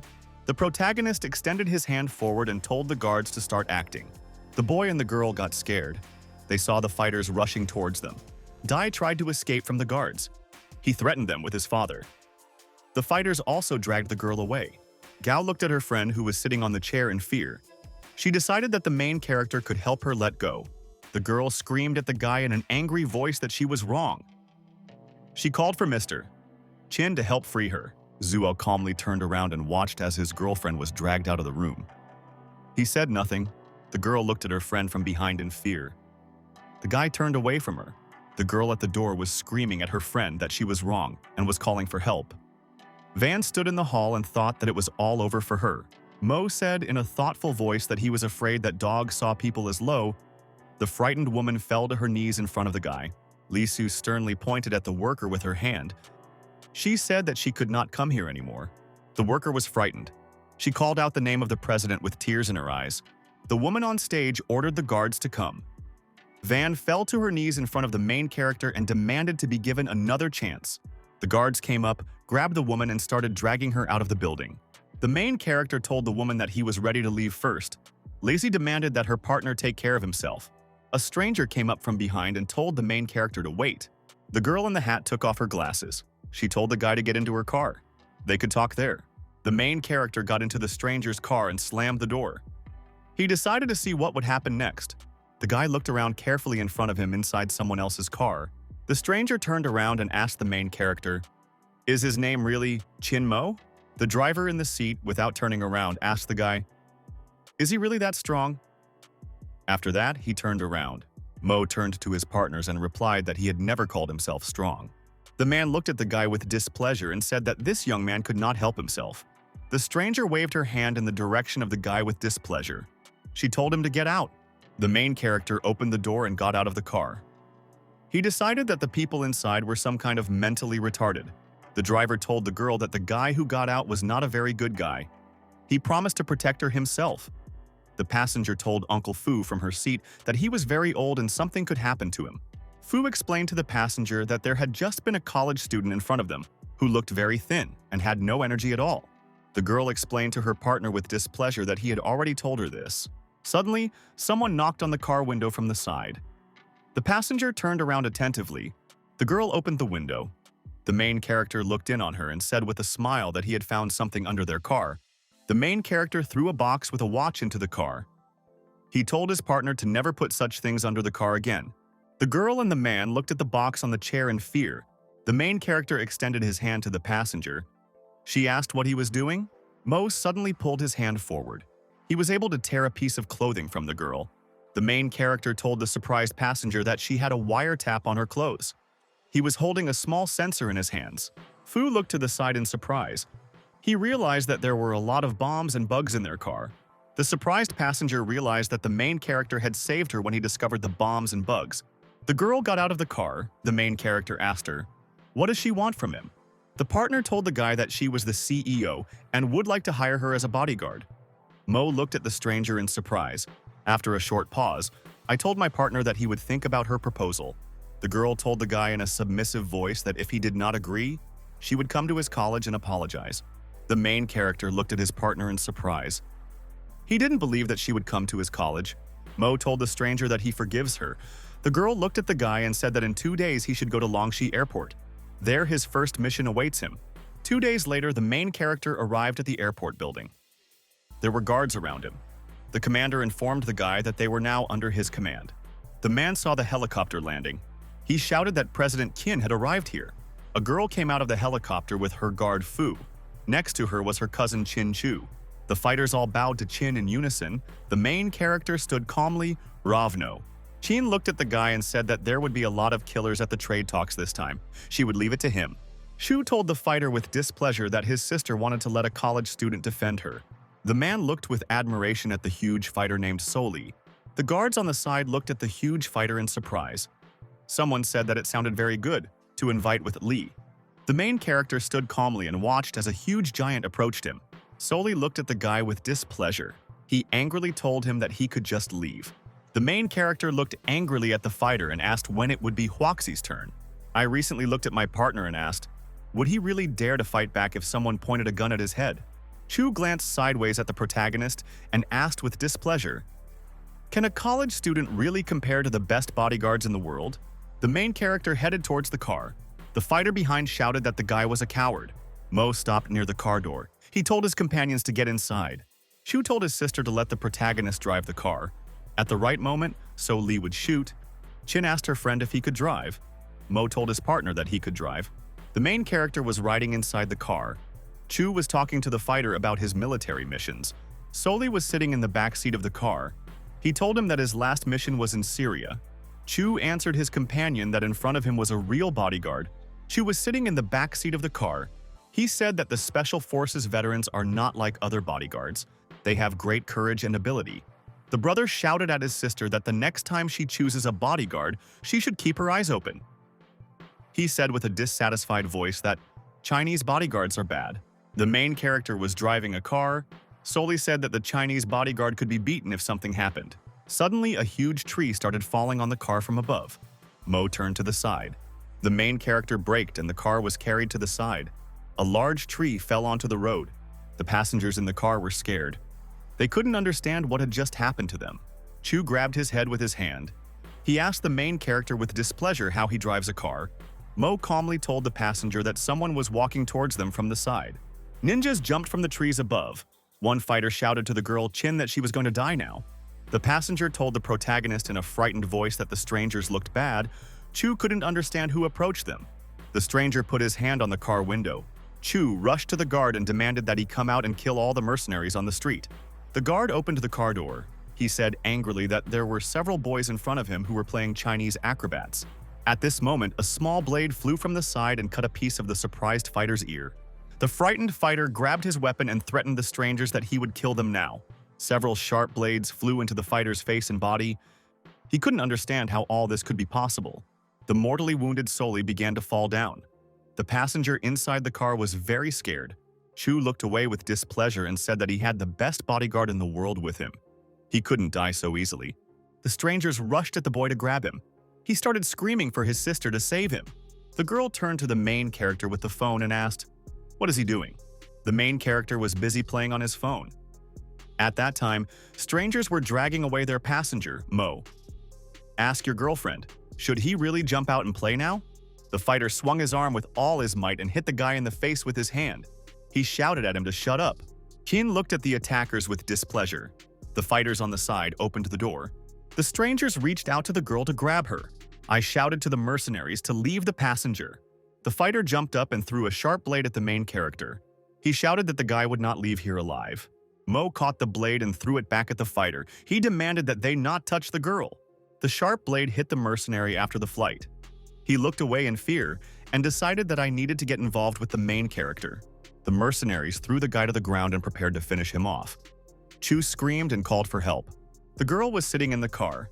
She turned to the main character. Mo was sitting and playing on the phone. Chu continued to call for help. Qian asked her friend in a frightened voice to help her brother. The main character turned his head to the side and told the girl that he would protect her. Qian turned to the boy and said that she hoped he would save her brother. Mo prepared to get out of the car. The kidnappers pounced on the guy. He shouted at them that he could give them a lot of money. The mercenary prepared to stab the guy with a knife. Chu screamed in fear and asked the protagonist for help. The stranger turned around and shouted that Mo shouldn't have come here. The main character angrily told the kidnappers to let the guy go. The fighter glared at the guy and said there was no need to talk. The other mercenaries grabbed their weapons. The ninjas swung and launched sharp blades at the main character. They were preparing to kill him. Mo put his hand in front of him and prepared to deflect the flying blades. He said that disobedience is the most terrible thing. Mo Mahal swung his sharp blade in all directions. He was able to deflect the blades flying at him. The main character scattered the mercenaries around him with powerful blows of his knife. The bodies of the dead ninja lay on the ground. One fighter realized with fear that in front of them was a dragon ice sword. The mercenary was on his knees and begged the main character to spare him. Mo looked at the ninja and couldn't understand how he could have found out about the dragon's grandfather. The main character turned to the side. He shouted at the strangers to go away. The ninjas ran away and shouted words of gratitude to the guy. Chu thanked the main character in a joyful voice for saving his life. Mo demanded with displeasure that the guy get into the car. The car pulled up to a large building. The people at the entrance greeted the girl. Vice President Guangcai smiled happily at President Qin. The girl walked down the corridor. Everyone around her joyfully greeted her and clapped their hands. Guangcai in the corridor turned around with displeasure and looked at the man near the wall. Guangcai told the girl with excitement that she should be afraid of danger. She left her bodyguard. Qin thought dissatisfied that she could not let the protagonist go. The girl told the man as she walked that he would be careful and live longer. Guangcai said thoughtfully that Qin was indeed careful. The main character looked out the window attentively. The girl on the side watched him.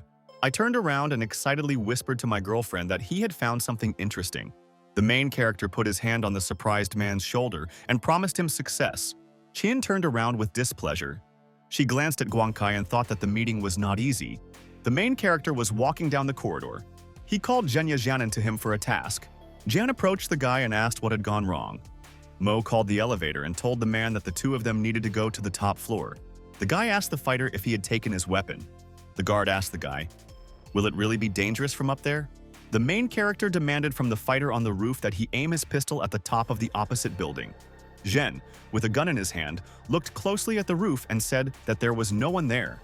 Mo told his partner in a dissatisfied voice that he couldn't be a good bodyguard. Zhen asked the guy, "Why is that so?" The main character pointed to the roof of the house opposite. He said that the best sniper spot was there. Zhen looked at the guy in surprise and did not understand who he was. Mo grabbed the guard's hand and pointed it to the side. He shouted at him to shoot, inside the Chamber of Commerce. The girl sat at the table and asked the man what he meant about her family. Guangcai threw the documents at the girl and shouted for her to sign. There was a contract on the table. The girl looked at it and slapped her hand. She shouted that it was impossible. The man angrily told the girl that she could not refuse. He walked to the window and pointed his hand at the neighboring building. There sat a sniper for Chin. The old man stretched out his hand to the side.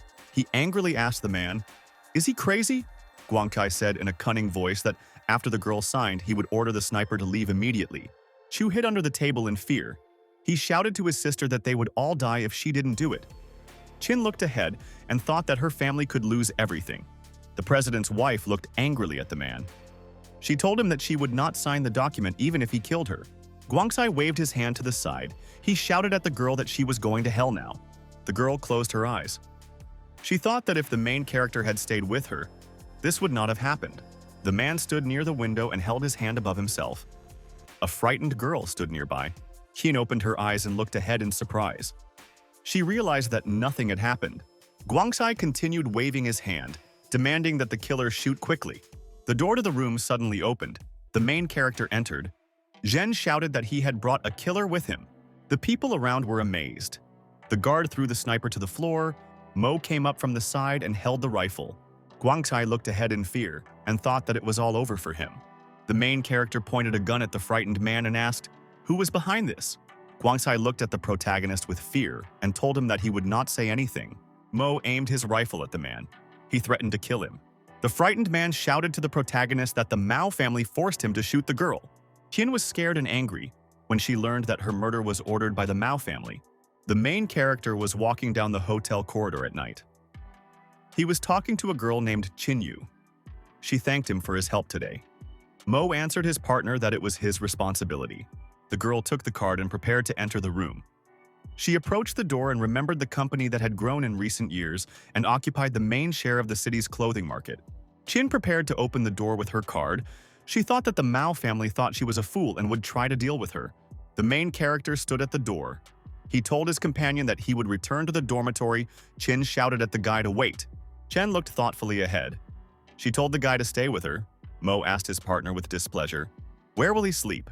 The girl told the guy in a thoughtful voice that he would sleep next to her in the room. I asked my partner, "Is this really right?"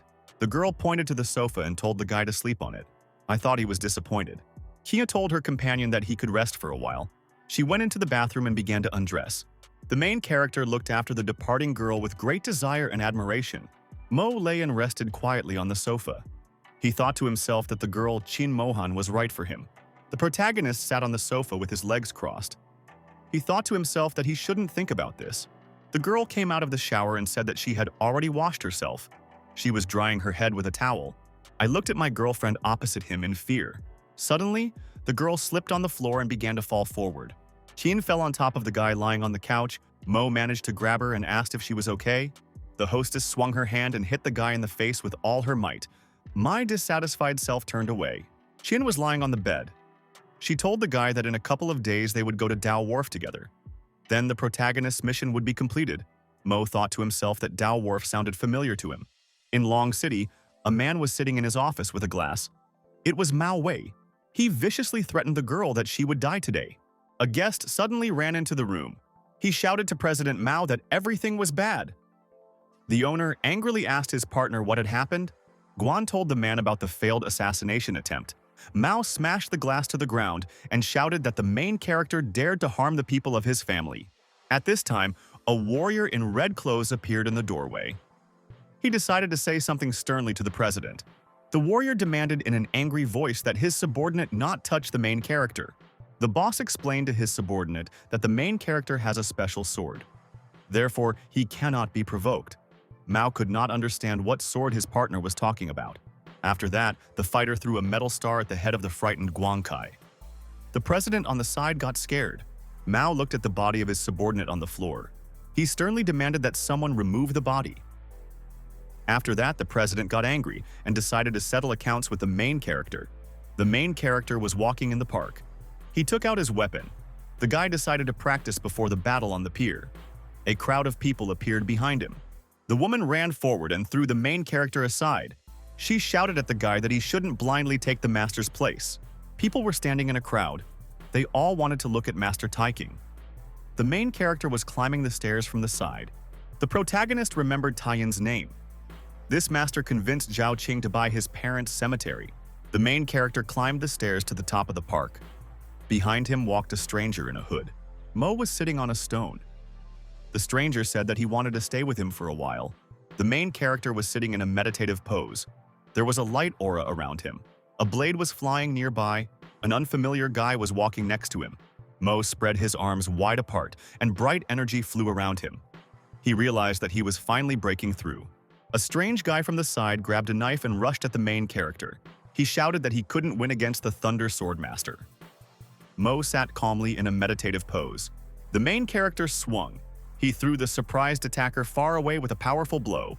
The stranger fell dead on the rock after the flight. Mo looked at the mercenary and said that this was the Thunder Swordsman. Mo thought to himself that this was a masterpiece of the Budo Association. On the shore, people in the crowd were talking to each other.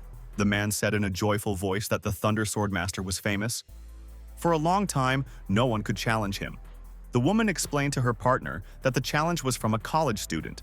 Students appeared on the shore. The guy told his friend that today he would have a good look at what it meant to fight. Dai explained to his partner that he wanted to know what kind of person challenged the master of the Thunder Sword. Chang from the side. He approached the girl and asked why she was here. Shu answered her partner with displeasure that she came here with her mother. A huge green car appeared on the road. A woman in the crowd shouted that it was Mr. Zhao's car. An old man got out of the car and was greeted. The guest said with a smile that he had come here just to have fun. An expensive car appeared. People in the crowd began to show with their hands that this was President Qin's car. The car door opened and a girl came out. People in the crowd bowed to her. Qin was unhappy that the main character did not come as the bodyguard. Two men were standing on the big ship. The fighter asked the man if everything was done. The director answered the fighter that he should take the main character's sword. Lei thanked the man and promised that he would not lose to the guy. The guests on the ground looked happily at the fighter on the ship. Chang shouted with a proud voice that the Thunder Sword Master definitely deserves his reputation. Lei shouted from the deck of the ship that his rival had not come to the meeting. The people on Earth laughed merrily and waved their hands. A small boat suddenly appeared on the sea. The main character was sailing in it. Chiang was very surprised when he saw the main character. The surprised old man on the shore realized that Master Qin was in front of him. The main character suddenly jumped out of the boat and flew towards the ship. The protagonist landed on the deck opposite his opponent. The fighter stood with a large sword. Lei looked angrily at the guy and said that his hand was injured. Now everything will be simple as pie. The main character warned the fighter that he would defeat him with one hand. The warrior laughed menacingly. Lei told his opponent that with one hand he would not be able to use his blade. He demanded that the guy surrender and give him the long-hand sword. I angrily asked the fighter why he decided that he could not use his sword. The main character stood and held out a huge sword in front of him. He prepared to fight.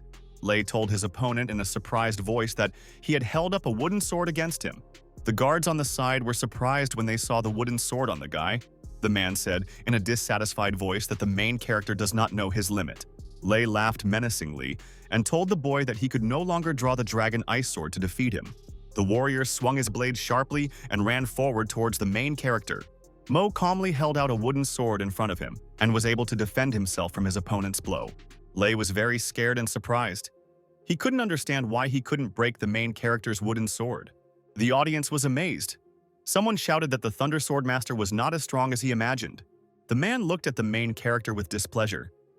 He realized that it would not be so easy to deal with the guy. Lei looked ahead with anger and hatred. He was preparing to attack the guy. Lei extended his sword forward and activated his combat skill, sending blue lightning bolts towards the protagonist. Mo calmly held the blade out in front of him. He prepared to defend himself from the attack. The main character swung his blade in all directions and very quickly repelled lightning attacks. Spectators on the shore saw blue lightning fall from the ship into the sea.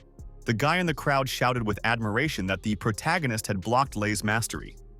The man on the side said with excitement that the protagonist had reached the limit. The Thunder Sword Master must win. A spectator on the side told the surprised guest that the fighter was still not serious. A guest asked his friend if he knew a fighter who could fence with both hands. His partner named the names of extraordinary masters. The Kendo Ling family of masters is above the sword masters. They have super adaptability.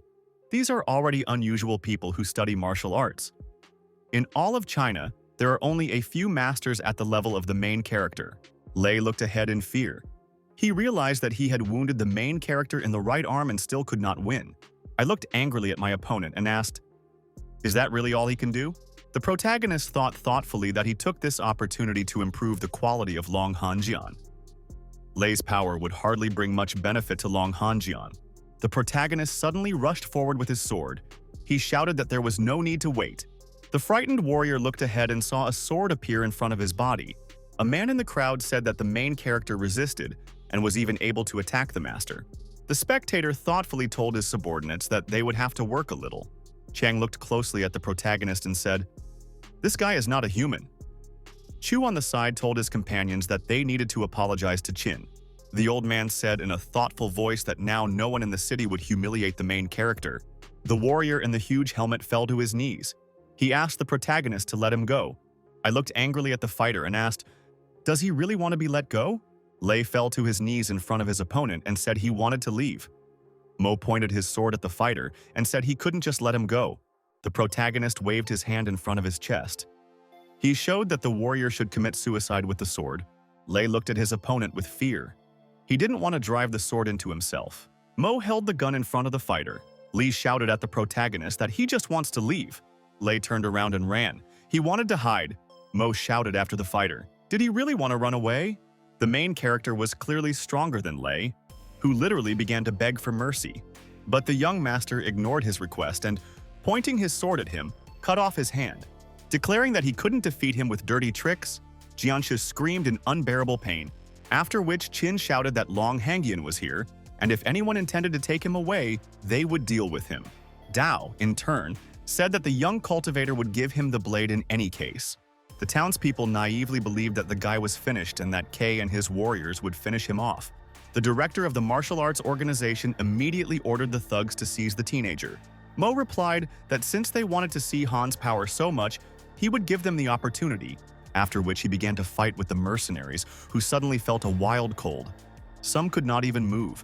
The cold-blooded Qin destroyed Dao's henchmen one after another with particular ease. The wounded Lei continued to ask him to stop this madness, asking for his forgiveness. Those around him finally saw the boy's incredible strength and began to say that he was not human at all. Yan was also shocked by Mo's abilities, something she had never seen before. Jia, in turn, understood that she had made the right choice in hiring this man. Soon the teenager dealt with all of Kei's minions and asked him if he really needed this sword. Realizing the situation he was in, Dao gave up on the idea, and Qin asked who else wanted to challenge him. In response, there was deathly silence. Everyone looked at the young warrior in horror. Then, Kijia invited everyone to a banquet at the Longxi City Chamber of Commerce, at which Min greeted everyone and said that everyone would be provided with a place for industrial exchanges. Seeing Mo in the crowd, people began to thank him and pay him compliments. Jia immediately congratulated her incredible bodyguard, saying that he deserved better. Some people were curious about her relationship with Qin, and the girl replied that he was her personal guard. Yan breathed a sigh of relief, realizing that their relationship was nothing more than a working one. Meanwhile, Dai asked the president to give a speech. Qi immediately handed her glass of wine to Mo. People immediately started gossiping among themselves, saying that the relationship between them was not just a working relationship, which infuriated Shu. Mohan in turn went up on stage and greeted everyone present. Adding that it was a great honor for her to join the Chamber of Commerce, Mao watched the proceedings with extreme displeasure. Jia continued to talk about how she intended to show them her pieces of clothing. The assistant immediately removed the cloth from the luxurious robe so that everyone could finally see Qi's masterpiece. However, Wei was once again dissatisfied and declared that he would show her a real classic, after which he ordered to show his variations of clothing, which looked extremely unusual. People, in turn, could not decide on their choice, since Mao's outfits were no less attractive. Mohan understood that Wei had thought of everything on purpose and decided to ruin the banquet. It seemed that he was dissatisfied even with his masterpieces, because this type of person is extremely rarely satisfied with anything. Suddenly, Mao asked Qin to evaluate their work and determine the winner. The guy thought about it. However, he later apologized to everyone, saying that he had completely forgotten, because Mo was a watchdog and did not understand clothes. A moment later, the protagonist gave his verdict, stating that the clothes of both families were not impressive. However, if we had to choose, Jia's outfits were better. Everyone was shocked by Qin's statement. A puzzled Mohan asked him why he was saying that, not expecting the young man to give her a reasoned answer. after which no one had any doubts that he was right, even Kijia herself, which infuriated Wei even more, because he knew perfectly well that the teenager was extremely smart. Naturally, the young cultivator turned his attention to the hated Mao, who at the same moment demanded that the guy comment on his clothing line. Chan responded with pleasure that his outfits were simply awful. Wei literally boiled with anger, noting that he was specific about Jia's clothing, something he had not done with regard to his dress series. Mao also said that he would now show an outfit that Mo would have to evaluate, and if it was better than cheese clothes, the boy would kneel down. To his surprise, the guy agreed, and then the assistants brought out a dress with wings on the back. Naturally, most of the narrow-minded observers liked Wei's clothes. Everyone literally started shouting that they had never seen anything more beautiful in their lives. Mohan herself realized that this dress really overshadowed her line of outfits. A smug Mao said that now Qin was obliged to kneel before him. However, Mo accused him of stealing the idea for the product, and everyone was horrified. A stunned Wei began to say that the boy simply did not want to admit his guilt, having declared that the dress was made by the great Mr. Smith, who immediately came on stage. Jia began to understand that Qin could not be relied upon in such moments, and that she had to do everything herself. Mao, in turn, told Smith that the teenager was accusing him of plagiarism. As soon as the designer saw Mo, he immediately bowed before him and said that he had not slept at night after looking at his masterpiece. At the same time, he called him master, which caused everyone to be very perplexed. The guy asked him if it was true that it was plagiarism, and Smith answered positively, which completely shocked everyone. Wei couldn't believe what was happening at all. The designer also added that the author of this work is Mo, and he was only able to repeat half of this masterpiece. Qian immediately rushed to Mao and asked if he should kneel down. Wei said it was a joke. Smith, in turn, said that he had no right to give orders to Master Mo, and therefore was breaking their contract. Thus, in one moment he lost his reputation and all the benefits that he had previously. The townspeople present were stunned by what had happened. Realizing how influential Qin was, the young man decided to take advantage of the moment and suggested that Smith establish an agreement with Jia. The fashion designer wasted no time in approaching Mohan, and naturally the girl hired him. This finally ruined Wei's career, and he burst into tears like a child. All the people began to look at him with hatred, realizing what kind of person he turned out to be. Soon, Qin was finally freed from this event and went to Yue. Ran was very pleased to meet her beloved and greet him. Mo noted that it was time for them to get down to business and cure Beisha. The girl immediately lowered her sad gaze to the floor. Then she changed the subject and said that one company had monopolized the pharmaceutical industry in Longxi, and her father was cooperating with them. But the most important thing is that he forces her to marry Yao Wen. It was unexpected. Qin, in turn, could not have imagined that everything would turn out exactly this way. The protagonist didn't know how to help her, but judging by Bai's expression, she didn't mind. Suddenly, the girl said that she would like to take a bath, and Mo went for a walk. In fact, she was sad to realize the reality where she was forced to become Yao's wife. Meanwhile, the young master was pondering over what had happened, not understanding how it had come to this. But at a certain moment, the young cultivator thought he saw Tai, who, with his henchmen, began to pick the lock on Ran's front door. As soon as Bai came out of the bath, the front door opened and Shen stood at the threshold. The guy literally broke into a sly smile, saying that they hadn't seen each other for a long time. The girl immediately grabbed a knife and tried to drive them out of her house. Tai, in turn, urged her to calm down and discuss everything peacefully, since he had been trying to get Yue for a long time without any results. Also, a frightened Ran said that Qin would come to her soon and deal with them. However, he was still not there, and Bai caught herself thinking that he might have left altogether. At this time, the enraged Shen attacked her, knocking the knife out of her hands, and he knocked her to the floor.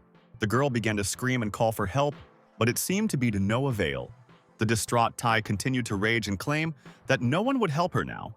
But at that very moment, Qin appeared and began to throw them to the sides. Seeing him, Shen rushed towards the exit, miraculously managing to avoid a collision with Mo, because the guy immediately rushed to Ran to help her calm down. However, after that, the teenager caught up with Tai and began to beat him brutally. Law enforcement officers soon arrived at the scene, who immediately arrested the criminals, which was instant karma. The guy then began to heal the girl by placing her on the bed. Suddenly, Mo asked her if she wanted to marry him. Bai replied that her father would not allow it, but Qin assured that he would personally take care of this and all matters related to medicines. Meanwhile, the Yao family was discussing with Bai about their children's wedding, which was only beneficial to one side. Ran's father demanded that Wen treat his daughter with respect and not harm her in any way. Naturally, the cunning teenager promised him that not a single hair would fall from her. At the same time, Jiaju urged Xin to hand over to him a man named Mo, who had humiliated his son. Of course, this proposal was followed by a refusal, which he was not happy about. The furious pharmaceutical company president said that if Bai did not do this, he would destroy his company. A moment later, Qin appeared and asked why he needed him, after which he tore the agreement between the two parties to shreds. Everyone was in shock. Yao was furious and ordered him to stop this vile performance immediately. However, the teenager obviously ignored him and stood his ground. Xin did not expect such a turn of events. At the same time, the main character noted that from that day on, he was responsible for the Longshai Pharmaceutical Company. He added that there would soon be a tournament among pharmacists, and if he won, Jiaju would have to retreat. To the surprise of the others, he agreed, saying that if Mo lost, he would be subjected to unimaginable humiliation. Also, absolutely all of their family's shares will be withdrawn from the Longshi Corporation. Without thinking twice, the young master agreed, breaking into a sly grin. A stunned Bai and his delegation just watched what was happening, after which the young cultivator hurried to leave the territory of the criminal family. After a certain amount of time, Qin was driving around the city in his luxurious Lamborghini. Arriving at the Bai family's house, Mo looked in surprise at Ran, who came out of the house with her father.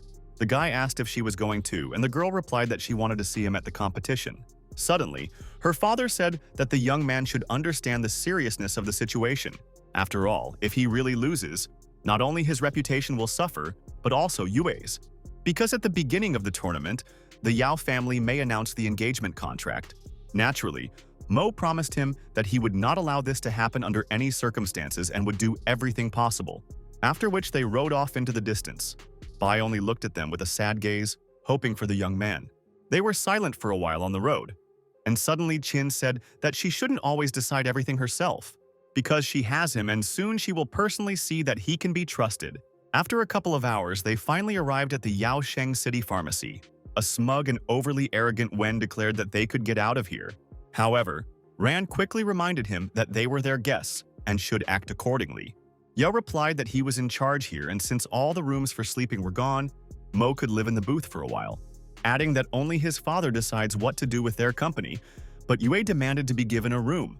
The guy, in turn, could not stand such an attitude and said that in that case he would leave, adding that before that, he would wipe their majestic corporation off the face of the earth. Having got into his incredible car, the proud young man rushed off in an unknown direction. Qin, in turn, arrived at one of the busy streets of the city and began to look around, where he suddenly saw 3 unknown people bullying a girl in an alley. Of course, the teenager could not pass by and rushed to her aid. The stranger also saw the guy and immediately began calling him for help. The thugs turned around sharply and asked who he was, while the girl rushed towards him. Grabbing his leg, she continued to beg him to help her. The unknown people rushed towards her, telling him to go past. But Qin could not leave the poor girl in trouble and decided to sort out the situation. The stunned thugs asked him what his name was and what he was doing there. Having recognized him, they immediately started running away, realizing that it was better not to mess with him. Mo instantly helped the girl get up and threw his sweater over her. The stranger thanked him for his help. At the same time, he asked where she came from and whether there was a need to inform her relatives about what happened. But the girl ran away suspiciously quickly. Then the young man checked his pockets and discovered that his wallet was missing. The unknown person, in turn, rushed into the slum area, and the main character followed her. She ran up to one of the old men and said that now she could definitely cure him. But Forbes demanded that she immediately return the wallet to its owner. At that moment, a young master burst in on them, and the girl was very scared. When asked how he found her, Mo replied that he only wanted his wallet back. The old man immediately gave in and asked for his forgiveness, saying that he was very ill, and that was why Leng had been stupid. Suddenly, the mask flew off her face, and the young cultivator saw numerous burns. Forbes also told a story about how a couple of years ago she was proposed to by a pharmacist. Everyone naively believed that a great future awaited the newly formed family. However, the day before the wedding with Wen, for obvious reasons, a fire broke out in the Leng house. But no one was going to investigate this case, and the girl received burns on her face. At this point, the old man began to cough and the young lady urged him not to talk so much. Then Mo realized how disgusting Yao was, and Qin also claimed that he could cure Forbes. Naturally, they didn't believe him, especially since Leng had already made arrangements with the pharmacist. By then, Bian had come to the slum area to try to cure the old man. The old man, in turn, volunteered to help only for the money, which was not surprising. The girl came out into his yard to meet the venerable pharmacist. One of Lao's henchmen was indignant because the young man did not greet the old man. But the arrogant Bian urged him not to touch this scum, who was causing nothing but trouble. After all, they had already met before, and in response the guy stated that he was extremely curious to observe the old man's skills. After some time of examination, Lao said that Forbes needed the Tonghu Dan elixir, but he wasn't sure he could cook it. Leng tearfully begged him to at least try. Ultimately, Ban agreed and began to brew the necessary potion. Qian watched what was happening, knowing full well that he would not succeed. After some time, Lao gave up and declared that he would not be able to prepare the potion. A worried Leng asked what they should do, and the pharmacist's assistant immediately demanded that she pay. Mo said they had no right to ask for money because they had failed to cure Forbes. Then Ban called on him to demonstrate his skills, and the boy happily began to brew the potion. Assistant Lao suddenly said that if the kid could do it, he would eat the waste of the elixir. Qin calmly began to arrange the necessary ingredients while controlling the flame. Half an hour later it bore fruit. The old man was stunned by the teenager's incredible abilities. After all, he had never seen anyone control fire before, as the technique had long been lost. Soon the young man handed over the finished potion to Leng, and Lao immediately began calling him a master of alchemy, adding that it was the first time in his life he had seen such a miracle. Mo did not pay any attention to it. Without thinking twice, the girl handed the elixir to Forbes, who immediately took it. After a couple of minutes, he felt better and began to thank the young talent. Bian constantly pestered him, asking to become his disciple, literally starting to bow to Qin, who saw a certain emblem on his robe and asked if he was from a family of pharmacists. The old man instantly tore her clothes away, saying that he no longer wished to belong to this caste. Since Mo had no pharmacists, he decided to take him as a disciple. Lao was extremely grateful to him, after which I asked him what his name was, and the young man proudly gave his name. A dumbfounded Bian literally froze in place. Looking at his new teacher, the old man also asked the main character if he was going to take part in the upcoming pharmacist's tournament. Suddenly, the young master said that her surname was Luo. Everyone was shocked. After all, this was precisely the family that had known each other in medicine for many years. And Huahia had long had a subsidiary branch called Luo, so this couldn't be a coincidence. Bian understood that this clan was the heir to China's ancient medicine industry. Soon, the opening day of the pharmacists' competition finally arrived. Most naively thought that Wen would win. The Bai family literally prayed for Mo. A moment later, the head of the Yao family appeared with his son. They thought that Qin would lose. However, looking around, they did not find their henchman Bianche. Everyone greeted Wen enthusiastically because he was the main contender for the title of the best pharmacist. The stands literally went crazy at his appearance, especially the female part of the audience. Ran, in turn, constantly thought about her beloved young cultivator. After a certain amount of time, a car finally arrived with Lao, who was greeted warmly by everyone. As soon as he got out of the car, the stands burst into applause because Bian was the symbol of the tournament. The old man also, like a servant, opened the doors for someone and asked him to get out of the car. Everyone was shocked by what was happening, not understanding who was in the car. Even Jia Ju couldn't understand who could be in the car if they were the best in medicine. At this moment, Mo came out of Bian's motorcade, and the stands fell silent, not understanding why Lao was serving him. Wen and his naive father were also shocked by this unexpected development.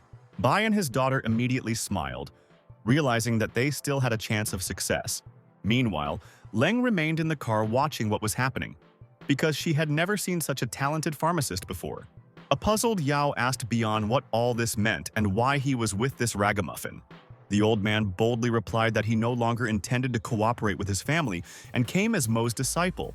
It was extremely hard to believe, but Lao actually said it to his face. An embittered Wen said that Qin would never win this competition in his life, adding that one of the judges for the event is a member of their family, and therefore, Mo's victory is completely excluded from the scenario of this competition. Meanwhile, the host called on the participants to go to their places and sort things out with the help of pharmaceuticals. The stands once again exploded with loud applause, mostly directed at the arrogant Wen. Everyone began to watch closely what was happening on stage. naively believing that Yao had victory in his pocket. His father thought the same, and simply did not allow himself to think about his offspring losing. Soon, the overly confident pharmacist began to demonstrate his skills. Having started to prepare Jin Sudan, however, it was necessary to create gold powder. At this point, Bian discovered the rotten ingredients and reported it to the teacher, who, to his surprise, did not see a problem in this. Realizing that this was the work of an opponent, it was indeed obvious, since Wen had always played by the rules. Qin himself did not get distracted from the process of preparing the potion, ordering the old man not to interfere with him. People noticed that Mo was also planning to start making gold powder. Ran was extremely concerned about the fact that Yao had intentionally ruined all of the boy's herbs. But the young man didn't even think about giving up, because he had only one chance to prove his professionalism. After a certain amount of time, the protagonist continued to work hard. Wen, in turn, was absolutely calm and acted extremely carefully. At the right moment, he used Ningdan's magical technique, shocking everyone.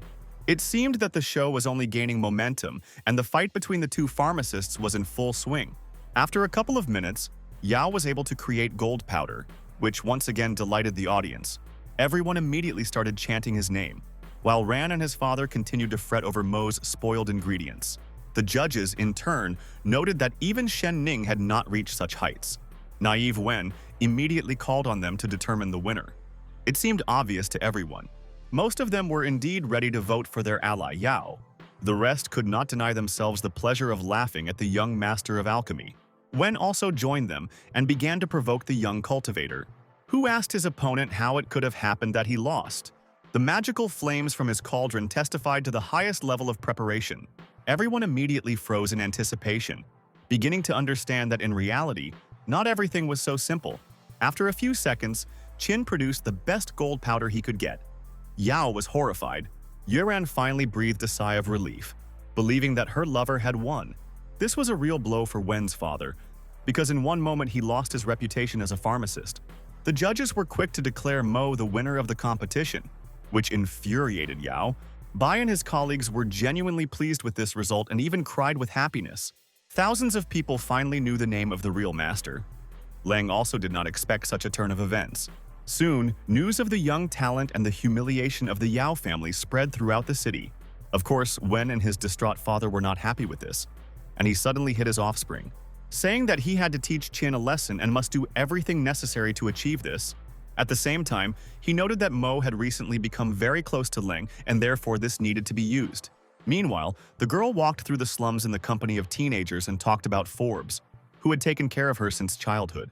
Having stated that when everything was over, she would definitely take him somewhere far away from these places. Opening the door to their home, the girl called out to the old man, saying that she had brought him something to eat. But at that moment, they were suddenly attacked by unknown thugs. Everything happened too quickly. Qin immediately began to fight them, which, overall, he did quite well. But one of them was holding a bloody Forbes in his hands, and Leng was shocked by this picture. He began to beg them to let the old man go since he had done nothing bad to them. However, the mercenaries showed no mercy and continued to beat Forbes, while they also tried to attack the girl. Mo arrived at the very last moment and once again rushed into battle. He managed to inflict colossal damage on most of them, causing them to let out wild screams. The guy said that all people should help each other.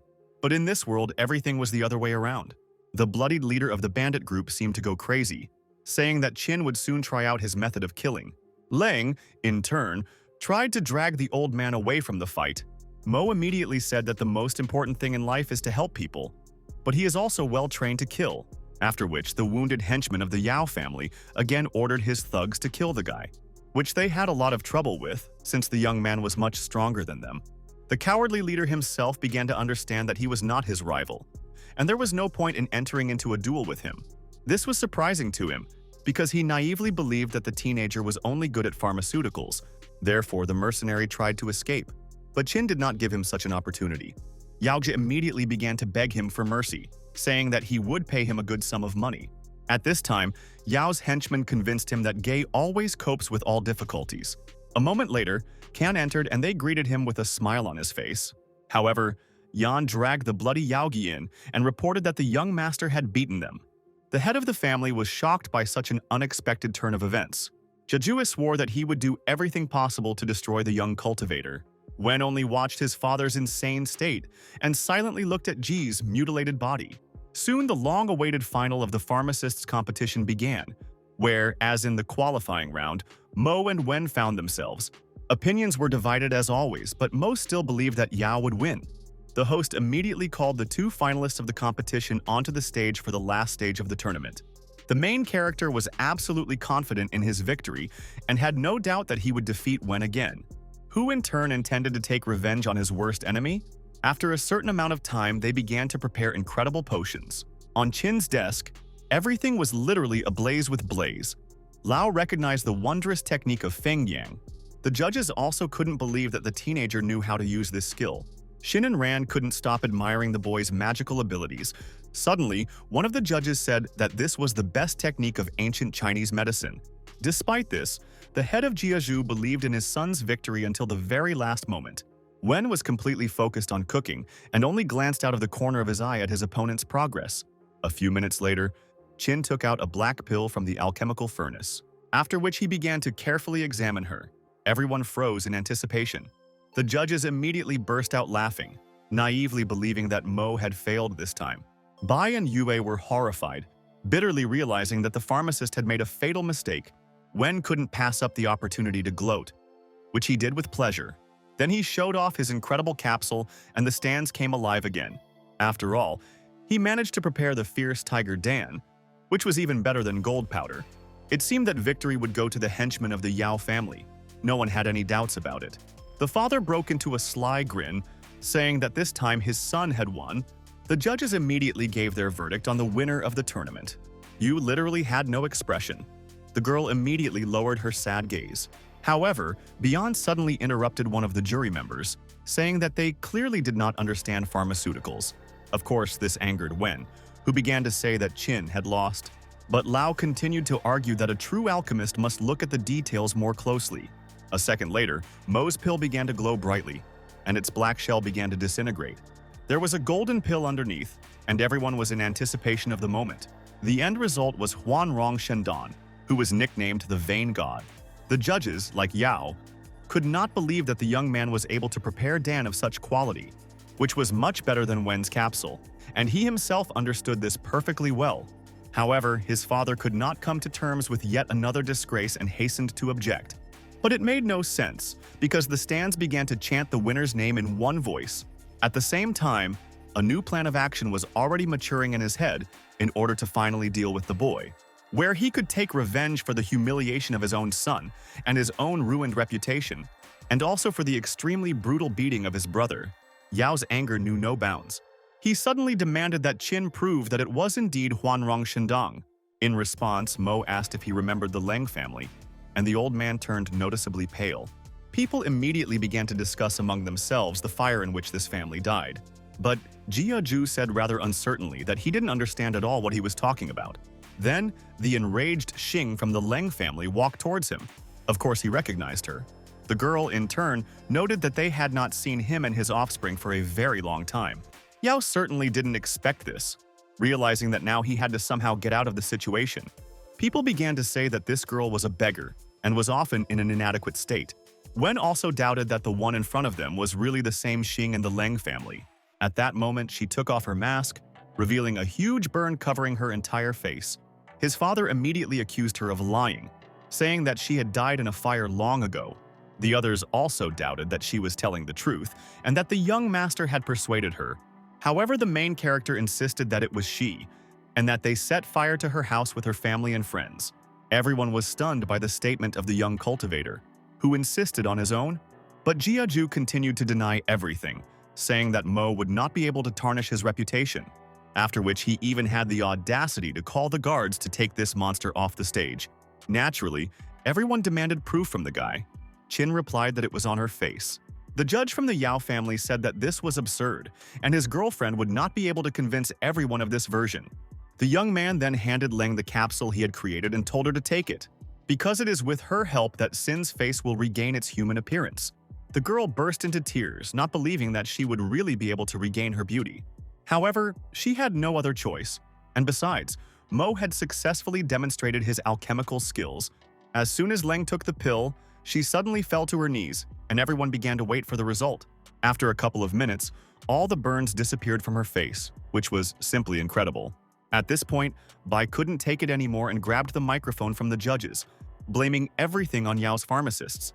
Ran, in turn, also could not believe her eyes when she saw the miraculous properties of the capsule. People were shocked by what happened and immediately recognized the girl as that very same Sin. Wen's enraged father continued to claim that Mo had set everything up and that Leng had died 2 years ago. At the same time, he demanded that all the judges give the victory to his stupid offspring. But because he was too emotional in his gestures, Jiazhu accidentally touched his son's cauldron. As a result of the Yaoling furnace rolling out of him, Wen knew that this was the end for him.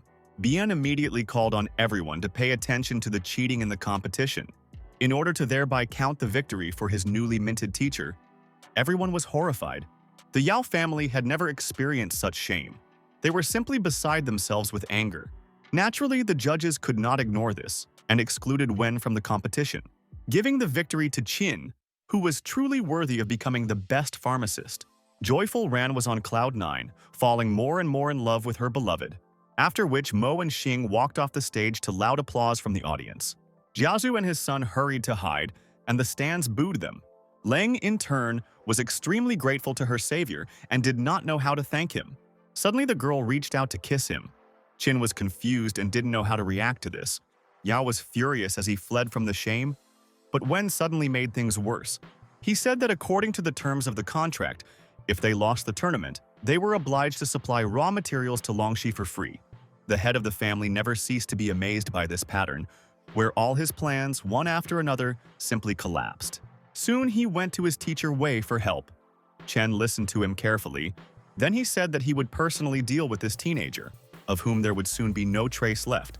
Because he could not ignore this incident and intended to avenge his student, meanwhile, the protagonist drove the extremely dissatisfied Yue back home, who was interested in what he was so busy with that he even managed to meet Sin. She then showed him a photo of Leng kissing him and demanded an explanation. The young master realized that he couldn't get out of this easily now, especially since Ran was seething with anger. Unexpectedly, Hangyan's face began to glow, and the young cultivator guessed that he was eager to break through to a new stage of development. However, something was preventing him from doing this, and Qin tried to understand what it was connected with. Also, in order to break through, it was necessary to restore the blade's adaptability to black iron ore. So Mo asked Yue if she knew where he could buy black ore. Explaining that it was a very rare type of ore and was used to reforge swords, the girl, in turn, was furious that the guy did not listen at all to what she was telling him, adding that the mines in Hua Hai do not belong to ordinary people and not everyone can get this ore. And in order to do this, they need to help Taixing. At the same time, she understood perfectly well that this would be extremely difficult to do, since his son was now in prison. But the self-confident teenager remarked that it was a great idea, which infuriated Ran again. Without thinking twice, the young man dropped her off on the side of the road and urged her to go home, because he needed to go to Sin. After a certain amount of time, Qin finally arrived at the Tai family's home. The clan leader was furious at Mo's antics and was thirsty for revenge. At that moment, a guy entered his room.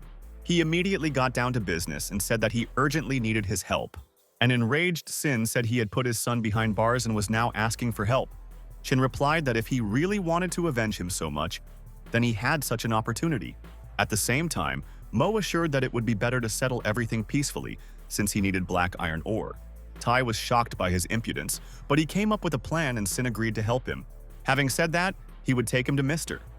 How tomorrow, the teenager was extremely grateful for the help. Although he understood that such a person could clearly be up to something bad, especially given the current circumstances with Shen, the head of the family, in turn, naively believed that now Qin was on his hook. The next day, as agreed, they went to Dahai's house where Mo asked him about the black ore. Tai kindly introduced the extremely persistent young man to his friend. Hao noted that he had this ore, but the young man was too direct about it and did not offer anything in return. Sin immediately told the story of the miners' murders and stated that the department had closed the mine until the problem was resolved, adding that they would supply him with everything he needed and even assign several people. And only after that would they provide the black ore. The teenager happily agreed to help them and suggested that they immediately go to the mine. After some time, they arrived at the excavation area, where the search for the criminals began. Dahai suddenly handed him a shotgun and said that his men would go with him to make this expedition safe. Naturally, Taishin and his friends sincerely hoped that their plan would work. Suddenly, the hunters moved away from Chin and began to discuss something among themselves. After a couple of minutes, one of them said that they could no longer follow Mo, since they were pursuing their goals and wanted to make money, so he had to go and find the killer alone. The young man silently rushed forward, realizing that this was clearly not just like that, and that Sin had decided to take revenge on him. The hunters, in turn, naively believed that they would now earn a lot of money. However, as they began to climb the mountain, they heard suspicious sounds and immediately became silent. At that moment, they discovered two huge tigers heading towards them, which instantly tore two hunters to pieces while the third tried to escape. Suddenly, the tiger rushed towards him. It seemed that nothing could save him. But at the last second, Chin appeared and pulled the frightened boy back, telling them to run away while he dealt with this annoying tiger. The stunned hunter asked him again if he really thought he could handle this wild beast. Without thinking twice, they rushed off in an unknown direction, trying to escape. Mo, in turn, was left alone with the most dangerous representative of the feline family. As soon as the tiger attacked him, Chin instantly took aim to fire. But suddenly he discovered that there was not a single cartridge in the shotgun. Meanwhile, an extremely influential man came to Dahai, who intended to buy black ore from him. Hao did his best to serve him in order to sell as much iron as possible at a good price. Completely forgetting about the agreement with the young master, he suddenly asked to bring him the necessary box. Tai immediately approached him and reminded him about the young cultivator, but Dahai insisted that the guy was already dead. He added that no one would be able to deal with the tigers and survive. Besides, Mr.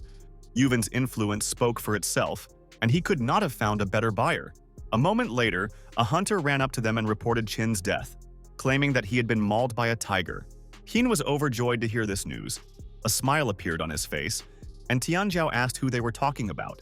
Hao replied that some boy came to him and wanted to buy black ore. The surprised guest noted that no one had been interested in this hardware for several years. At that moment, the assistant brought Dahai a box with miraculous ore. Smiling, Hao handed it to Yuan and said that from now on it belonged to him. However, a second later there was an explosion that destroyed part of the perimeter wall. The stunned Dahai shouted out who dared to unceremoniously burst into his room in the middle of the day. The maimed bodyguards said that it was Mo. At the same moment, Chin, with the killed tiger on his back, entered Hao's domain. Equally shocked, Taishin couldn't believe his eyes, saying that the youth should have died. The teenager, in turn, answered quite calmly that he had killed all the tigers. At the same time, he clarified that in fact they had deceived him and simply wanted to kill him. Tianjiao immediately asked if he also wanted to get his hands on this iron ore, saying that she belongs to him and no one dares to encroach on his property. Dahai confirmed his words and stated that Chin could not purchase iron from him. Thus, Mo entered into a fight with the extremely arrogant Yuan, which was exactly what Hao had been counting on, who watched what was happening with great pleasure.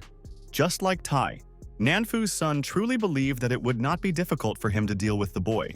However, after a few minutes, he realized that Chin was a rather unusual opponent. Suddenly, Mo launched a series of attacks and Tianjiao fell to the ground. Everyone was terrified. Naturally, he was not going to accept defeat, even though the teenager asked him to end this circus and give him the ore. Yuvan immediately decided to use his magical abilities. Claiming that he shouldn't be underestimated, Chin was absolutely confident in his strength, after which he once again unleashed a barrage of crushing blows on Tianjiao. The crippled Jiao immediately stepped aside, saying that his father Nanfu would not forgive this guy. Then, waiting for the right moment, he again tried to attack the teenager. However, Mo still demonstrated incredible fighting technique, thus once again causing colossal damage to the extremely arrogant Yuvan. In fact, the main character took soul stones with him before going into the mine to get a boost. Tianjiao immediately fell unconscious to the ground. Hao and Tai suggested that he calm down and take the black ore. Naturally, the young master did not believe them and said that they initially wanted to get rid of him. Dahai immediately began to bow to him, literally begging for mercy. Sin was no exception, but the young cultivator decided to leave a reminder of himself and broke Hao's leg. Then he rushed towards the frightened Taixing, saying that he too must be punished. Suddenly bursting into tears, Xing continued to ask Chin to calm down and not touch him. Mo, as always, ignored him and rushed to deliver his most powerful blow. But at the very last moment his fist stopped in front of Tai's face. The old man froze in place. Kanjian signaled to his master that he was ready to break through to the next level, so Qin decided not to waste any time and declared that Shin was very lucky this time, after which the guy calmly took the black iron and disappeared in an unknown direction. In town, everyone continued to talk about Mo. Some even suggested making him mayor. While Xiaoji was in his manor, he was indignant about the death of his son. His servants watched their ruler's anger in silence. Understanding his bitterness, Nanfu literally went crazy and swore revenge on Qin, ordering that he be found immediately. Chen, in turn, said that he would personally deal with this upstart. Xiaozi declared that if Master Wei could truly deal with him, he would receive a generous reward. The old man naively believed that he would soon kill the boy and become fabulously rich.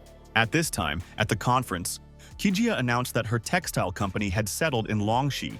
To her immense gratitude, Qin was also present at the event, after which finally came the banquet in honor of the joining of the two organizations. The joyful Bai congratulated the young man because now he had become famous throughout the city. Besides, not long ago he had completely dealt with Yuvin, and everyone was happy with this outcome. Suddenly Mohan approached Mo and asked what he was thinking about. The guy replied, "Nothing." The girl noted that this event was happening thanks to him, and he was now the center of attention. At this moment, Mao Dao and their henchmen showed up at the banquet, and Wei was indignant that his family had not been sent an invitation. Everyone froze in place, realizing that they were clearly going to ruin everyone's holiday. Jia immediately tried to drive them away, but Mao declared that he had an extremely important message for Qin.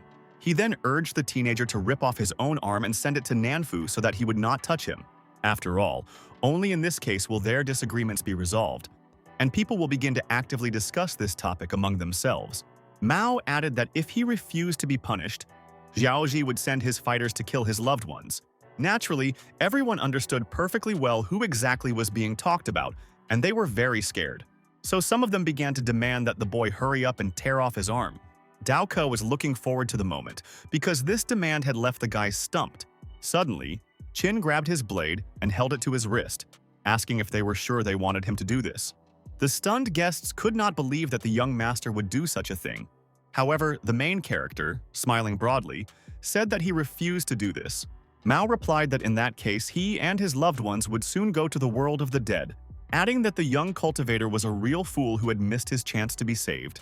Extremely worried people began to say that Wei was quite powerful and this could end badly. Mo himself understood that Hangyan had recently broken through to the next level and clearly needed to be checked.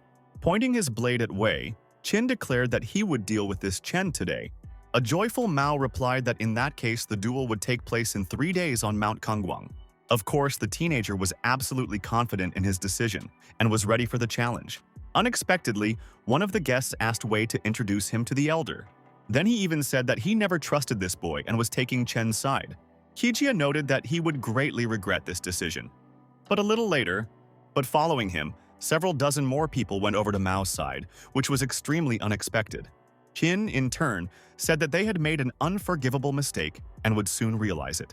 But everyone just laughed at his words, and Wei noted that he would die in 3 days, after which they immediately left the banquet, following Mao. A moment later, someone called Bayu and told him something terrible, which was clear from the frightened expression on his face. The old man immediately informed Mo that the pharmacist had learned of his conflict with Nanfu and had not signed the fight agreement. The next day, Tao informed the boy that he had gone to Chen to arrange a duel.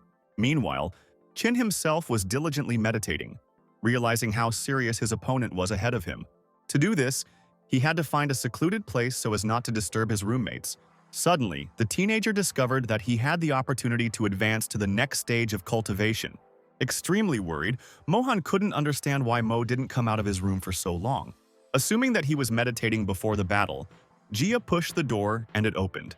By that time, Qin had finally broken through to the next level of development, which made him extremely happy. But at that very moment, Mohan came to him and saw the guy in all his glory, from which she simply froze in place, realizing that she had clearly disturbed him at the wrong time. Soon they were having lunch, and the girl suddenly gave him a petty cash card. At the same time, she urged him to leave the city, since the Nanfu family is one of the most powerful clans. Therefore, it would be better for Qin to hide, because he simply wouldn't be able to defeat Xiaoji and his minions.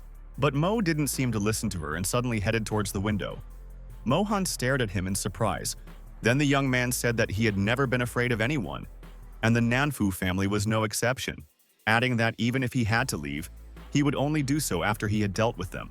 At this time, the sword monuments that Master Wei had spoken of were erected on Mount Kangguang. Mao, in turn, asked why he needed them, since Chen was already strong enough. The old man replied that they were just helping him.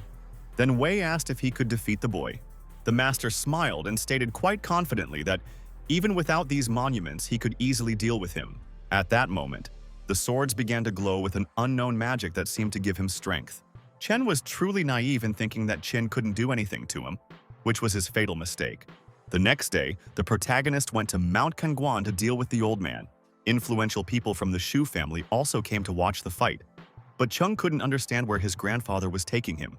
Feixiang replied that there was a battle between some youth and Wei today, and they couldn't miss such a show. Chen himself continued to meditate, preparing for the upcoming fight. Dao Ke asked Mao how long the old man had been on the mountaintop.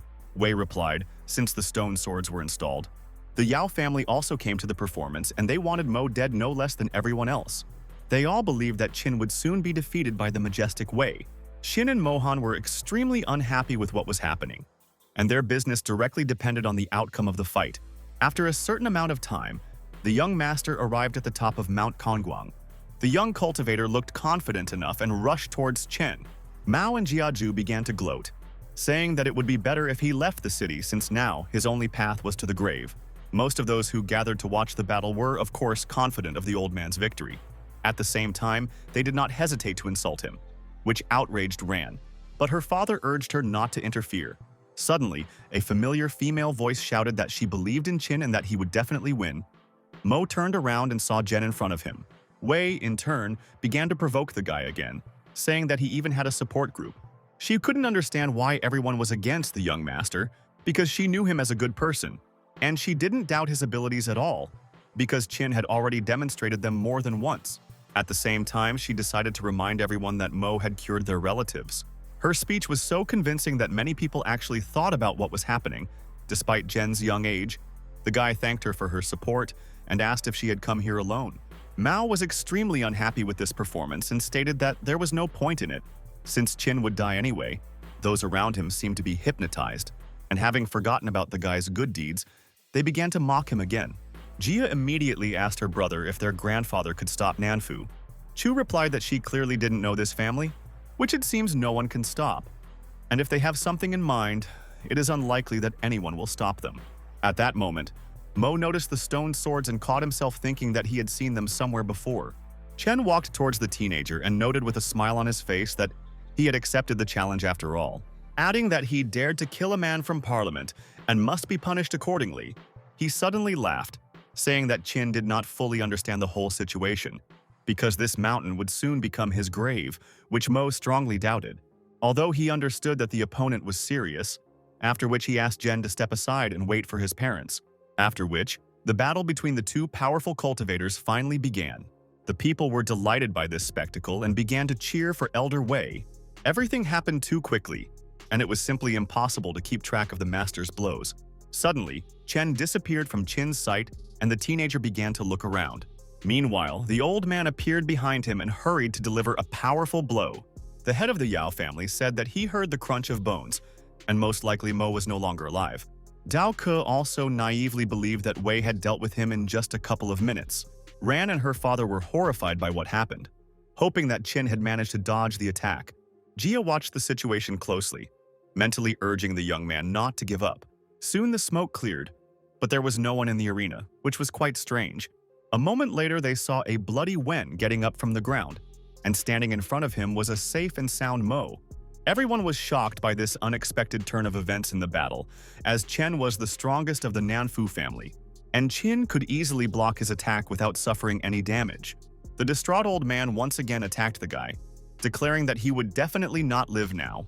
The monuments instantly began to shine with an unknown magic, and the battlefield was illuminated with a bright light. Qin then realized that these stone structures gave Wei strength and also regenerated his health. Suddenly, a rain of swords fell from the sky, literally shaking the mountain. Hu Tian and Q began to understand that now, the young master would definitely not be able to stand up to Chen. Ran, Bai, and Mohan also realized how difficult things would be for the main character in the future. Spectators were left in bewilderment. wondering if the rain would really kill Mo. Q, in turn, urged them not to talk too much and to continue to watch the incredible way.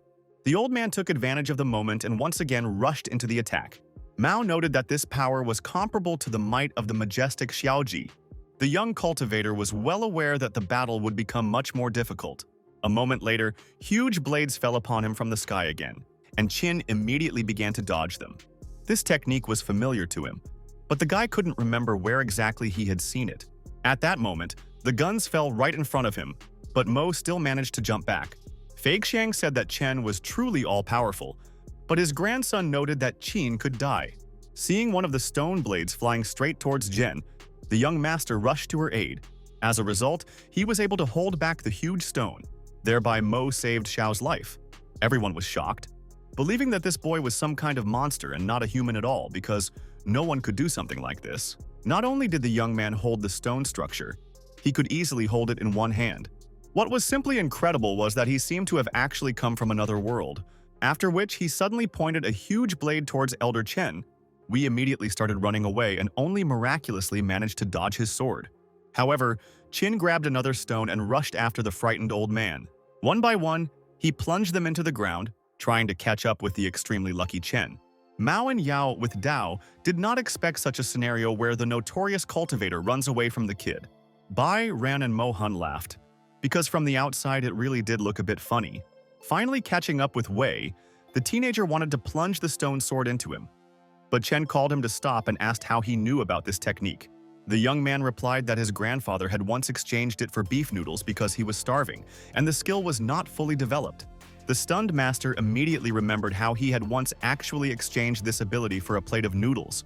In connection with this, the old man fell to his knees and began to ask for forgiveness from Mo, because he was a descendant of immortals. Shocked, Mao almost went crazy, bitterly realizing that his family was now finished. Suddenly, Qin took pity on Chen, realizing that he had met his grandfather. Then they hurried down the mountain. Suddenly, Wei asked where the immortal was now. However, the guy replied that he didn't know this and didn't want to discuss the topic. Those around him were so stunned by the boy's strength that they were even afraid to talk to him. Feixiang, in turn, urged his grandson to invite such a respected master to visit the military base. Meanwhile, Qin said goodbye to Jen and hurried back to the car. As soon as he got into the car, he saw a rather strange and incomprehensible picture. He felt like he was hallucinating, because Mo saw himself running up the mountain. This man was an exact copy of him. The stunned teenager assumed that someone had decided to impersonate him. After a certain amount of time, some thugs came to Konghuangshan village, who, as always, collected tribute from ordinary people supposedly for their protection. The unknown boy immediately ran up to the bandits and declared that they had no right to collect payment from people. The village chairman began to thank Mo, mistaking him for the real Qin. The main character watched what was happening and did not understand what this young man was hoping for. Suddenly, one of the hunters recognized him as the same guy who had defeated the tiger. However, the teenager began to boast about his victories, in particular over Old Man Wei. Then everyone realized that he was just pretending to be a young master, because Mo had always remained humble. Suddenly, one of them hit him. He stated that he should abandon the idea of pretending to be Qin, as it would not lead to anything good. The stunned stranger continued to insist that he was the young cultivator. But Pockmark said that he and Mo were old friends and so he was doubling the fee, after which they began to beat up the impudent man. But at that moment, the real Qin came to his aid, who instantly prevented a fight and called on everyone to calm down immediately. Shocked, Mark asked him what he was doing there and the young man smiled. Then he asked Jan if they had really once been close friends. Eventually, they threw down their clubs and began to ask him for forgiveness. Mo, in turn, urged them not to bother the people from the village anymore, and to find something more serious to do. Pockmark immediately apologized to the chairman and said that they would not disturb him. The young man finally took off his wig and thanked him for his help, saying that he just wanted to be like him. But Qin asked him not to do that again, and besides, he imitates him extremely poorly. The master only offended the teenager, but at the same time he answered honestly. As a token of gratitude, the village chief decided to give Mo a huge villa. The young man immediately felt a favorable aura that was conducive to cultivation. In connection with this, the guy thanked the chairman, saying that it was a truly worthy gift. However, Qin stated that he needed to visit the school and therefore someone had to look after the mansion. Pockmark noted that he could not help him with this, since he was an undisciplined person. But Yan suddenly volunteered to take on this responsibility, as he intended to become Mo's disciple. To the surprise of the others, the boy entrusted his house to him. It seemed that Xiao himself did not expect such a decision from Qin. The teenager also decided to show his student one of his magical techniques. Moments later, a huge tsunami was approaching the building, accompanied by lightning strikes. Ian was stunned by the abilities of his newly minted teacher, not understanding how he managed it. But Mo's performance didn't end there, and he rushed to shock his student once again, after which the main character used the magic stone that he took from Venya. Shu finally realized that the young master was actually using spiritual education. The young cultivator urged him to use these skills if anyone dared to break into the house. Qin himself rushed to the inner garden of the mansion to meditate for a while. After a certain amount of time, the beaten Yang ran to him and said that Hao and Tai had decided to buy this villa. Not believing that it belonged to Mo, they began to inspect the luxurious house. Sin naively believed that when he bought the mansion, he would demolish it and build a real penthouse in its place. At this moment, Qin approached them and asked if he really wanted to demolish this villa. Shocked, Taixing and Dahai immediately fell to their knees before him, saying that they simply didn't believe this man. He added that he was just joking about the house and that if Mo liked it here, they wouldn't bother him anymore. The noble guy forgave them and urged them to immediately disappear from his sight before he changed his mind. But the extremely inquisitive Sin asked what kind of water it was that surrounded the building like a barrier. Qin replied that it was holy water for cultivators, and it helped them become stronger and purify their spirit. Then Tai asked to sell it to him, because if sales skyrocketed, then Mo would make a profit. The teenager thought about it, realizing that in the future he would definitely need funds for improvement. In the end, he agreed, noting that everything should go without any tricks. And if everything really happens as Taishin claims, then he will be rewarded. Naturally, Xing promised that he would not cause him any more trouble, but Hao knew that he would definitely steal. Qin, in turn, went to Xiao and warned him about the arrival of his friend, whom he would be obliged to protect. At this time, Wan went to work at the Zhangjia Hotel, where there was an extremely helpful manager, who, for some unknown reason, did her work for her. And with a smile on his face, she found this quite strange, since they simply weren't letting her work. After some time, a group of young people arrived at the hotel. Among them was Bei Feng's son named Taishu. As soon as he saw the lovely young lady Chen, he instantly liked her. Based on this, Shu demanded that she serve him, then asked for a cup of tea. Thus, the manager found himself in a difficult situation because offending Qin was tantamount to death. And the same applied to Tai. The perplexed Vanya couldn't understand what was so difficult about pouring tea, but the manager was on edge. Soon the girl brought the extremely arrogant Zhao the promised cup of tea.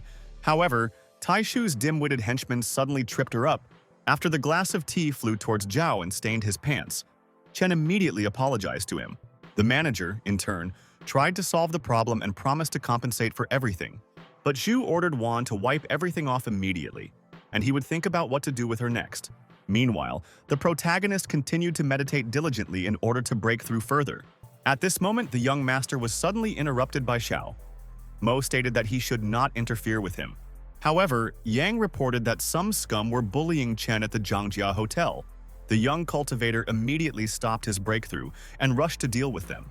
Wan, in turn, tried in vain to resolve the conflict with Tai, but the restless Shu demanded that she wipe her pants. The manager knew that he couldn't help her because Grandpa Zhao was a scary person. In connection with this, he again declared compensation. But Tai Shu replied that he was not poor and that he had money. Then he asked to resort to another option to resolve this misunderstanding. But in response, the enraged Shu threw a glass at him, which smashed on the servant's head. Then he returned to the tearful and frightened girl, saying that he expected a slightly different treatment from her. Suddenly, a mug flew into the back of the disgusting teenager, literally knocking him off his feet. A puzzled Tai fell to the ground and immediately asked who had managed to do this. Qin immediately ran into the room and delivered a powerful blow to the head. Everyone was shocked. An angry Shu asked again if the boy knew who he had decided to hit. His henchman immediately claimed that he was the youngest grandson of the great Zhao. Tai instantly broke into a smile, asking if he was scared now. However, Mo said that he was not afraid of Lao at all and was ready to deal with him as well. This only made Zhu's stupid henchmen laugh, and they began to say that he apparently didn't know who Zhao was. Taishu himself was beside himself and said that the guy would die an extremely painful death. Then he ordered his thugs to immediately finish off this upstart. A few minutes later, the hotel lobby was filled with beaten-up Shu's henchmen.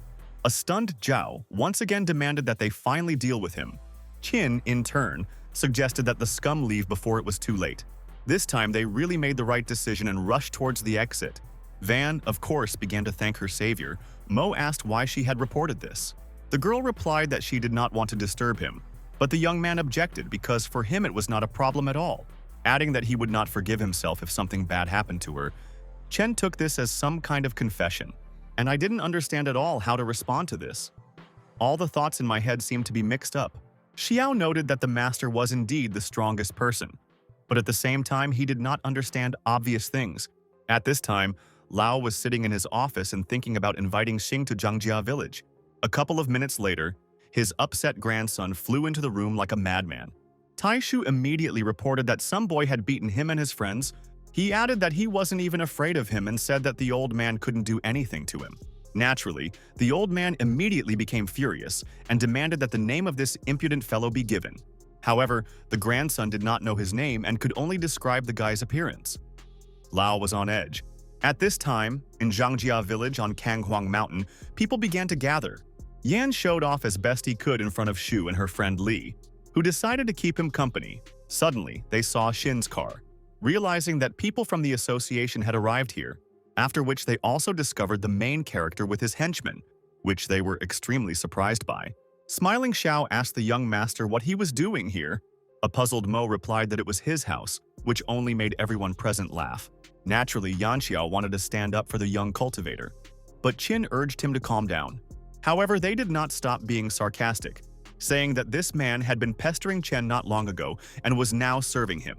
The surprised Yan also couldn't understand why Mo would get involved with this scum. The guy continued to threaten them, saying that if they didn't stop this circus, he would beat them up.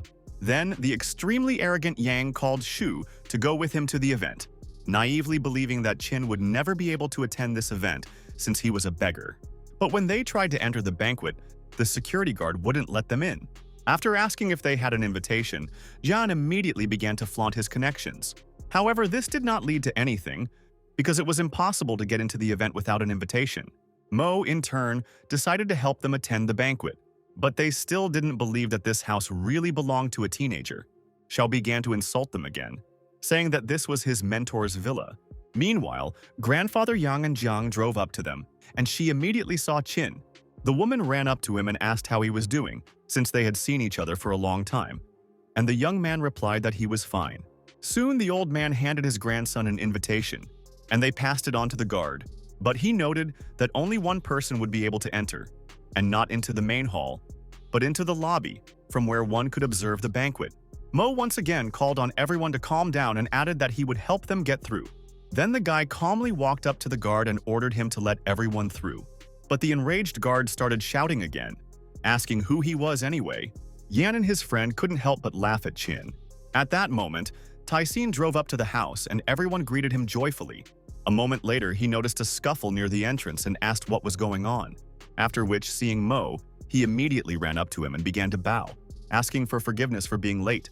Everyone was simply stunned by such an unexpected turn of events and continued to watch what was happening. The guard, in turn, could not put two words together, realizing that this man was extremely influential, since Sin was so afraid of him.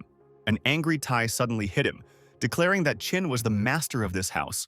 Shu, like the others, was stunned that the villa actually belonged to Mo. Li immediately ran up to him and began to compliment him, realizing that the guy was not so simple. They then hurried inside. Zhang couldn't believe that the boy had already grown up and achieved such success. After a certain time, they all began to drink to the health of the owner of the mansion, who suddenly announced that he should take a short break and rest. A couple of minutes later, Zhao broke into the house with his men and his stupid grandson, who pointed at Qin and said that it was he who beat him up at the Zhangjia hotel, after which Tai Shu approached the main character and said that now it was definitely the end for him. All the guests were stunned by what was happening and could not understand what was going on. Naturally, Xing was unhappy with this turn of events because the Zhao family was extremely influential. Yan and his friend began to actively discuss Mo's conflict with Lao, believing that the boy was now in real trouble. Zhu and Li also began to understand that this would clearly not end well. Taishu continued to threaten the young master, but Qin, as always, was completely calm. But suddenly Lao hit his grandson on the head and ordered him to bow down before Mo. Everyone was once again perplexed, realizing the magnitude of the young cultivator. Nobody really expected such a turn of events, of course. Sin was pleased with what was happening. However, even after the old man's angry blows, the stubborn Shu refused to apologize to him. The enraged Lao once again ordered him to beg Qin to forgive him, but Tai again ignored him. Mo suddenly said that the Zhao family had fallen in his eyes. The old man was shocked. Subsequently, he stated that in that case, Shu was no longer a part of it. The shocked teenager couldn't believe that his grandfather was ready to abandon him. Finally, it dawned on the guy that this had to be done, because he didn't want to lose his money. Qin suddenly called him to stand up, saying that he would not bring shame to his family. A puzzled Chung asked Feixiang why everyone respected this young man so much.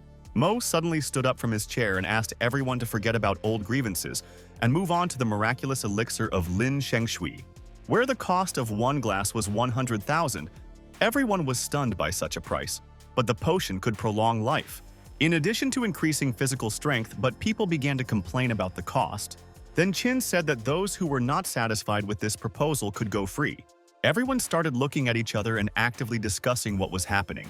Suddenly, Lao suggested that Taishu try the water and they would see the result. A stunned Shu asked his grandfather again if he really should drink this dubious drink, but the old man ordered him to drink. The boy immediately knocked back the glass of holy water and immediately felt a surge of strength, after which Tai stated that the feeling of weakness instantly disappeared, and he felt incredible power in his body. Thus, most people realized that the price was justified and began to buy water. Lao noted that now his grandson really has the opportunity to show his best side. The number of people wanting to buy holy water increased with each passing minute.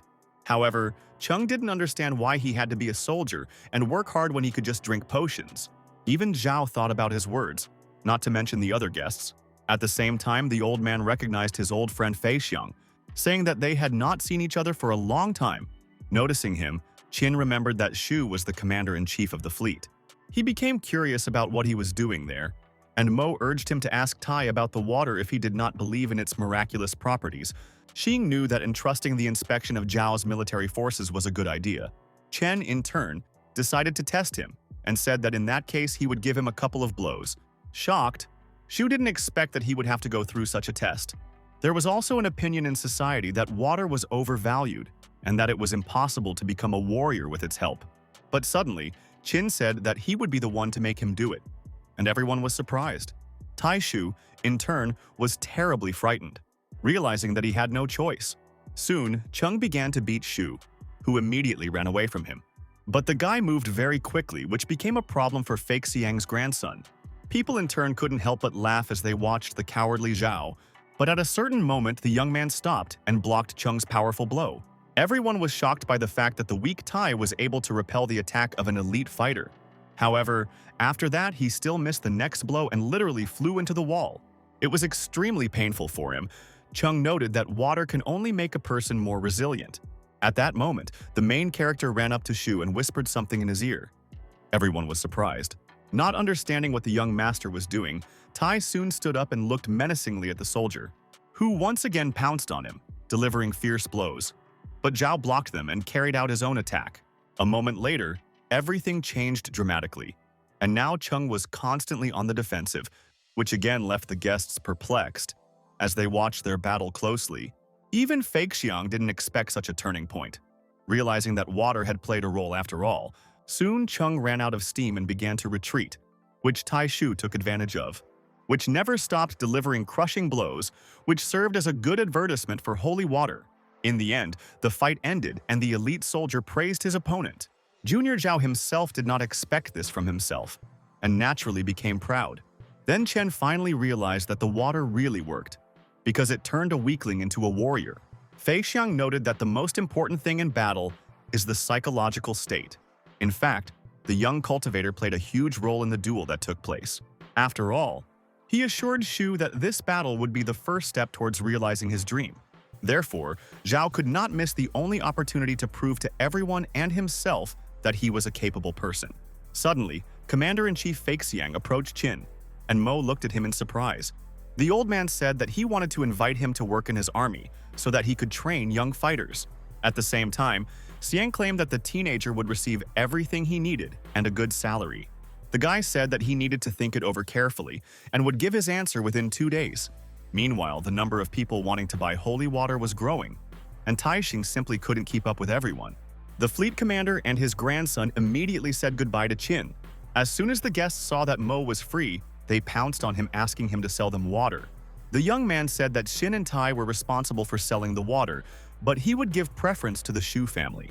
Hearing this, Zhang literally burst into tears, realizing that the boy had truly grown up a long time ago. Bai, in turn, moved away from all the guests and spoke tensely on the phone. Naturally, Mo noticed this and decided to find out what happened. But Jin assured that everything was fine, and he didn't need to worry about this trifle. However, the boy insisted that the old man tell him the whole truth, because he would find out about it sooner or later anyway. Then the saddened Bai said that the Yao family was causing them problems again and demanding that Ran be married to Wen. The extremely self-confident Qin declared that in that case he would go with him to Yaoshan. He added that he would personally deal with this garbage, and at the same time help resolve this issue.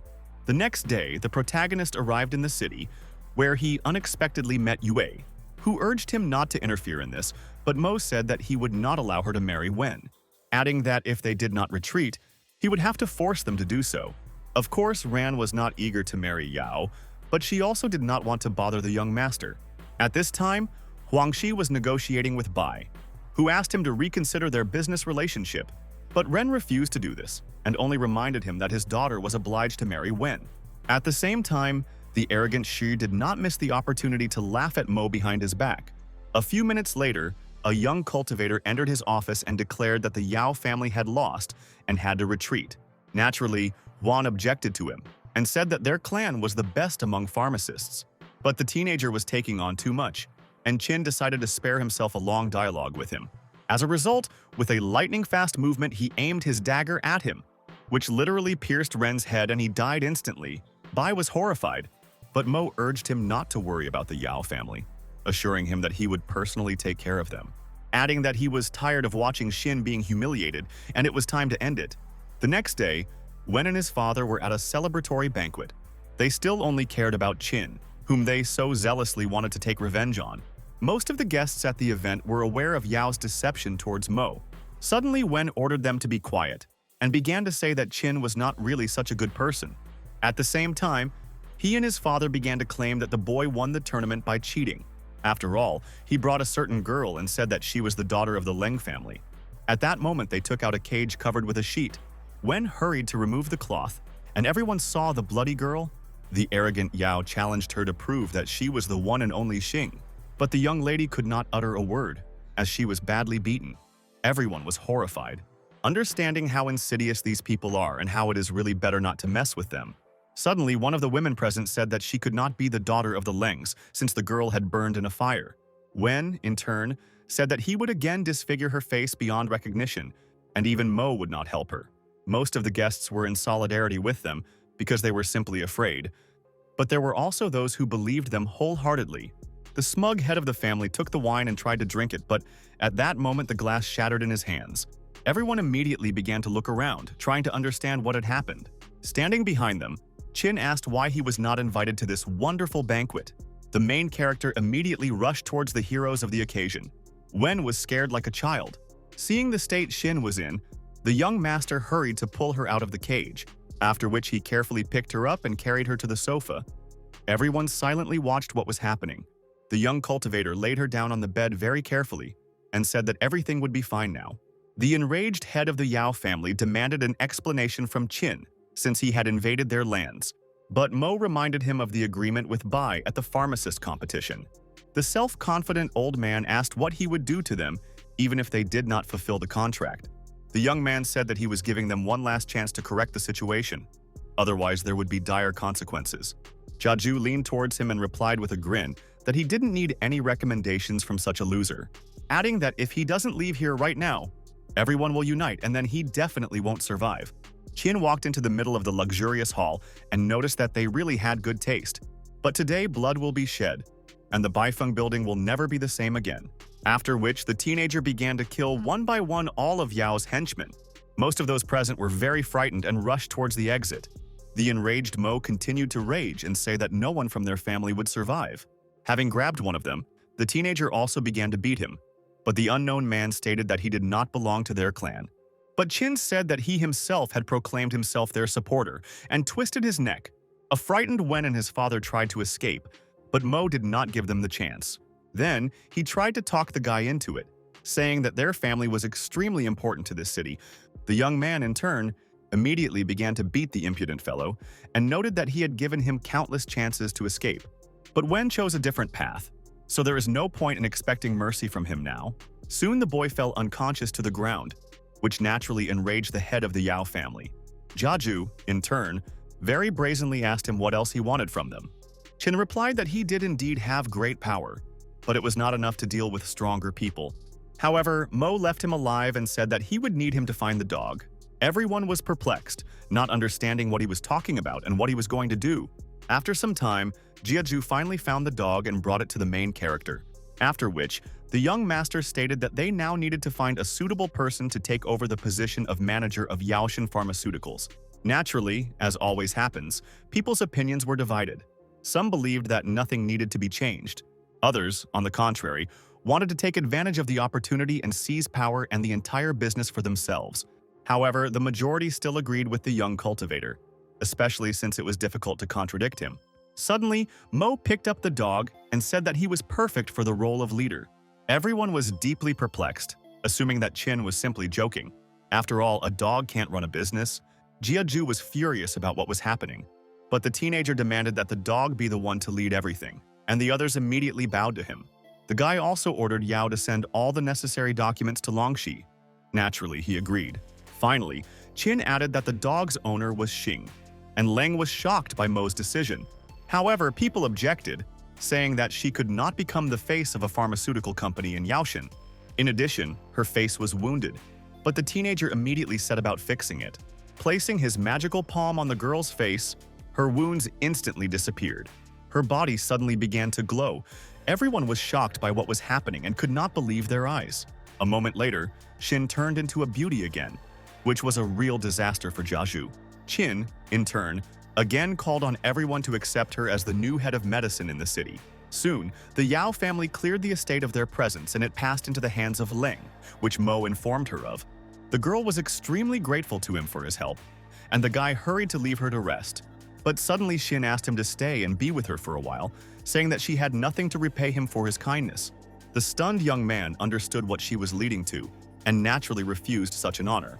Although for obvious reasons it was extremely difficult for a teenager to do this, but he still found the strength in himself and rejected the offer of a rather attractive lady. Finally, Leng said that he would always be a welcome guest in her domain, after which Qin immediately went to meet Bai and the other leaders, who were already waiting for him at the Baishi Corporation. A couple of minutes later, Mo arrived at the place. As soon as the guy got out of his fancy car, absolutely everyone, including Ran and Xin, bowed to him. An enthusiastic and grateful Bai said that the Yao family had given them the necessary materials. Ye suddenly pulled Qin aside and began to thank him for helping her family, saying that she had nothing to repay him with and therefore he should visit her sometime. The smug guy understood perfectly well that he most likely would not be able to escape his fate. At the same time, Ran gave unambiguous hints, but in the end, the main character decided to run away. Of course, the girl was unhappy with the teenager's sudden decision. Meanwhile, the young master calmly got into his car and drove off in an unknown direction. As he passed by the Zhangjia Hotel, the young cultivator noticed a girl, who was standing in front of the hotel and talking to someone. He suddenly recognized her as Vanya. Qin was extremely surprised that Chen was still working at the hotel and decided to find out how she was doing. Vanya, in turn, tried to explain to the manager that she had a sick mother and asked to take half a day off, but the guy refused her. Hearing this, Mo urged him to give her a vacation and hire another employee for a few days. The young man recognized him as Mr. Qin said that he would gladly go to meet him, but the clients would not wait. Then the teenager offered to work in her place, and the stunned manager couldn't refuse him. A joyful Chen immediately began to thank him for his help. Mo noted that it was not a problem for him. At this time, the people inside the hotel were celebrating Jun's entry into the Lan Fan Special Squad.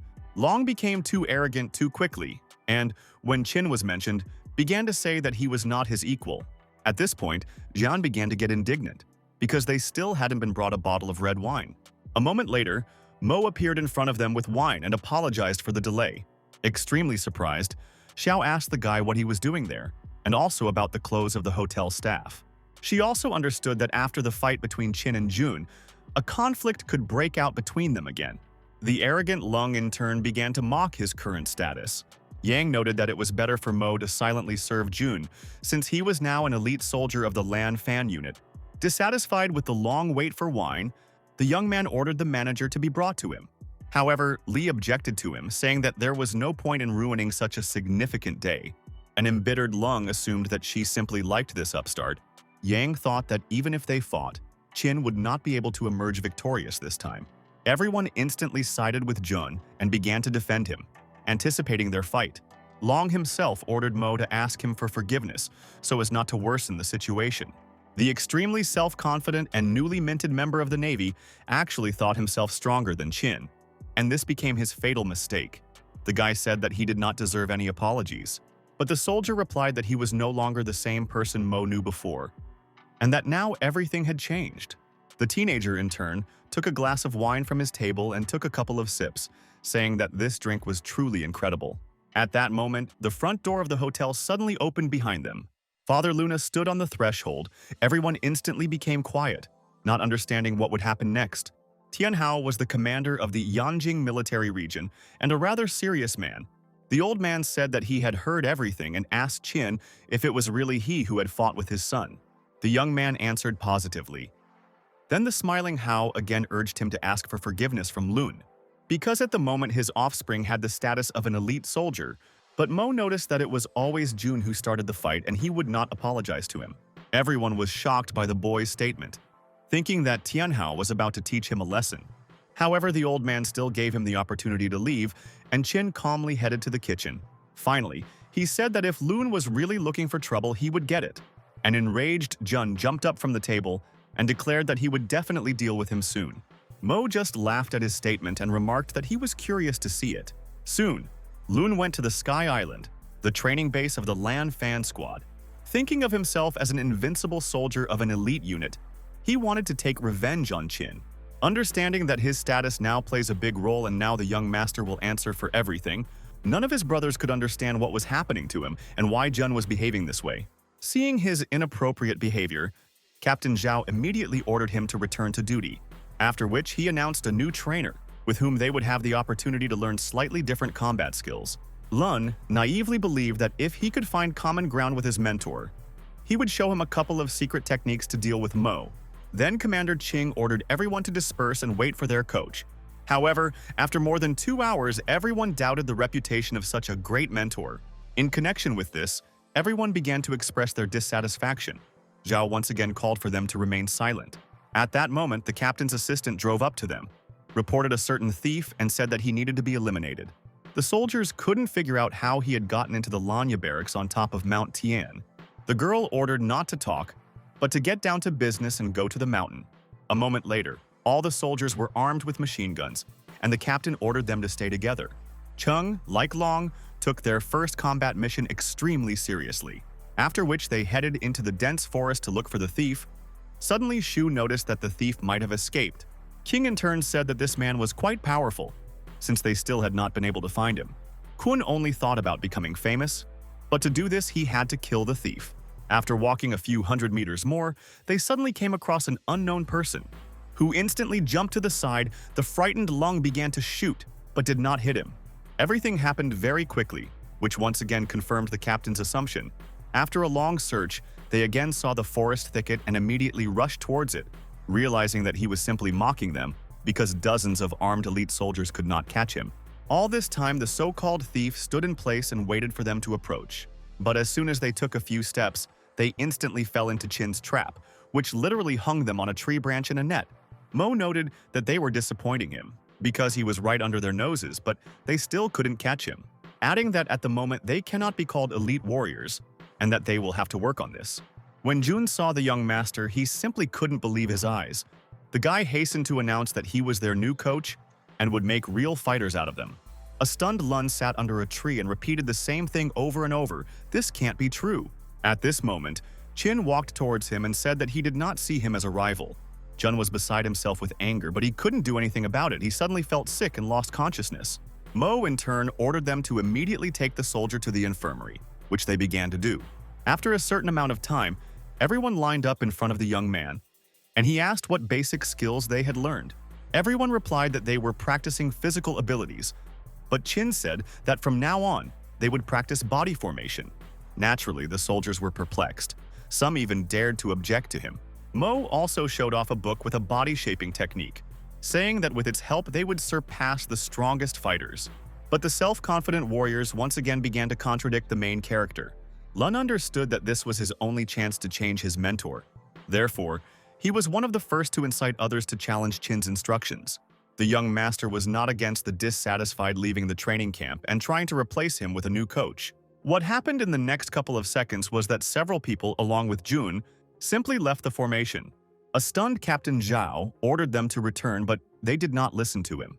Meanwhile, former Commander Wang was indignant about his dismissal. A few minutes later, Long burst into Shu's office with several of his brothers, saying that Chin could not train them.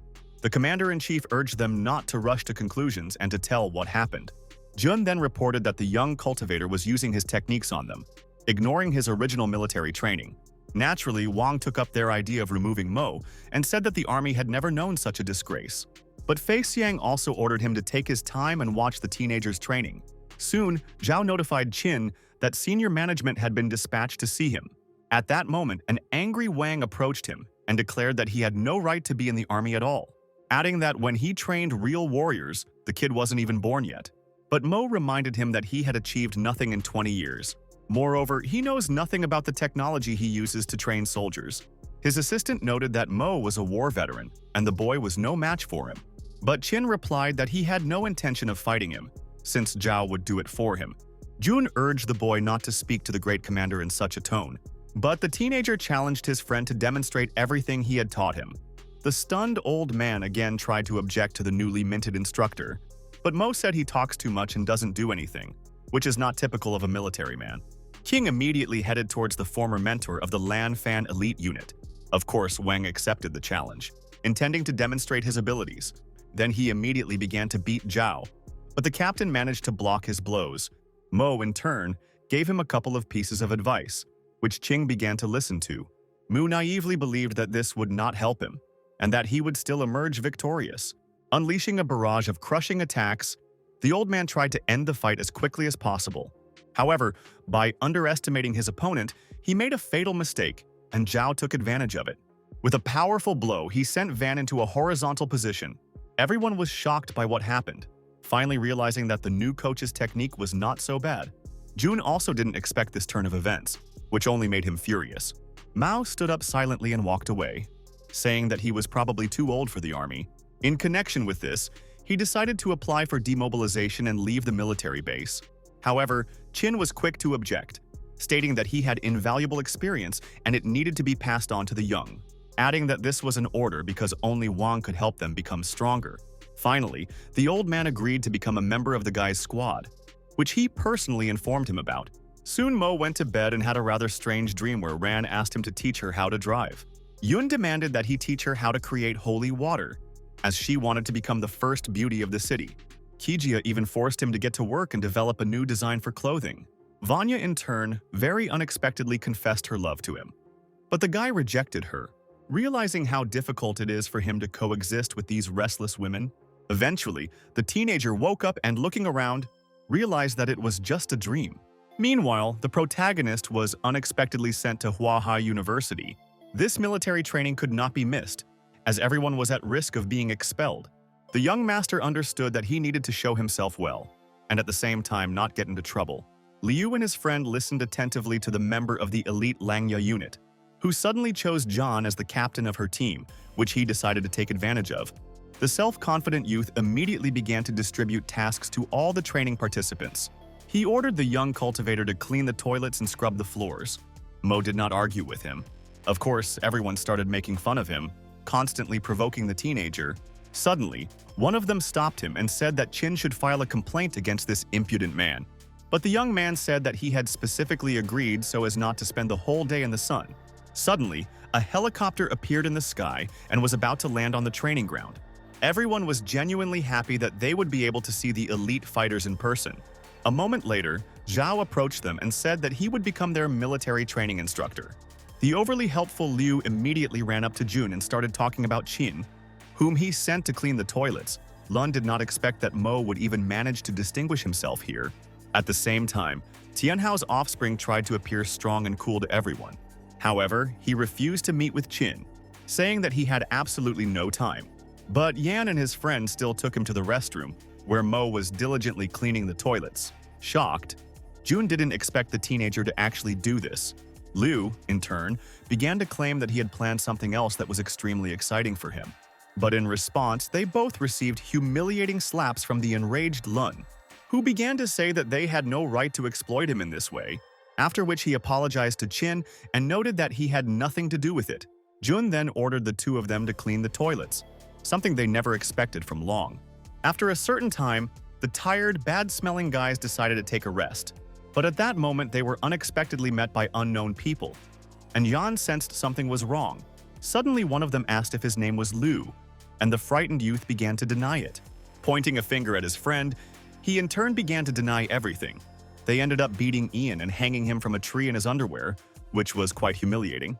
Meanwhile, one of the elite special forces was heading towards Langya to deal with them. Since they considered themselves to be the strongest soldiers, they also heard rumors about the new trainer of this unit. At this moment, Zhao hurried to report to the protagonist about the imminent arrival of the Hailey squad, and they intend to match them in martial arts, and the boss ordered that Mo be the one to lead their unit. At this point, Qing seemed extremely worried, but the young master assured him that everything would be fine. The young cultivator also urged the captain to no longer tie students to trees. The next day, Zhao began telling his subordinates about the greatness of their special forces unit. A lively crowd of students suddenly asked him to demonstrate the shooting skills of his special forces unit. King happily agreed and ordered Chung to show what he could do. Zhu pointed to an apple tree a few dozen meters away and said he would hit the third apple from the left. Then he took a sitting fighting position and began to aim at the apple. Everyone was in anticipation of the moment. A couple of seconds later, a shot rang out, and the third apple from the left actually shattered into small pieces. The students were over the moon when they discovered that the bullet had hit its target, but at the same time another shot rang out, and everyone began to look around. Seeing that the flag of their elite unit was broken, they were perplexed. A helicopter was visible in the distance, and then they realized that it was the arrogant soldiers of the Hailey squad who had done it. Most of the members of Langya's team began to say that they had to teach these scum a lesson. The sniper from the unit laughed in response and said that he missed by a little. After they landed on the training ground, Zhao pointed out that they had no right to shoot at their flag. But the members of the Hailey Special Forces said that they could not do anything to them. Unable to bear such impudence, Chung ordered them to immediately raise the Langya flagpole. The guy from the enemy squad ignored him and asked where that young instructor was. Another ordered their flag to be raised, and the rest began to mock them. Zhao said that the venue for the competition had already been agreed upon and urged them to follow him. Naturally, the Haileys did not take their special squad seriously and once again ignored the captain. After a conflict arose between them, Qing again called on them to hold a fair competition. However, the commander ordered his men to prepare for battle, and Zhao also commanded readiness. At this time, Mo discovered his unit's flagpole was broken and asked who did it. The students responded that he was shot by fighters from the Hailey unit who had already arrived at the training ground. By that time, the thugs had beaten up almost all of Langya's team members. Their overconfident commander declared that they had no right to bear the title of an elite squad. Suddenly, Qin appeared on the scene and single-handedly challenged the arrogant fighters. Captain Hailey just laughed in response, saying that Hailey's squad had blown his team to smithereens, but Mo assured them that he would personally deal with them, which they of course had doubts about. The bewildered warriors asked the main character again if he had really decided to confront them. At the same time, they continued to mock the Langya division, calling them weaklings. Chen, in turn, bitterly realized that they could not cope with Hailey's special forces. The enemy team's commander continued to provoke them, but no one wanted to deal with them anymore, except for the young master who was waiting for the right moment to deal with them. Unexpectedly, one of them attacked the young cultivator, which he soon regretted greatly, because Qin sent him into a horizontal position with just one movement. Then they decided to attack him together, but this did not bring the desired result. After all, the skilled Mo easily dealt with them, scattering them in different directions. One by one, the teenager took them apart, using his unique techniques. The stunned henchman of the Special Forces unit of Hailey began to understand that the youth was not so simple. The guy piled up the beaten bodies and put in the flag of his Lanya squad. The shocked commander could not believe that the boy had dealt with his team in a couple of moves. Realizing that he was truly no match for him, the commander-in-chief changed his tactics. Having admitted the defeat of his squad, he proposed the next stage of the competition, where it was necessary to engage in a sniper duel and also to capture the fortress, noting that the cartridges would be replaced with bullets with paint. Mo agreed, and soon they began preparing for this equally important event. A puzzled Zhao saw the rope in Qin's hands and asked why he wasn't prepared, but the guy assured him that everything was fine.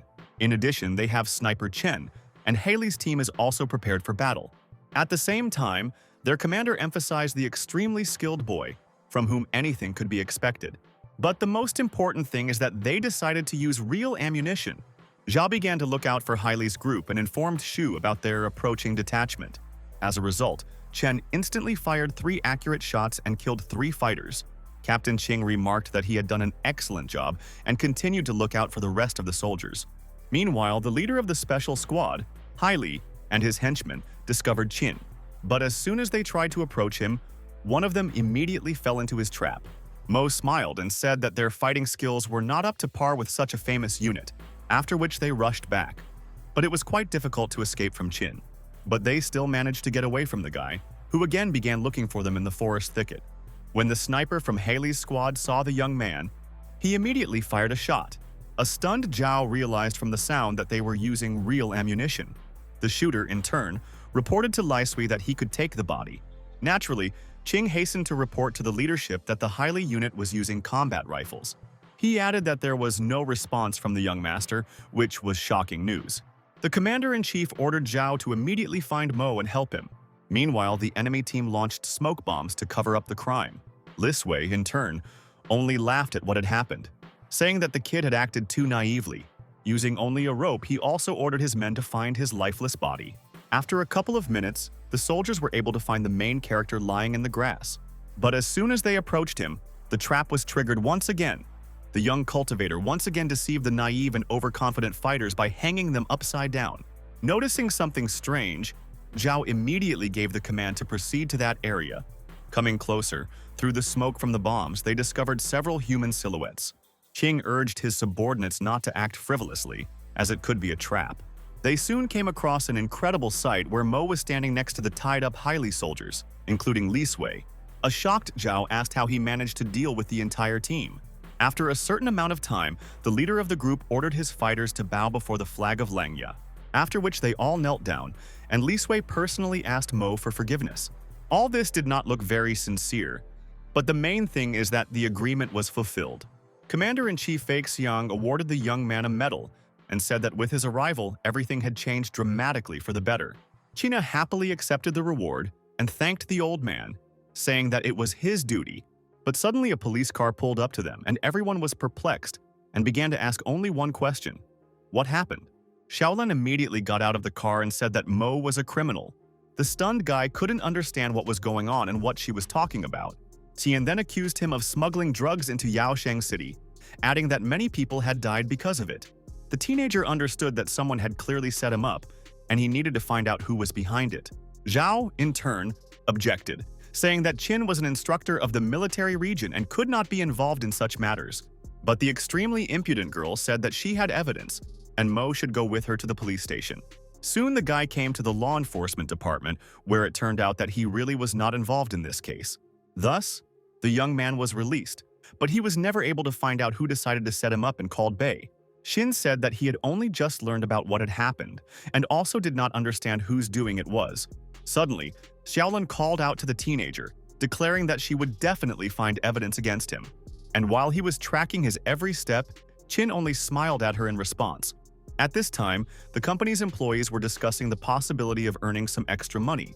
One thing was clear: this was not a completely legal way of earning money, and Chen asked if these people were really in cahoots with Mo. The protagonist urged her to follow him so that she could understand what was going on here. A few minutes later, The young master and Shaolin changed into the workers' clothes and tied them up. Posing as employees, they entered the overpass where goods were being loaded into Lungxi. One of them let it slip what exactly they were sending and how many lives they would take, including Qin himself, adding that they had fooled the police into believing Mo was involved. Suddenly, a young cultivator, posing as a worker, asked him if Qin had asked them to send goods again. The guy responded positively, continuing to insist that their plan was flawless. The guy smiled and suddenly called them idiots, after which he grabbed one of them. The stunned young man did not understand what was happening and asked who he was. The teenager ignored him and asked him in return who their leader was. The worker began to insist that it was Mo who ordered them to send these goods. Then Qin squeezed his throat and once again demanded that he tell him the truth. Finally, the frightened employee said that he would confess to everything, and the young man let him go, after which he began to cough for a long time, and those around him were shocked by what was happening. Not understanding who this person was, the boy suddenly said that they were Nanfu's people. They soon recognized him as Mo, and began to beg him not to turn them in, because they needed to feed their families. Qin, in turn, said that he hated their sect and intended to deal with it. Xiaoji's henchmen once again began to tearfully beg for mercy, assuring that they would try to dissuade the boss from fighting him. However, the teenager noted that this was not necessary because he would visit him personally. Then Mo reached into one of the boxes of pseudo-medicines and pulled out a pack of pills. Taking out a plate with capsules from it, he ordered them all to eat these pills. Naturally, they refused to do this, so the guy decided to feed them personally. Eventually, his threats worked and they began to swallow the capsules. Meanwhile, Shu arrived to see his friend Z and said that Mo would be arriving here soon. Xiu noted that in a couple of days, Qin would kneel before him and they would finish off this boy, adding that Yao Sheng's blade would definitely help them with this. Everyone exclaimed joyfully. After a certain amount of time, the assistant reported the arrival of goods from Mr. Mo. The business-like Nanfu walked up to one of the boxes and hurried to open it to find out what Qin had decided to give him for his birthday. But when the head of the sect opened the box, he was overcome with horror at what he saw. Z had not expected this. Inside the boxes were his dead servants. Everyone was shocked by this turn of events. The guy also pasted a photo of himself smiling, which was simply mockery. The enraged Xiaoji swore that he would get this youth and finish him off at the first opportunity. Xin, in turn, immediately ordered that all the low-quality goods be removed and replaced with regular medicine. At that moment, the manager brought him some documents and asked him to look at them. Meanwhile, at the night market, in the barbecue shop, the protagonist was with Chen, who began to apologize to him, saying that she was now finally convinced that he was a good person. She added that she was expecting a promotion, and that was why she was treating him. But Mo was not eager to make friends with her. At the next table sat Hua Feng with his half-brother Xuan and a group of young people. Feng was unhappy with what was happening and kept saying that they needed to find a more comfortable place. At this point, they suddenly began to discuss the young cultivator, and he heard his name. Hua claimed that he would definitely win first place in the pharmacist competition this time. Qian also heard their conversation and called for Qin to greet his disciple. But Mo claimed that he did not know him. Fan's friends continued to ask about the young master. The young man replied that he was a talented old man and that he was already many years old, after which he began to tell absolutely absurd stories about him. Xiulan suddenly couldn't bear it any longer and burst into loud laughter, which infuriated Hua, who turned around and asked who was laughing. The girl immediately rushed towards him and answered that it was her. The guy immediately started making eyes at her, but this had no effect on the young lady. The extremely arrogant Feng decided to drive Qin away and said that he wanted to chat with his girlfriend. Lan, in turn, was indignant, declaring that he could not behave in such a way. Xuan tried to calm his brother down, but Hua was uncontrollable and continued to behave brazenly. At one point, he pushed his half-brother so hard that the young man literally flew into the wall. Then he returned to his place, abandoning the idea of bringing the restless Feng to his senses. At this moment, Chen informed him that this guy was a man named Mo, but Hua didn't believe her. The angry teenager furrowed his brows and repeated his name. The friends of the narrow-minded friend took his side and began to claim that Qin looked different.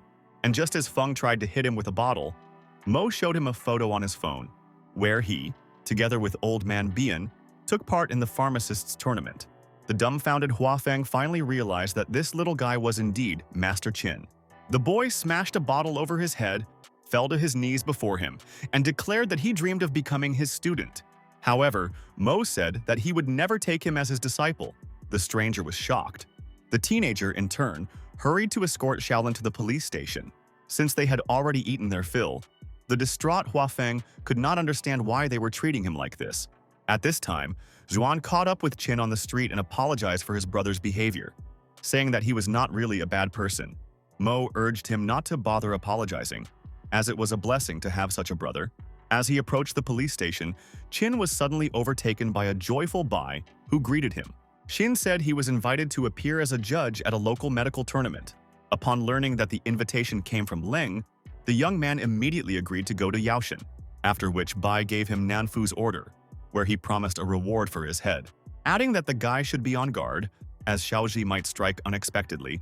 Soon the protagonist went to Yaoshan to sue for this event, where the winner of this competition had the opportunity to join Bianhe. The extremely self-confident Huafeng naively believed that after winning, Xing would fall in love with him. The host, in turn, greeted the audience and called on them to meet the chief judge of the competition, who turned out to be none other than a young master named Qin. Everyone burst into applause for him. The young cultivator immediately went onto the stage and greeted everyone present. A stunned Feng couldn't believe his eyes, realizing that the task was getting more difficult. After the meeting in the cafe, he developed a personal dislike for him, and it is almost impossible to win the tournament. Seeing the two Hua brothers, Mo remarked that he would not take the incident in the restaurant into account. He also urged them to focus on the competition itself, and Feng and Xuan thanked him for his understanding. In fact, he could not forgive him for what happened, and after the end of the competition, he wanted to kill Qin. Meanwhile, the host of the event announced the start of the competition. Nanfu's henchman, in turn, declared that he would not allow anyone to take away their reward. Xiaoji immediately ordered Jin to personally invite Ren, and not delay in doing so. At this point, the Hua brothers, like the other competitors, prepared for the first round, where each of them had to create their own magic pill in order to pass to the second stage. Naturally, most people gave their preference to Feng, who was an extremely talented alchemist. Leng, Xin, and Bian began to discuss their first round to determine the winner. Qin also watched the events closely and began to ponder who was worthy of going further. Having collected the votes of all three judges, the host hastened to announce their final verdict, where they all unanimously decided that Huafeng was the winner. Xuan immediately began to congratulate him on his excellent result. But Feng said that he did not need it. Naturally, the guy was very upset by this attitude of his stepbrother. Mo didn't like the participants' arrogant behavior, and his opinion differed from the others. Hua, in turn, understood that he could ruin everything with just one word. Thus, everyone began to wait for the final decision of the famous Qin, who suddenly said that it was Zhuan who was the winner. Everyone was shocked by the teenager's unexpected verdict, and people began to actively discuss what was happening. An embittered Feng demanded that he provide arguments because there must be arguments. Lao immediately cut short his impudent statement and noted that the master never makes mistakes. Unexpectedly, Mo said that the most important thing for all representatives of medicine is ethics, adding that Dragon and Tiger Dan will overload the body over time, while Zhuan hemostasis reduces the side effects, and that's why the winner is Senior Hua. Everyone was stunned. Even Bian, Bai, and Leng didn't expect this turn of events, let alone the others. Huafeng, enraged by such arguments, believed that Qin had simply decided to take revenge on him. That same night, Feng called Xuan to the top of the mountain to supposedly talk to him. Suddenly, he asked his older brother if he was happy that he was able to win. The guy replied that of course he was flattered, but if he had won, Hua would also have been happy for him. The embittered Feng suddenly said that he never considered him his brother and hated him altogether, adding that losing to him was a real shame. At that moment, he plunged a knife into his stomach. Eventually, they began to fight among themselves. Huafeng stated that he had long wanted to finish him off. After all, in the event of his sudden death, he will become the true winner. In the end, Feng led his brother to the edge of a cliff and threw him into the abyss. Meanwhile, an extremely worried Bai asked the protagonist about the trip to Nanxi, claiming that it wasn't the best idea since he had a Nanfu bounty on him. However, the young master said that he needed to improve himself in order to be ready for anything, adding that this is the only way to break through to the next level, since that is where high-quality medicines are located. A dumbfounded Xin continued to convince him that Xiaoji was quite dangerous. After climbing the mountain, Bai pointed to bright lights in the distance and said that this was the city of Nanxi. The young cultivator noted that he was aware of how great Nanfu's influence was, Xin also began to say that now all the martial arts families would hunt him down. At this moment, Qin suddenly saw rocks flying down right next to them, and along with them, Zhuan's body. Mo was shocked by what happened and tried to understand what had happened. The guy immediately ran up to him to check his pulse, and surprisingly it was present. He also determined that before he fell, someone had stabbed him with a knife, and Hua, in turn, had tried to say something. But a few seconds later, he died from his injuries, and the teenager closed his eyes, swearing that he would definitely find out who did it and take revenge on his killer. At this time, Feng pretended to be very sad about his brother's disappearance. They and the others started looking for him, and when they came across a pool of blood, Hua wondered where the body had disappeared to. Leng, in turn, began to sympathize with him, while the guy continued to play the role of a loving brother. One of the assistants told Sin that they couldn't go any further because there were wild animals in the forest. Another added that if Xuan was really dead, then first place would go to his brother. But at that moment, a completely healthy Hua appeared in front of them, without a scratch on him.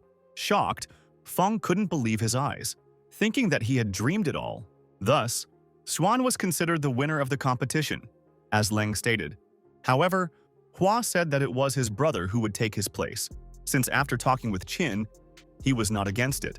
Then Xing announced Feng as the winner of the competition, which made him extremely happy, after which the guy asked him if he really used a double. Zhuan responded positively, and suddenly, Hua again urged him not to meddle in other people's affairs. The brother said that he would be happy to hand over the leadership of their family to him, and Feng was pleased with this decision. They soon returned home, where everyone began to admire the success of their offspring. At the same time, no one in the family liked Xuan or even took him seriously. But unexpectedly, his father invited him to dinner with them, but the rest of the family objected, saying that he could not come to their home because he was a stranger. The sister also insisted that he had relieved them of his presence. Huafeng suddenly turned to Xuan and demanded that he find himself some food somewhere in the city. In fact, it was Qin who used disguise magic and was in his body. At that moment, an unknown old man with a girl suddenly called out to him. Mo remembered how before Zhuan died, he told him that he was under Mr. Liu's care, who treated him like a human being. He invited him to his home for a bite to eat. But a moment later, they were stopped by the enraged butler Hu of the Hua family, who began to say that the old man had no right to leave his post. Then several golden herbs were already eaten by birds. At one point, he grabbed Liu by the clothes and tried to drag him along. But Qin did not tolerate such rudeness from Hu, and in response grabbed his hand.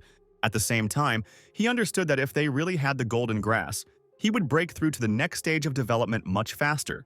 Then the main character asked him how much this miraculous plant cost. The old man began to say that he should not interfere, since it was really his concern. However, Hu stated that its price was 50,000. Liu tried to object to him, but the young master threw him a bank card and said that there was 100,000 on it.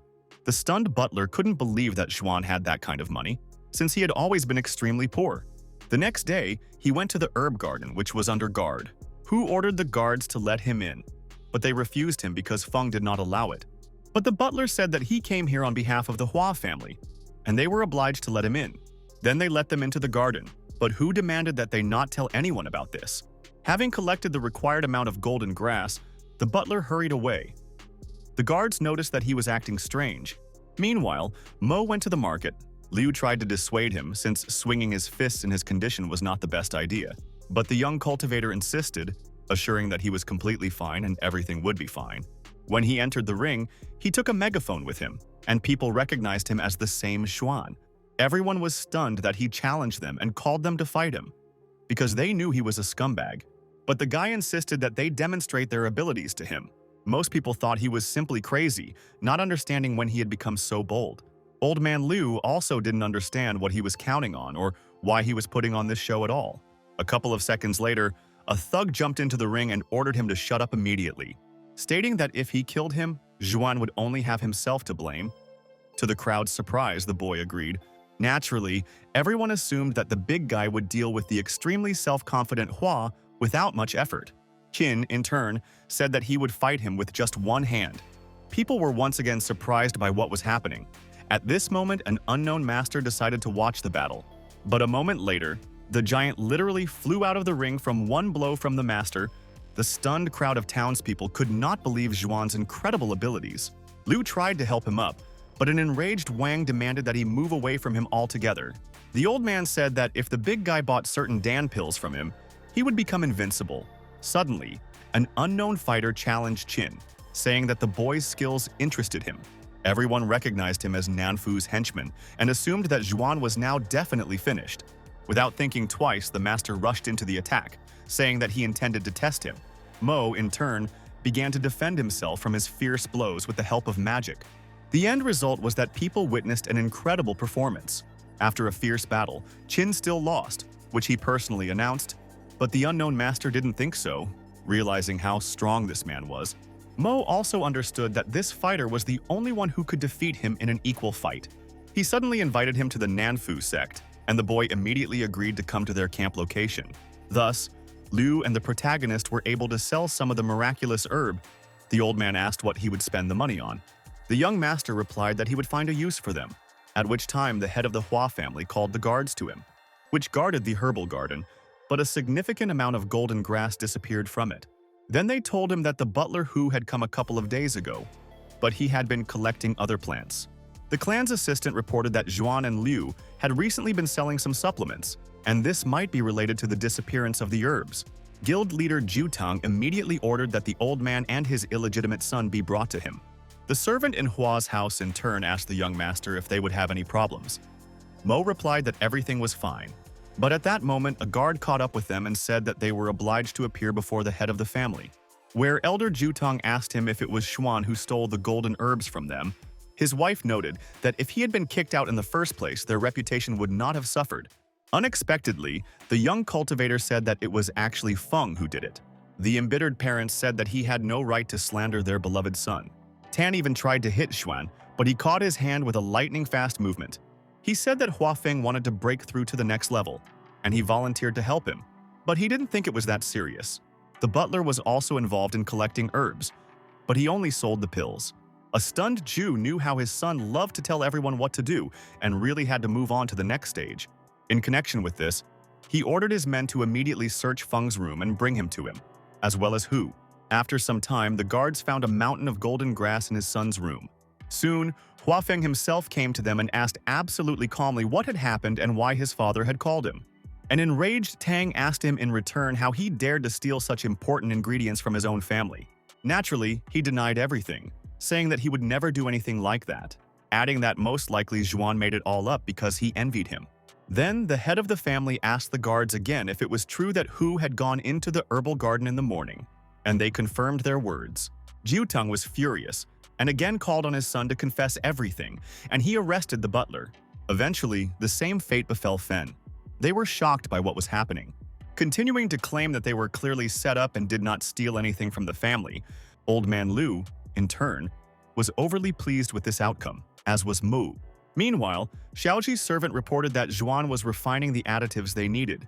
The bewildered leader of Nanfu could not understand how he managed to do this, but the servant declared that he was a real treasure. So Zi ordered that people be sent to him and invited to become their pharmacist. A couple of days later, the Hua family began to wait for the representatives of such a majestic sect. Tang called on Feng to show his skills in alchemy so that they would take him in. Soon, a huge convoy of the Nanfu clan showed up, and everyone became noticeably nervous before the meeting. The father said that if his son did everything right, he would definitely succeed. Huafeng himself had long dreamed of getting to Nanfu in order to finally get closer to his goal. As soon as Representative Xiaozi got out of the car, he asked which one of them was Zhuan.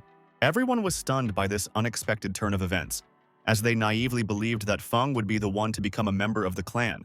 Qin, in turn, broke into a sly grin and replied that he had been waiting for them his whole life. Nanfu's servant reported that his boss had ordered Hua to be invited to the guild as a pharmacist. Jutang was shocked by what was happening, realizing that he had to stop it, in connection with which he said that in fact Feng is a much better alchemist, and Xuan is just a healer. The main character increasingly understood what a nightmare Tan's illegitimate son had been living in all these years. Nanfu's bewildered henchmen asked again if they were telling him the truth. The father replied that it was Feng who won first place in the pharmacist competition. Hua immediately picked up on his speech and said that he had indeed won the competition. Then Xiaoji's representative urged him to pack his things and go with him to the camp. The joyful mother and sister immediately rushed to help him with his things. Jutang called Zhuan to him and ordered him to go with his brother to follow him. Naturally, the young master agreed, because this was exactly what he was counting on. At the same time, the old man noted that his son had lived up to his expectations and deserved to become part of such a great clan. Thus, the young cultivator finally had the opportunity to deal with Xiaoji. Soon, Huafeng arrived at the Nanfu sect and bowed before Ji, calling himself the son of Jutang. The head of the clan asked what he needed for work, since there would be a lot of work. Feng remarked that he was too kind to him, and it was an honor for him to be here. However, Xiao demanded that the guild's newly minted alchemist prepare more than 100 pills, after which he asked if he could cope with this task. The guy was horrified by such a number of capsules. Seeing the frightened expression on the young man's face, the old man asked again if he really couldn't do it. Hua immediately said that he would do everything on time and that there would be no problems. Xiaoji smiled and replied that in that case, he would check his work in a week. In fact, he had no idea how to make these capsules, realizing that this could become a real tragedy for him. Then he remembered that his father had encouraged him to turn to his brother for all questions. Naturally, Feng asked Xuan to help him prepare these pills. However, Qin declared that he was the one who should prepare them. Hua began to understand that his brother was not his ally, but since he had no other choice, he knelt before him and began to beg for help. Mo noted that creating these tablets was a very simple matter, and he would definitely cope with it, adding that all he had to do was mix a strong tonic plant with the pills. Feng immediately rushed to prepare the drugs without even thanking his brother for his help. Haya wondered how anyone could be so stupid as to believe such a thing. Soon, Xiaoji decided to go to the Nanfu Medical Hall, where the smell was unbearable. She asked what was going on here. One of his assistants reported that Feng had asked him for pork liver for some reason. A moment later, Hua ran up to his patron and reported that all the pills were ready. The old man said these were not the capsules he had seen before, but the boy insisted that these were an improved version. Then Xiao said that if these pills really had such an incredible effect as he said, he would be rewarded. A couple of days later, late at night, when Feng was sleeping absolutely peacefully in his bed, suddenly someone grabbed him by the clothes and pulled him out of bed, and a frightened Hua asked what was going on. Nanfu's servant stated that the Lord wished to see him right now. A few minutes later, Feng was brought to Xiaoji, who was clearly dissatisfied with something. The dumbfounded alchemist asked what had happened, and Zi instantly dealt him a crushing blow. He didn't even try to explain anything, but just continued to beat him, after which he finally said that Huafeng turned out to be a spy who wanted to poison his army. The beaten Feng backed away and said that this was actually Zhuan's doing. The enraged leader of Nanfu asked him again if he was really telling him the truth. Hua replied that his brother had always been jealous of him, and that was why he had set him up. Ji knew about Xuan's reputation, so he believed him, saying that if his version was confirmed, then he would let Feng go. The next morning, the main character was sweeping the outer courtyard with complete calm. At this moment, the enraged Nanfu leader called him over, holding Feng by the hair. Then he ordered him to tell the truth about what he did with the pills. Mo looked surprised. He stated that he had no intention of doing anything with them, since Hua had not prepared them at all. A dumbfounded Xiaoji asked again why he had not completed his task. Then the young master told about his difficult life in the Hua family and how his brother constantly put all the blame on him. Adding that he himself knew how to create the right pills, Ji immediately began to beat Feng again. At the same time, Xuan suggested that he create a couple of pills in front of the master since he believed that this was slander. Naturally, Nanfu agreed to hold some kind of competition between them, where the one who can prepare capsules with additives will remain in the clan. They were also provided with all the necessary herbs and ingredients to create the pills. After a certain amount of time, Zhuan prepared the pills and took them to Xiaoji for inspection. Huafeng could only envy him, not understanding what to do with these herbs at all. In the end, the guildmaster was pleased with the guy's work. Feng, in turn, tried to escape, but Nanfu did not give him such an opportunity. Soon, Xiaoji appointed Qin as the chief pharmacist of their sect and provided the best materials for work. Mo was immensely happy with this result, realizing that now everything was in his hands. As soon as Nanfu left, the teenager immediately began to loot all the cabinets with ingredients, because he intended to quickly break through to the next level to deal with Ji and the others. However, the young cultivator was overcome by a bad feeling. After a couple of minutes, the alchemical furnace couldn't withstand it, and suddenly there was an explosion. The stunned Qin managed to run to the side to avoid the consequences. Mo began to wonder what exactly he had mixed up and what herb had not caused this. Meanwhile, Xiao was discussing the issue of pills with his assistants. He assured him that there would be no problems with this now, but a couple of minutes later, frightened servants came running to him. They immediately reported to Lord Nanfu that the medical pavilion had been blown up. Everyone was shocked by this news, realizing that Hua was clearly involved in this. The guild leader himself was furious, realizing that no one could be trusted in this world. The main character understood that all suspicions would fall on him. But blowing up the pavilion was a good idea. As he descended into the dungeon, he was suddenly stopped by one of the guards, who said that it was extremely dangerous to be here, but Chin pointed to a certain door. The guard said that he couldn't go in there because there were crazy people there. One of them was chained to the wall and thought only of revenge. But the young man still went inside. The demon raised his terrifying gaze to him and noticed that another daredevil was seeking death.